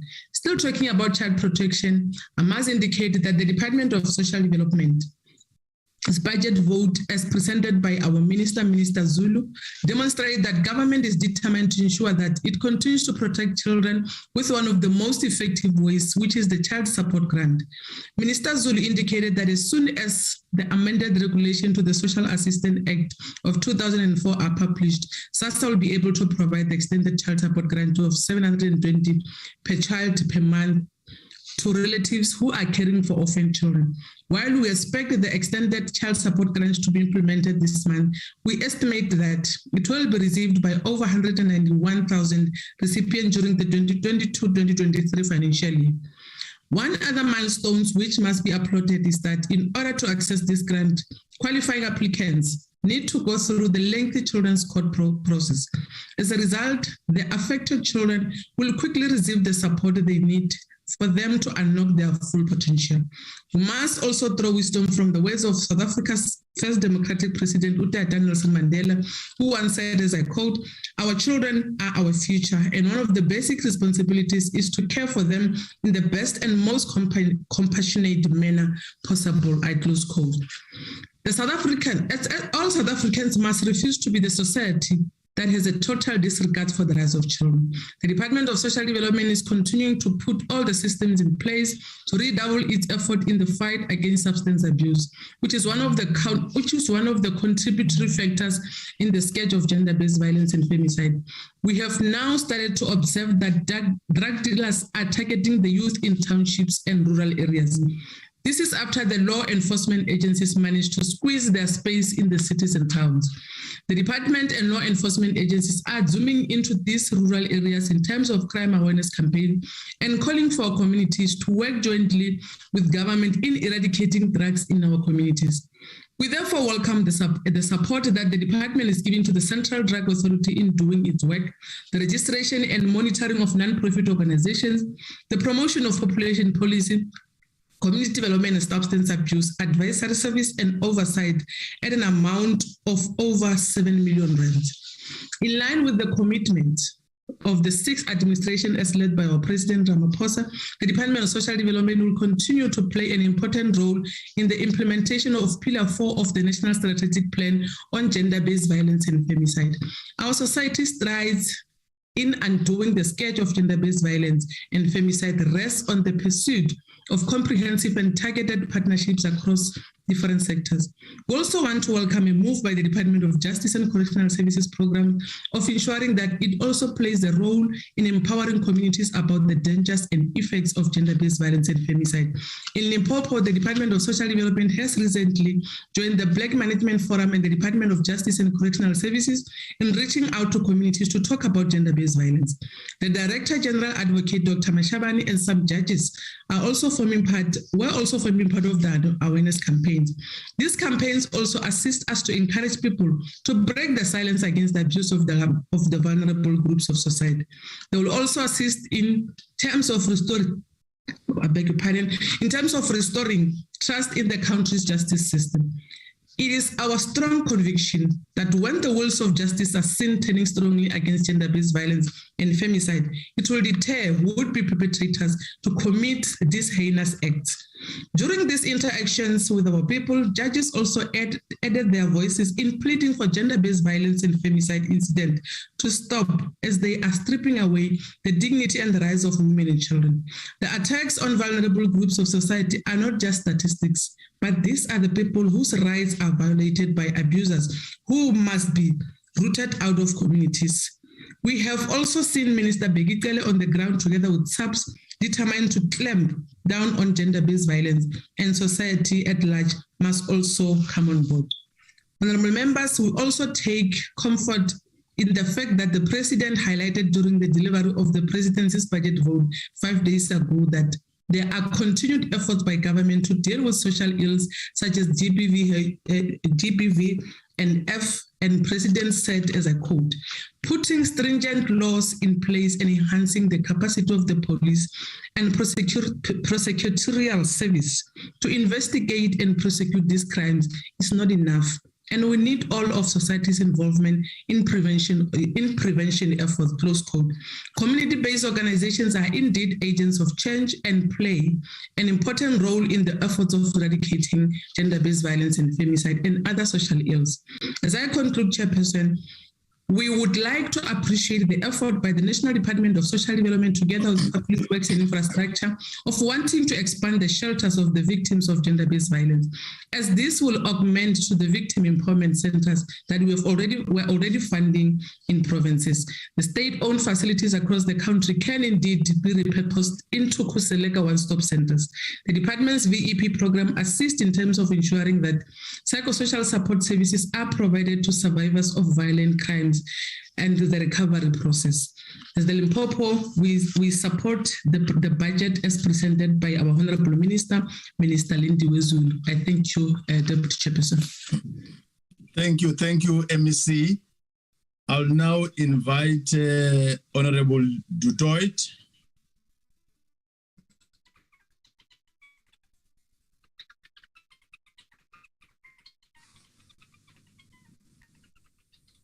Unmute. Honorable Dutoit, unmute.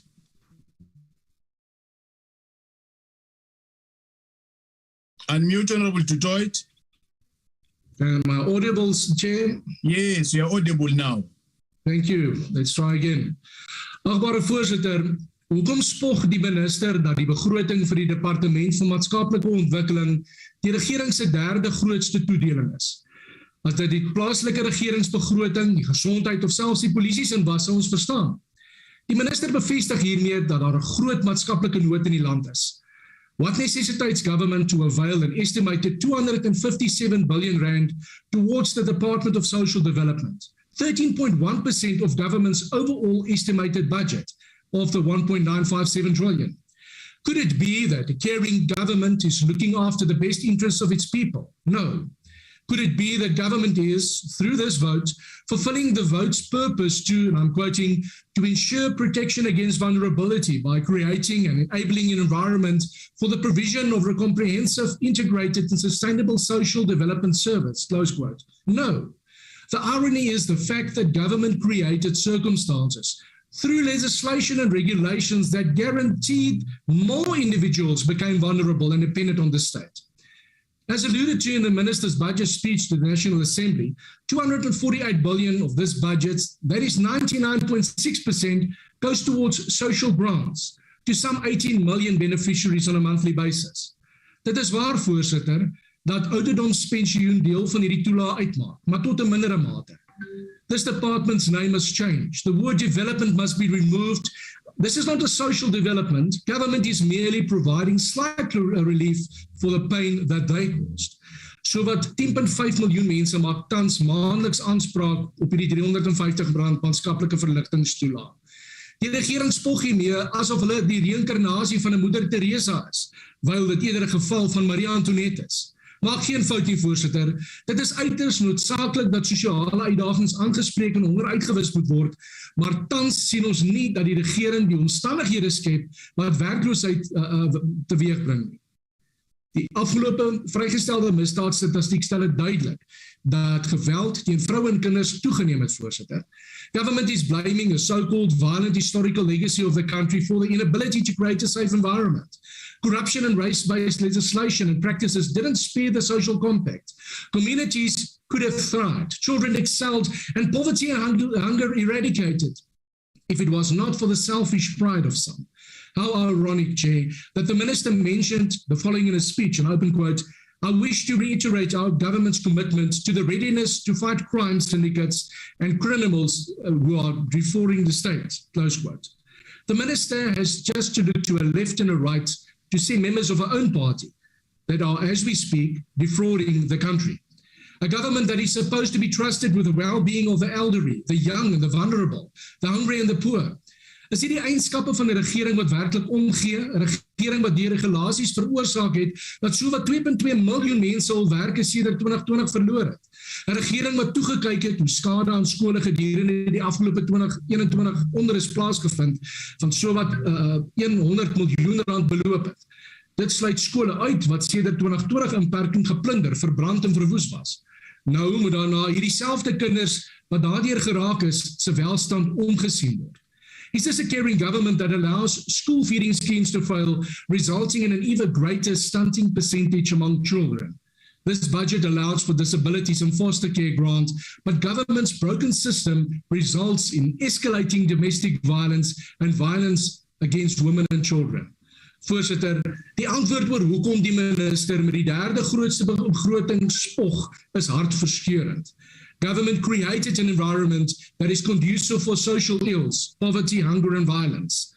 They now ease the pain with grants, making more people dependent on the state and are in effect buying votes from hungry eyes, broken families, and devastated, unemployed masses. Thank you, Chair. Thank you. I'll now invite KwaZulu-Natal MEC of Social Development, Honorable Khoza. Albongwe sihlalo wabafazi bethu, albongwe.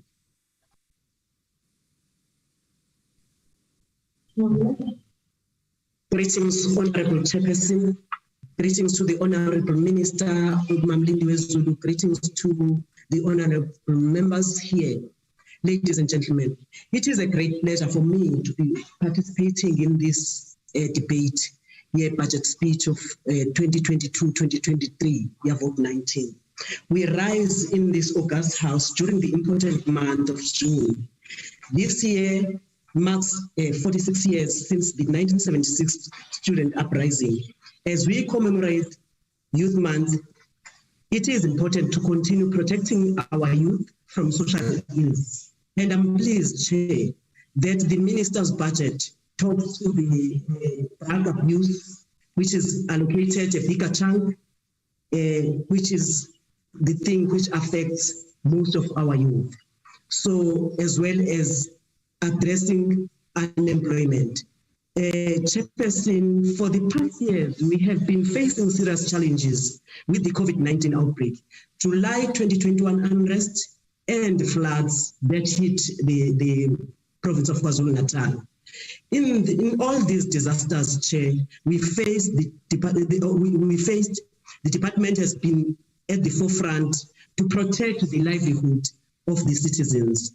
On that note, we would like to give thanks to all donors and NGOs, unions, different provinces, churches, and the private sector, including global communities, who came on board to support us as a province during this time. The National Department of Social Development has stood with the province during this difficult time, and the minister channeled all the donations to the province to help the flood victims. Equally, we are more than grateful to SAFA for their efforts in ensuring that the people have food and stretching their normal intervention, SRD, to provide a once-off grant of over 1,980 for SRD to the victims of floods. Thanks for grants, donations received from all provinces such as Gauteng, Free State, and Limpopo, from private donors, while others were brought directly to the government. The intervention of the different departments, including SAPS and SANDF, Western Cape and Mpumalanga, which were tasked with the rescue mission, also performed exceptionally well to find the bodies of the deceased from debris. Sadly, we recorded over 435 people who lost their lives, and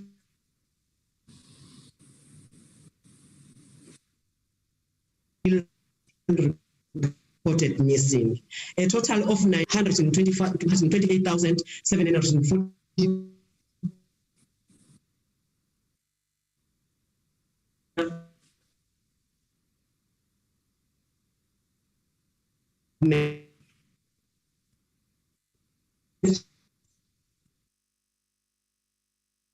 The DDM model works as all spheres of government work together and wrote in all stakeholders. In all temporary shelters for displaced people, we have ensured that every person gets 3 meals a day.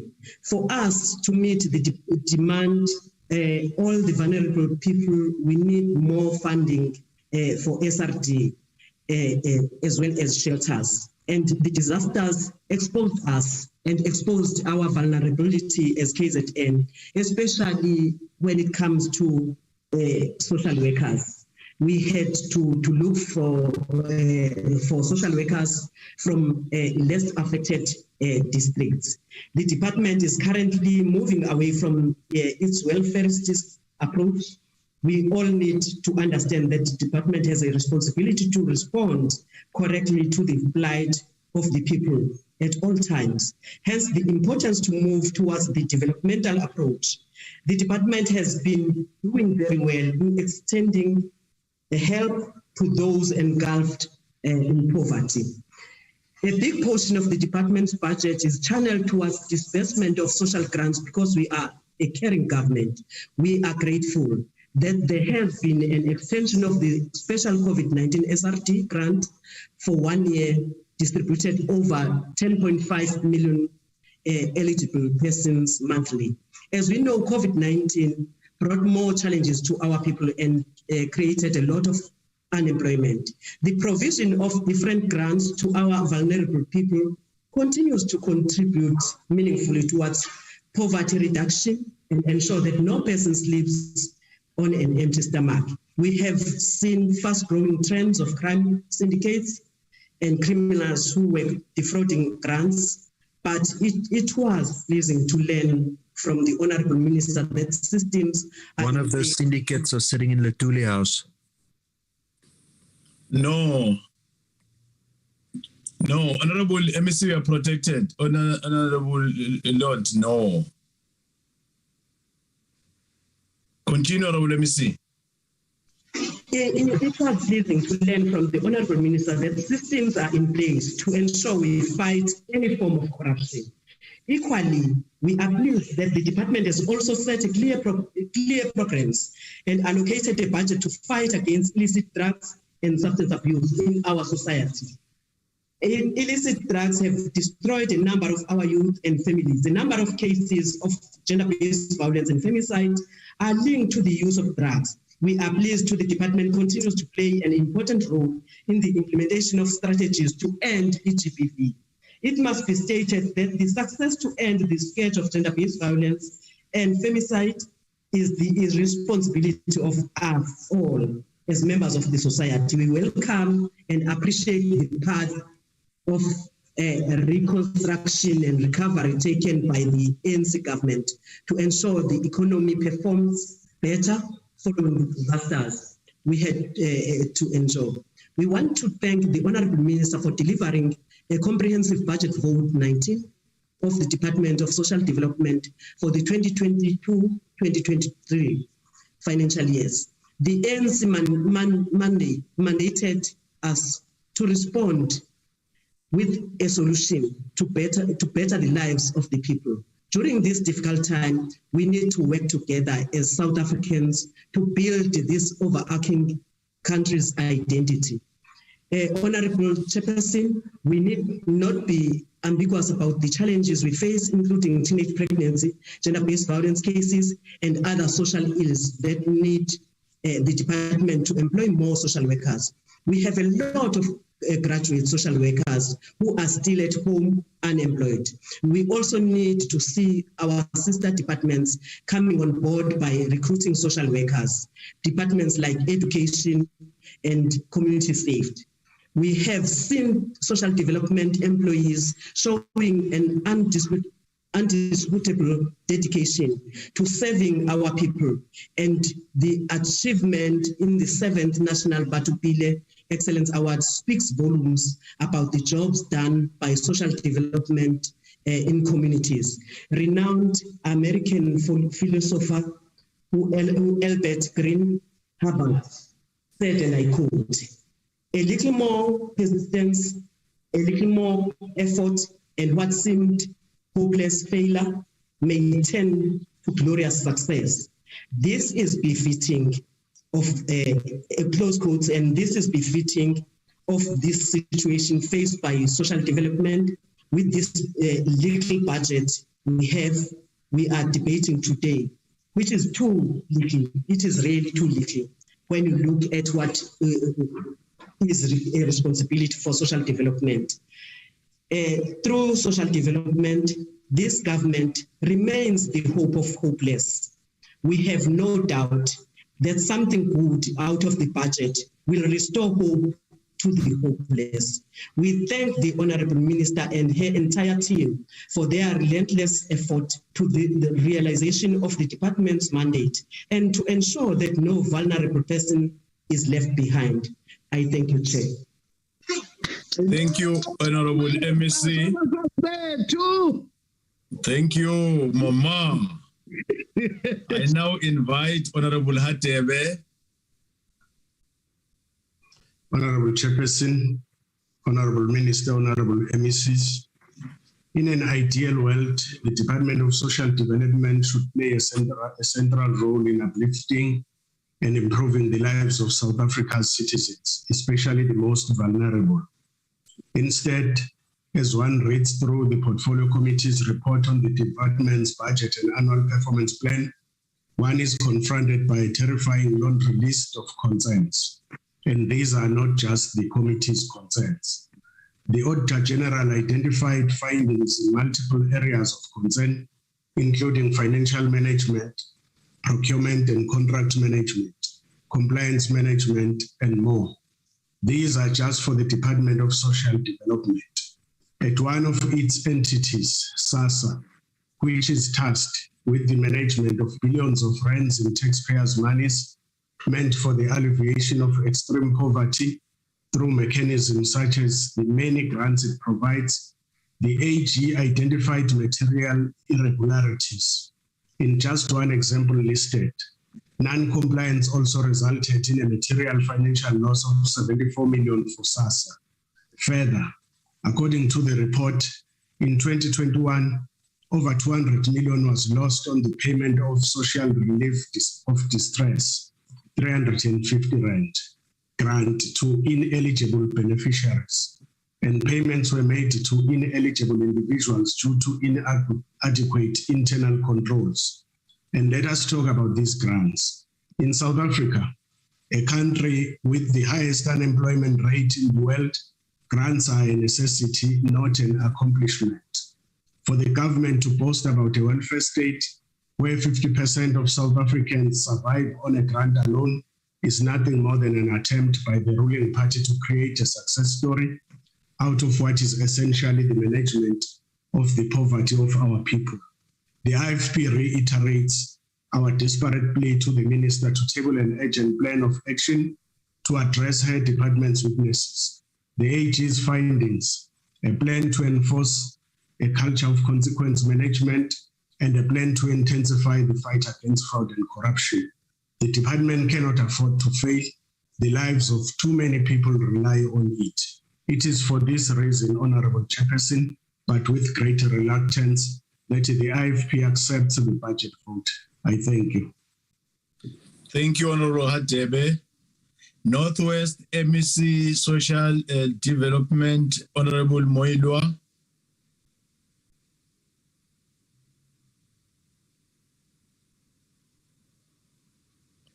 Honorable Moilo.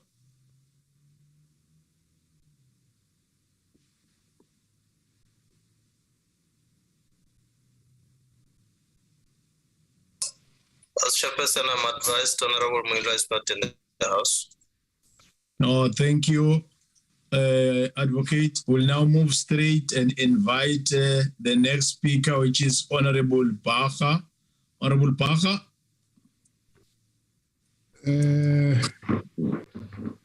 Masbulele Chairperson. Honorable Chairperson, honorable members, and honorable minister, there is now a broader agreement that extreme poverty and inequality can lead to future episodes of damaging instability. The debate around additional financial support is moving on from whether it needs to be implemented to how the country and the government will do it. Some argue for a basic income grant, while the finance minister has reiterated that he would rather expand measures than encourage employment, such as youth employment, subsidies, and public works. South Africa has over 10 million young people aged 15 to 24 years, and of these, only 2.5 million were in the labor force, either employed or unemployed. The largest share, 75.1% of this group of young people, are those that are out of the labor force. The main reason for being inactive is discouragement, namely, they have lost hope of finding a job that suits their skills or in the area they reside. The hard lockdown made things much worse as tax revenues plunged, while health and social assistance spending increased. Need I mention that corruption also took a toll from those that only thought of themselves, even in the face of a dire dilemma to many South Africans. In 21-22, we have seen our country go through a shocking time in history with COVID-19, the unrest in some of the provinces, and the recent floods in KwaZulu-Natal, Eastern Cape, and Northwest Province. These have certainly had a huge and negative impact on social well-being of South Africans as it affected lives and livelihoods and destroyed many business entities. Minister, this department is the heart and soul of stability to the poorest of the poor. Therefore, there can be no room for errors, as that will go down in history harshly. Minister, corruption and fraudulent activities by some of the officials in your department cannot and should not be tolerated. We are dealing with people in people's lives here, and therefore you should uproot every ounce of corruption as it causes a severe burden to the poor and needy that depends on these grants for a living. The government has long promised to address its rising debt burden by slowing spending and raising tax revenue, but this has proven difficult as we witness on a daily basis the cost of living reaching an impossible rate to adhere to. Never before was the gap wider between announcements of relief from hunger and starvation for millions in South Africa and the actual fulfillment of those announcements. The Honorable President announced in February this year that the SRD grant of 350 would be extended to March 2023. Today, no less than 10 million hungry would be beneficiaries have not seen a cent of the grant. Add to the basic food basket increases over the immediate past, according to the Household Food Index by Peter Marisburg Economic Justice and Dignity Group. Around this time last year, the food basket cost 4,137 Rand 11 cents. Fast forward to May this year, the same food basket had increased to 4,609 Rand 89 cents. The lack of caring for the people by this government is outstanding, given the hardships they experience daily. First, it was the appeals that date back to August 2021 that have not been paid. Then it was the closure of post offices that led to beneficiaries traveling long distance to receive their grants, and then the delay in paying the inadequate 350 rands. While these gaps continue to widen, heart-wrenching reports pop up every day of children dying of acute malnutrition. It is for this reason, Honorable Chairperson, that the Democratic Alliance is calling for clarity on the actual date the grant will be paid and the back pay for the month that have lapsed. A caring government will do all it takes to ensure that so many people, at the very least, are able to keep hunger and starvation at bay. If it cannot restore their dignity and protect their lives and livelihoods. The current ANC government certainly does not care. Every month, vulnerable South Africans struggle to access their grants due to a technical glitch, system crashes, and changes in grant qualifications requirements. Millions of South Africans rely on these grants to support their families. And every month, there's uncertainty on whether their grants will be disbursed and accessed on time. Reports have highlighted that the technical errors on SASSA's side resulted in dates changing from the 3rd to the 2nd of June. As a result, funds are unavailable. This has left many pensioners waiting for their disbursements. Minister, this department is the integral part of our society during and post-COVID-19, as we have seen the trauma caused by the pandemic.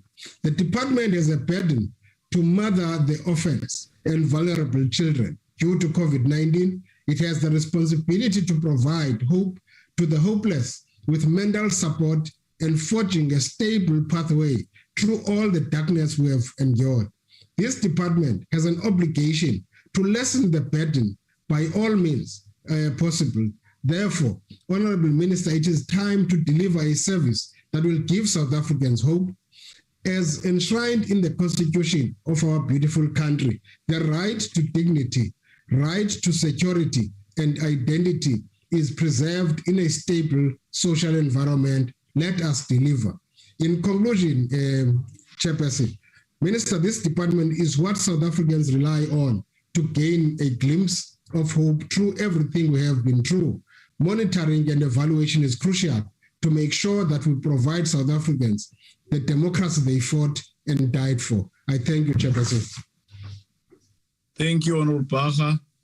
The next speaker is Honorable Nchabeleng.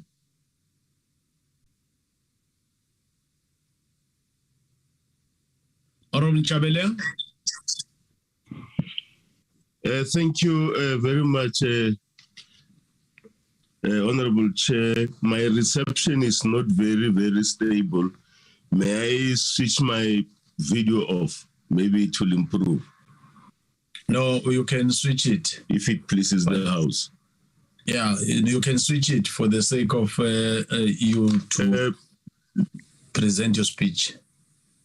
Yeah, thanks a million. Honorable Minister, the Chair of the House now,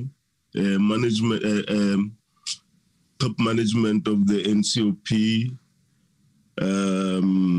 honorable members, special delegates, MECs present, and my MEC from Limpopo, Merachwale. The Minister, as I was listening to this debate, it really makes it very difficult to comment on some of the remarks that people are throwing at this budget vote. There's a lot of concentration on things that did not go well, kind of, instead, and a lot of focus is left on the positive things that this department has done since you took over the office. Since you came into this office, Honorable Minister and members, we all know, as we engaged with this committee, with the department, that there'd been improvement in management and even in the performance at the audit levels compared to the past years. So we are fully behind you.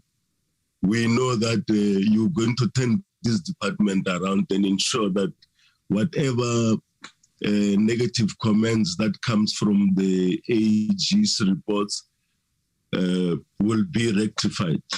I have confidence in you, and so do the people of South Africa. Honorable Chairperson, the African National Congress rises to express its support for the budget vote 19 on social development that has been presented by the Honorable Minister Lindiwe Zulu. In our view, the proposed budget is outlined is reflective of the aspirations that the ANC has for social transformation in South Africa.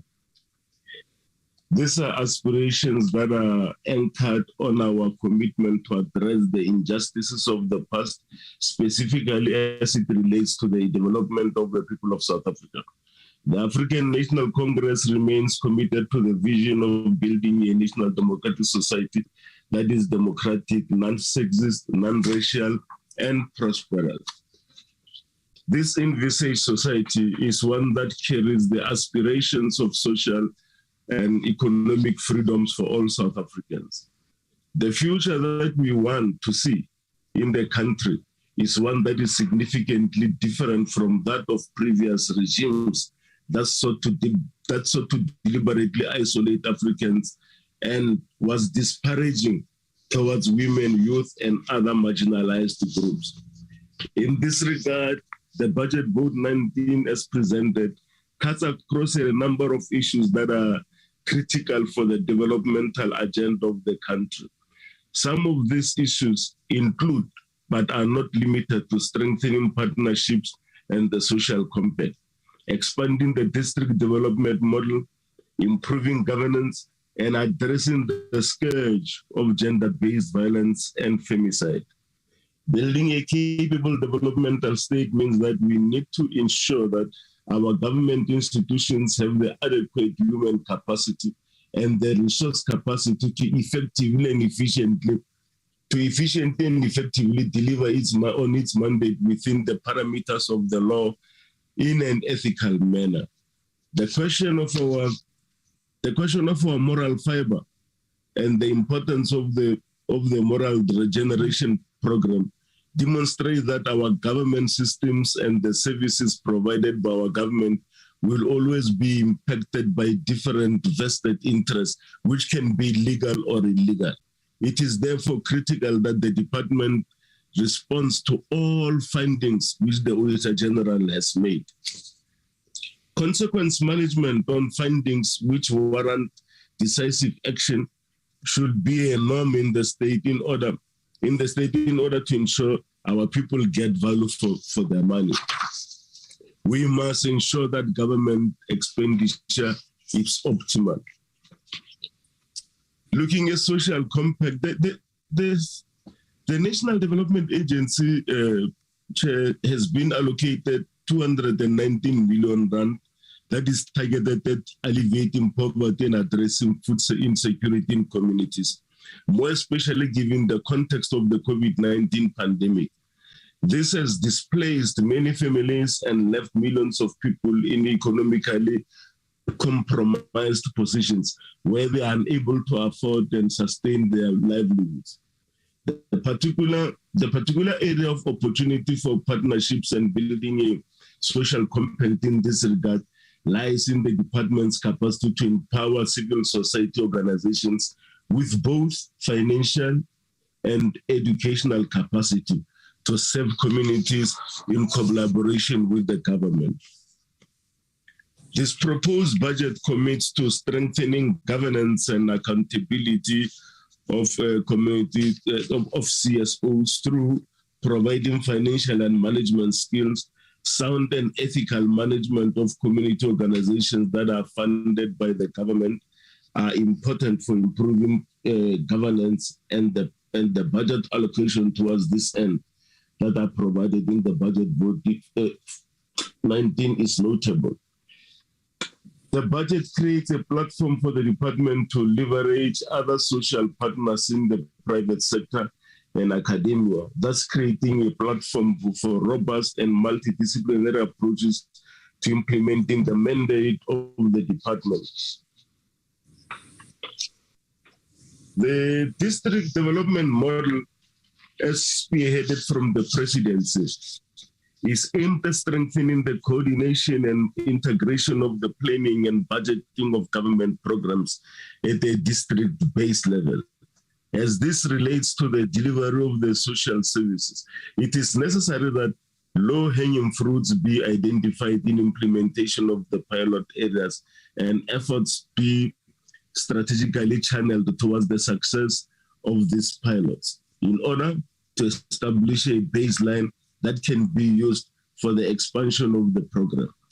Within the department, there are various areas of intersection with strategic goals in other departments, such as basic education and the ministry in the presidency for women, youth, and persons with abilities that should be looked at to better enhance the case for the broad implementation of this model. Honorable Chairperson, it should also be noticed that the improvement of governance system is not an operation that occurs in silos, spearheaded by specific units and subunits in departments. It is critical that there exists an appreciation of how improving governance calls for the introduction of a knowledge sharing system approach to be adopted and implemented by the departments across all spheres of governance and other relevant stakeholders. It is significant that the department has allocated 125 million rands towards strengthening the operations of the South African Council for Social Services Professions in order to enhance its capacity to carry out its mandate. The budget allocation shows that the department is serious about maintaining professionalism in the social services profession sector. This is important in this broader developmental discourse and the transformation agenda of the nation. The social services professionals are the anchor of the work that the department undertakes.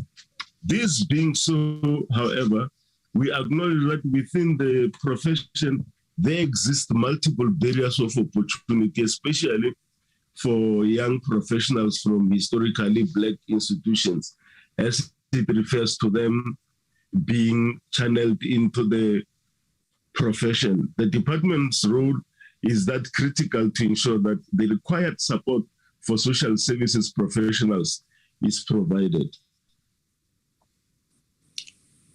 It is certainly unfortunate that the scourge of violence against women and children remains one of the most persistent challenges that have plagued this country over the years.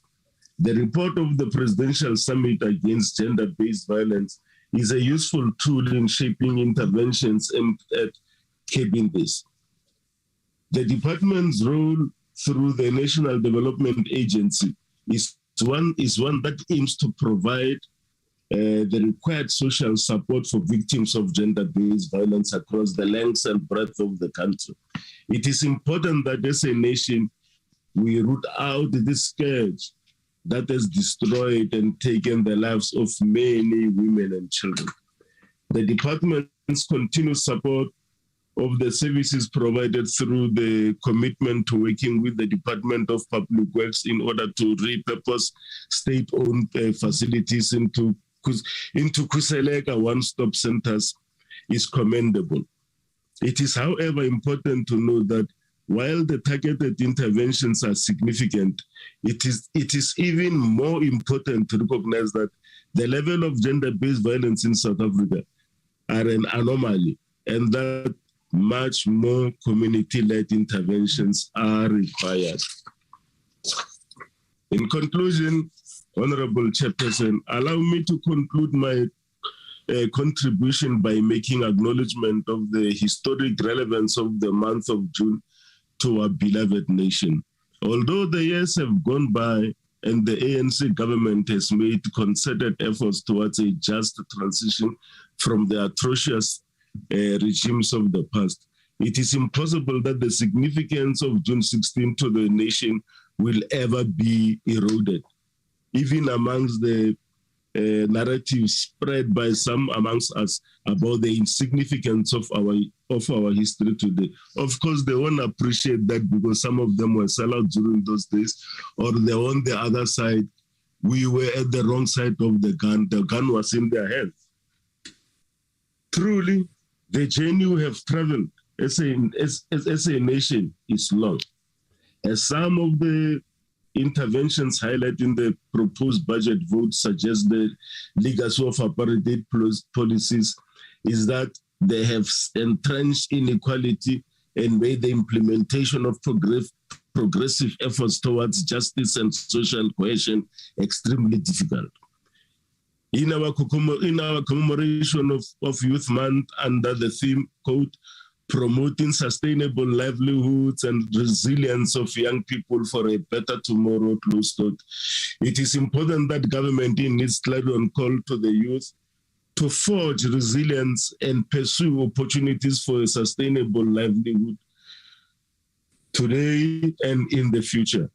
Equally provides the necessary support in order to ensure that this idea comes alive and doesn't merely remain as a slogan that does not bear any fruit for the current and future generations. It is indeed the responsibility of the youth of this generation to follow in the assertion made by Frantz Fanon in The Wretched of the Earth, I quote, out of their relative obscurity, discover their mission and chooses to fulfill or betray. Those are the young people of our country, Chairperson. And with these words, as a representative of the African National Congress, I move for the adoption of the budget vote 19 as presented. Thank you. Thank you, Honorable Nchabeleng. I'll now invite the Honorable Minister of Social Development, Honorable Zulu, to conclude the debate. Honorable Zulu.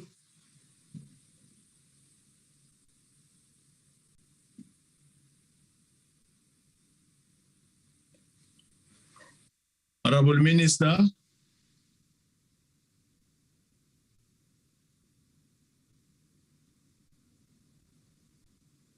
All the honorable members from the ANC across to the IFP who supported the budget and indicate, Chairperson, that we hear them because they not only just supported, but they also had issues they raised which are of concern to them.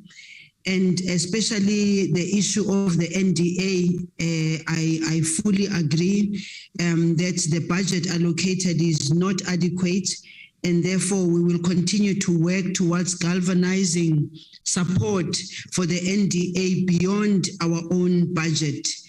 I also wish to thank all the MECs who participated here today, and in particular the ones who supported the budget, and indicate, Honorable Chair and Honorable Members, that these MECs are people that I work very well with, and I regard them as the people who I must always talk to and always engage with, because they are at the coal face of where our people live.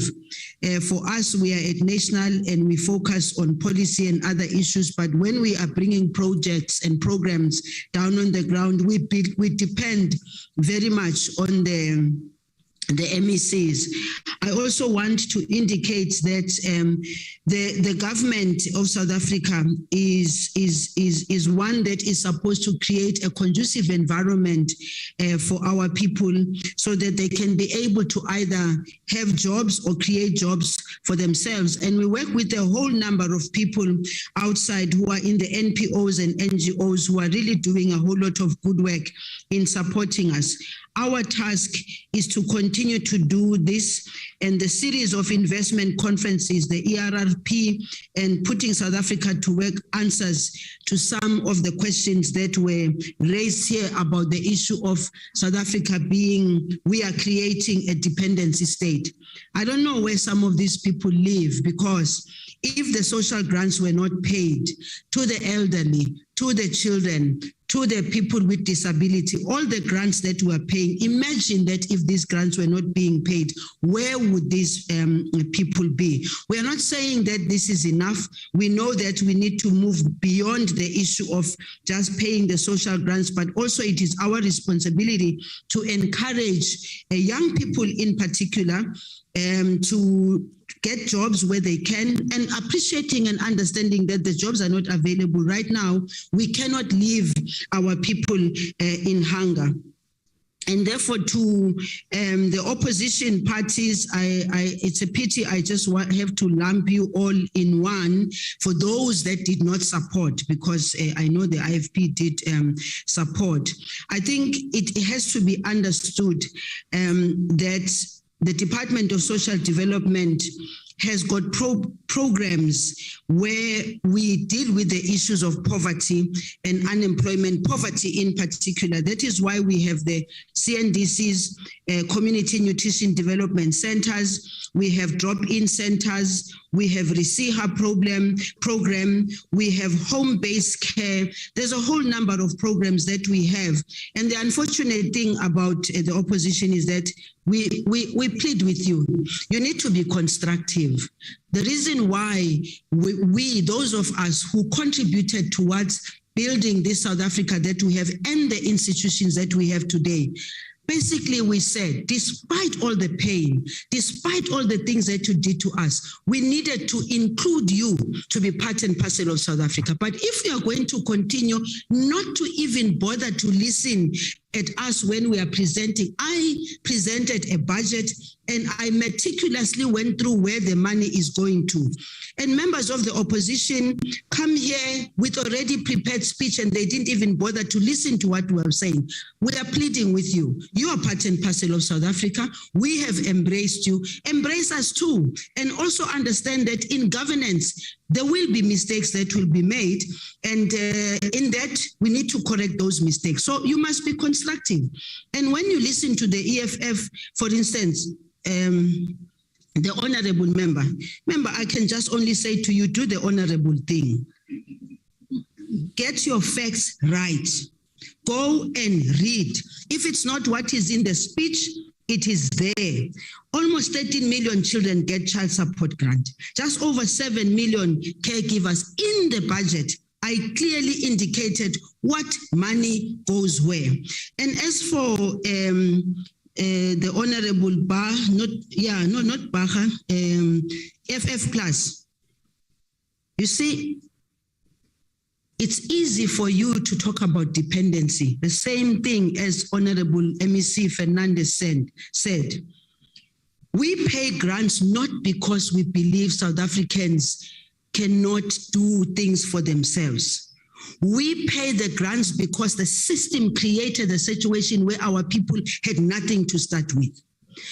Even when we started in 1994, we made sure that the grants are paid to everybody. And by the way, we don't even discriminate.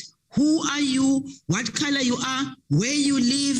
As long as you qualify for the grant, we pay the grant to all. So when people talk about state dependency, we are where we are because Black people in the majority never had the opportunity of creating a good environment for themselves. And therefore, the responsibility of this government, these social grants are the main source of income. And you know very well that when you go to your constituencies, you know that in almost each and every home you go to, particularly Black homes, you will find that is the grandmother, the grandfather, the children, they are all dependent on social grant. And as long as the economy is not growing in the manner in which it is growing, it is our responsibility as a government to support our people. And also DA, please, can I just remind you about your own policies, that you do not support minimum wage as agreed at NEDLEC, and you are determined by the wage commissioner. Instead, you are proposing an opt-out. Now, for me, it's like, where do you live? You must go to the communities. Go and see what is happening in the communities. And once you know that, you will not say what you say. Also, the basic income grant. The basic income grant. Now everybody is jumping up and down about the basic income grant. It is this government of the African National Congress that started the debate about the basic income grant. It is this government of the ANC that has come back with the basic income grant. And I know some others are fighting it outside and saying it mustn't happen. Where must people go? This government is responsible, must take responsibility and support our people. I thank you very much, Chairperson, for your patience. Thank you, Honorable Minister. That concludes the debate. Honorable members, allow me to take this opportunity to thank the Minister of Social Development, Honorable Zulu, Deputy Minister, all MEC, all members who participated in this very important debate. With that, honorable members, that concludes the business of the day. The House is adjourned. Thank you very much. Hey, thank you, sir. Thank you. Thank you. Thank you, Chair. Thank you, Minister. Thank you, Chief Whip. Long live the Chair, long live. Mama. Baba.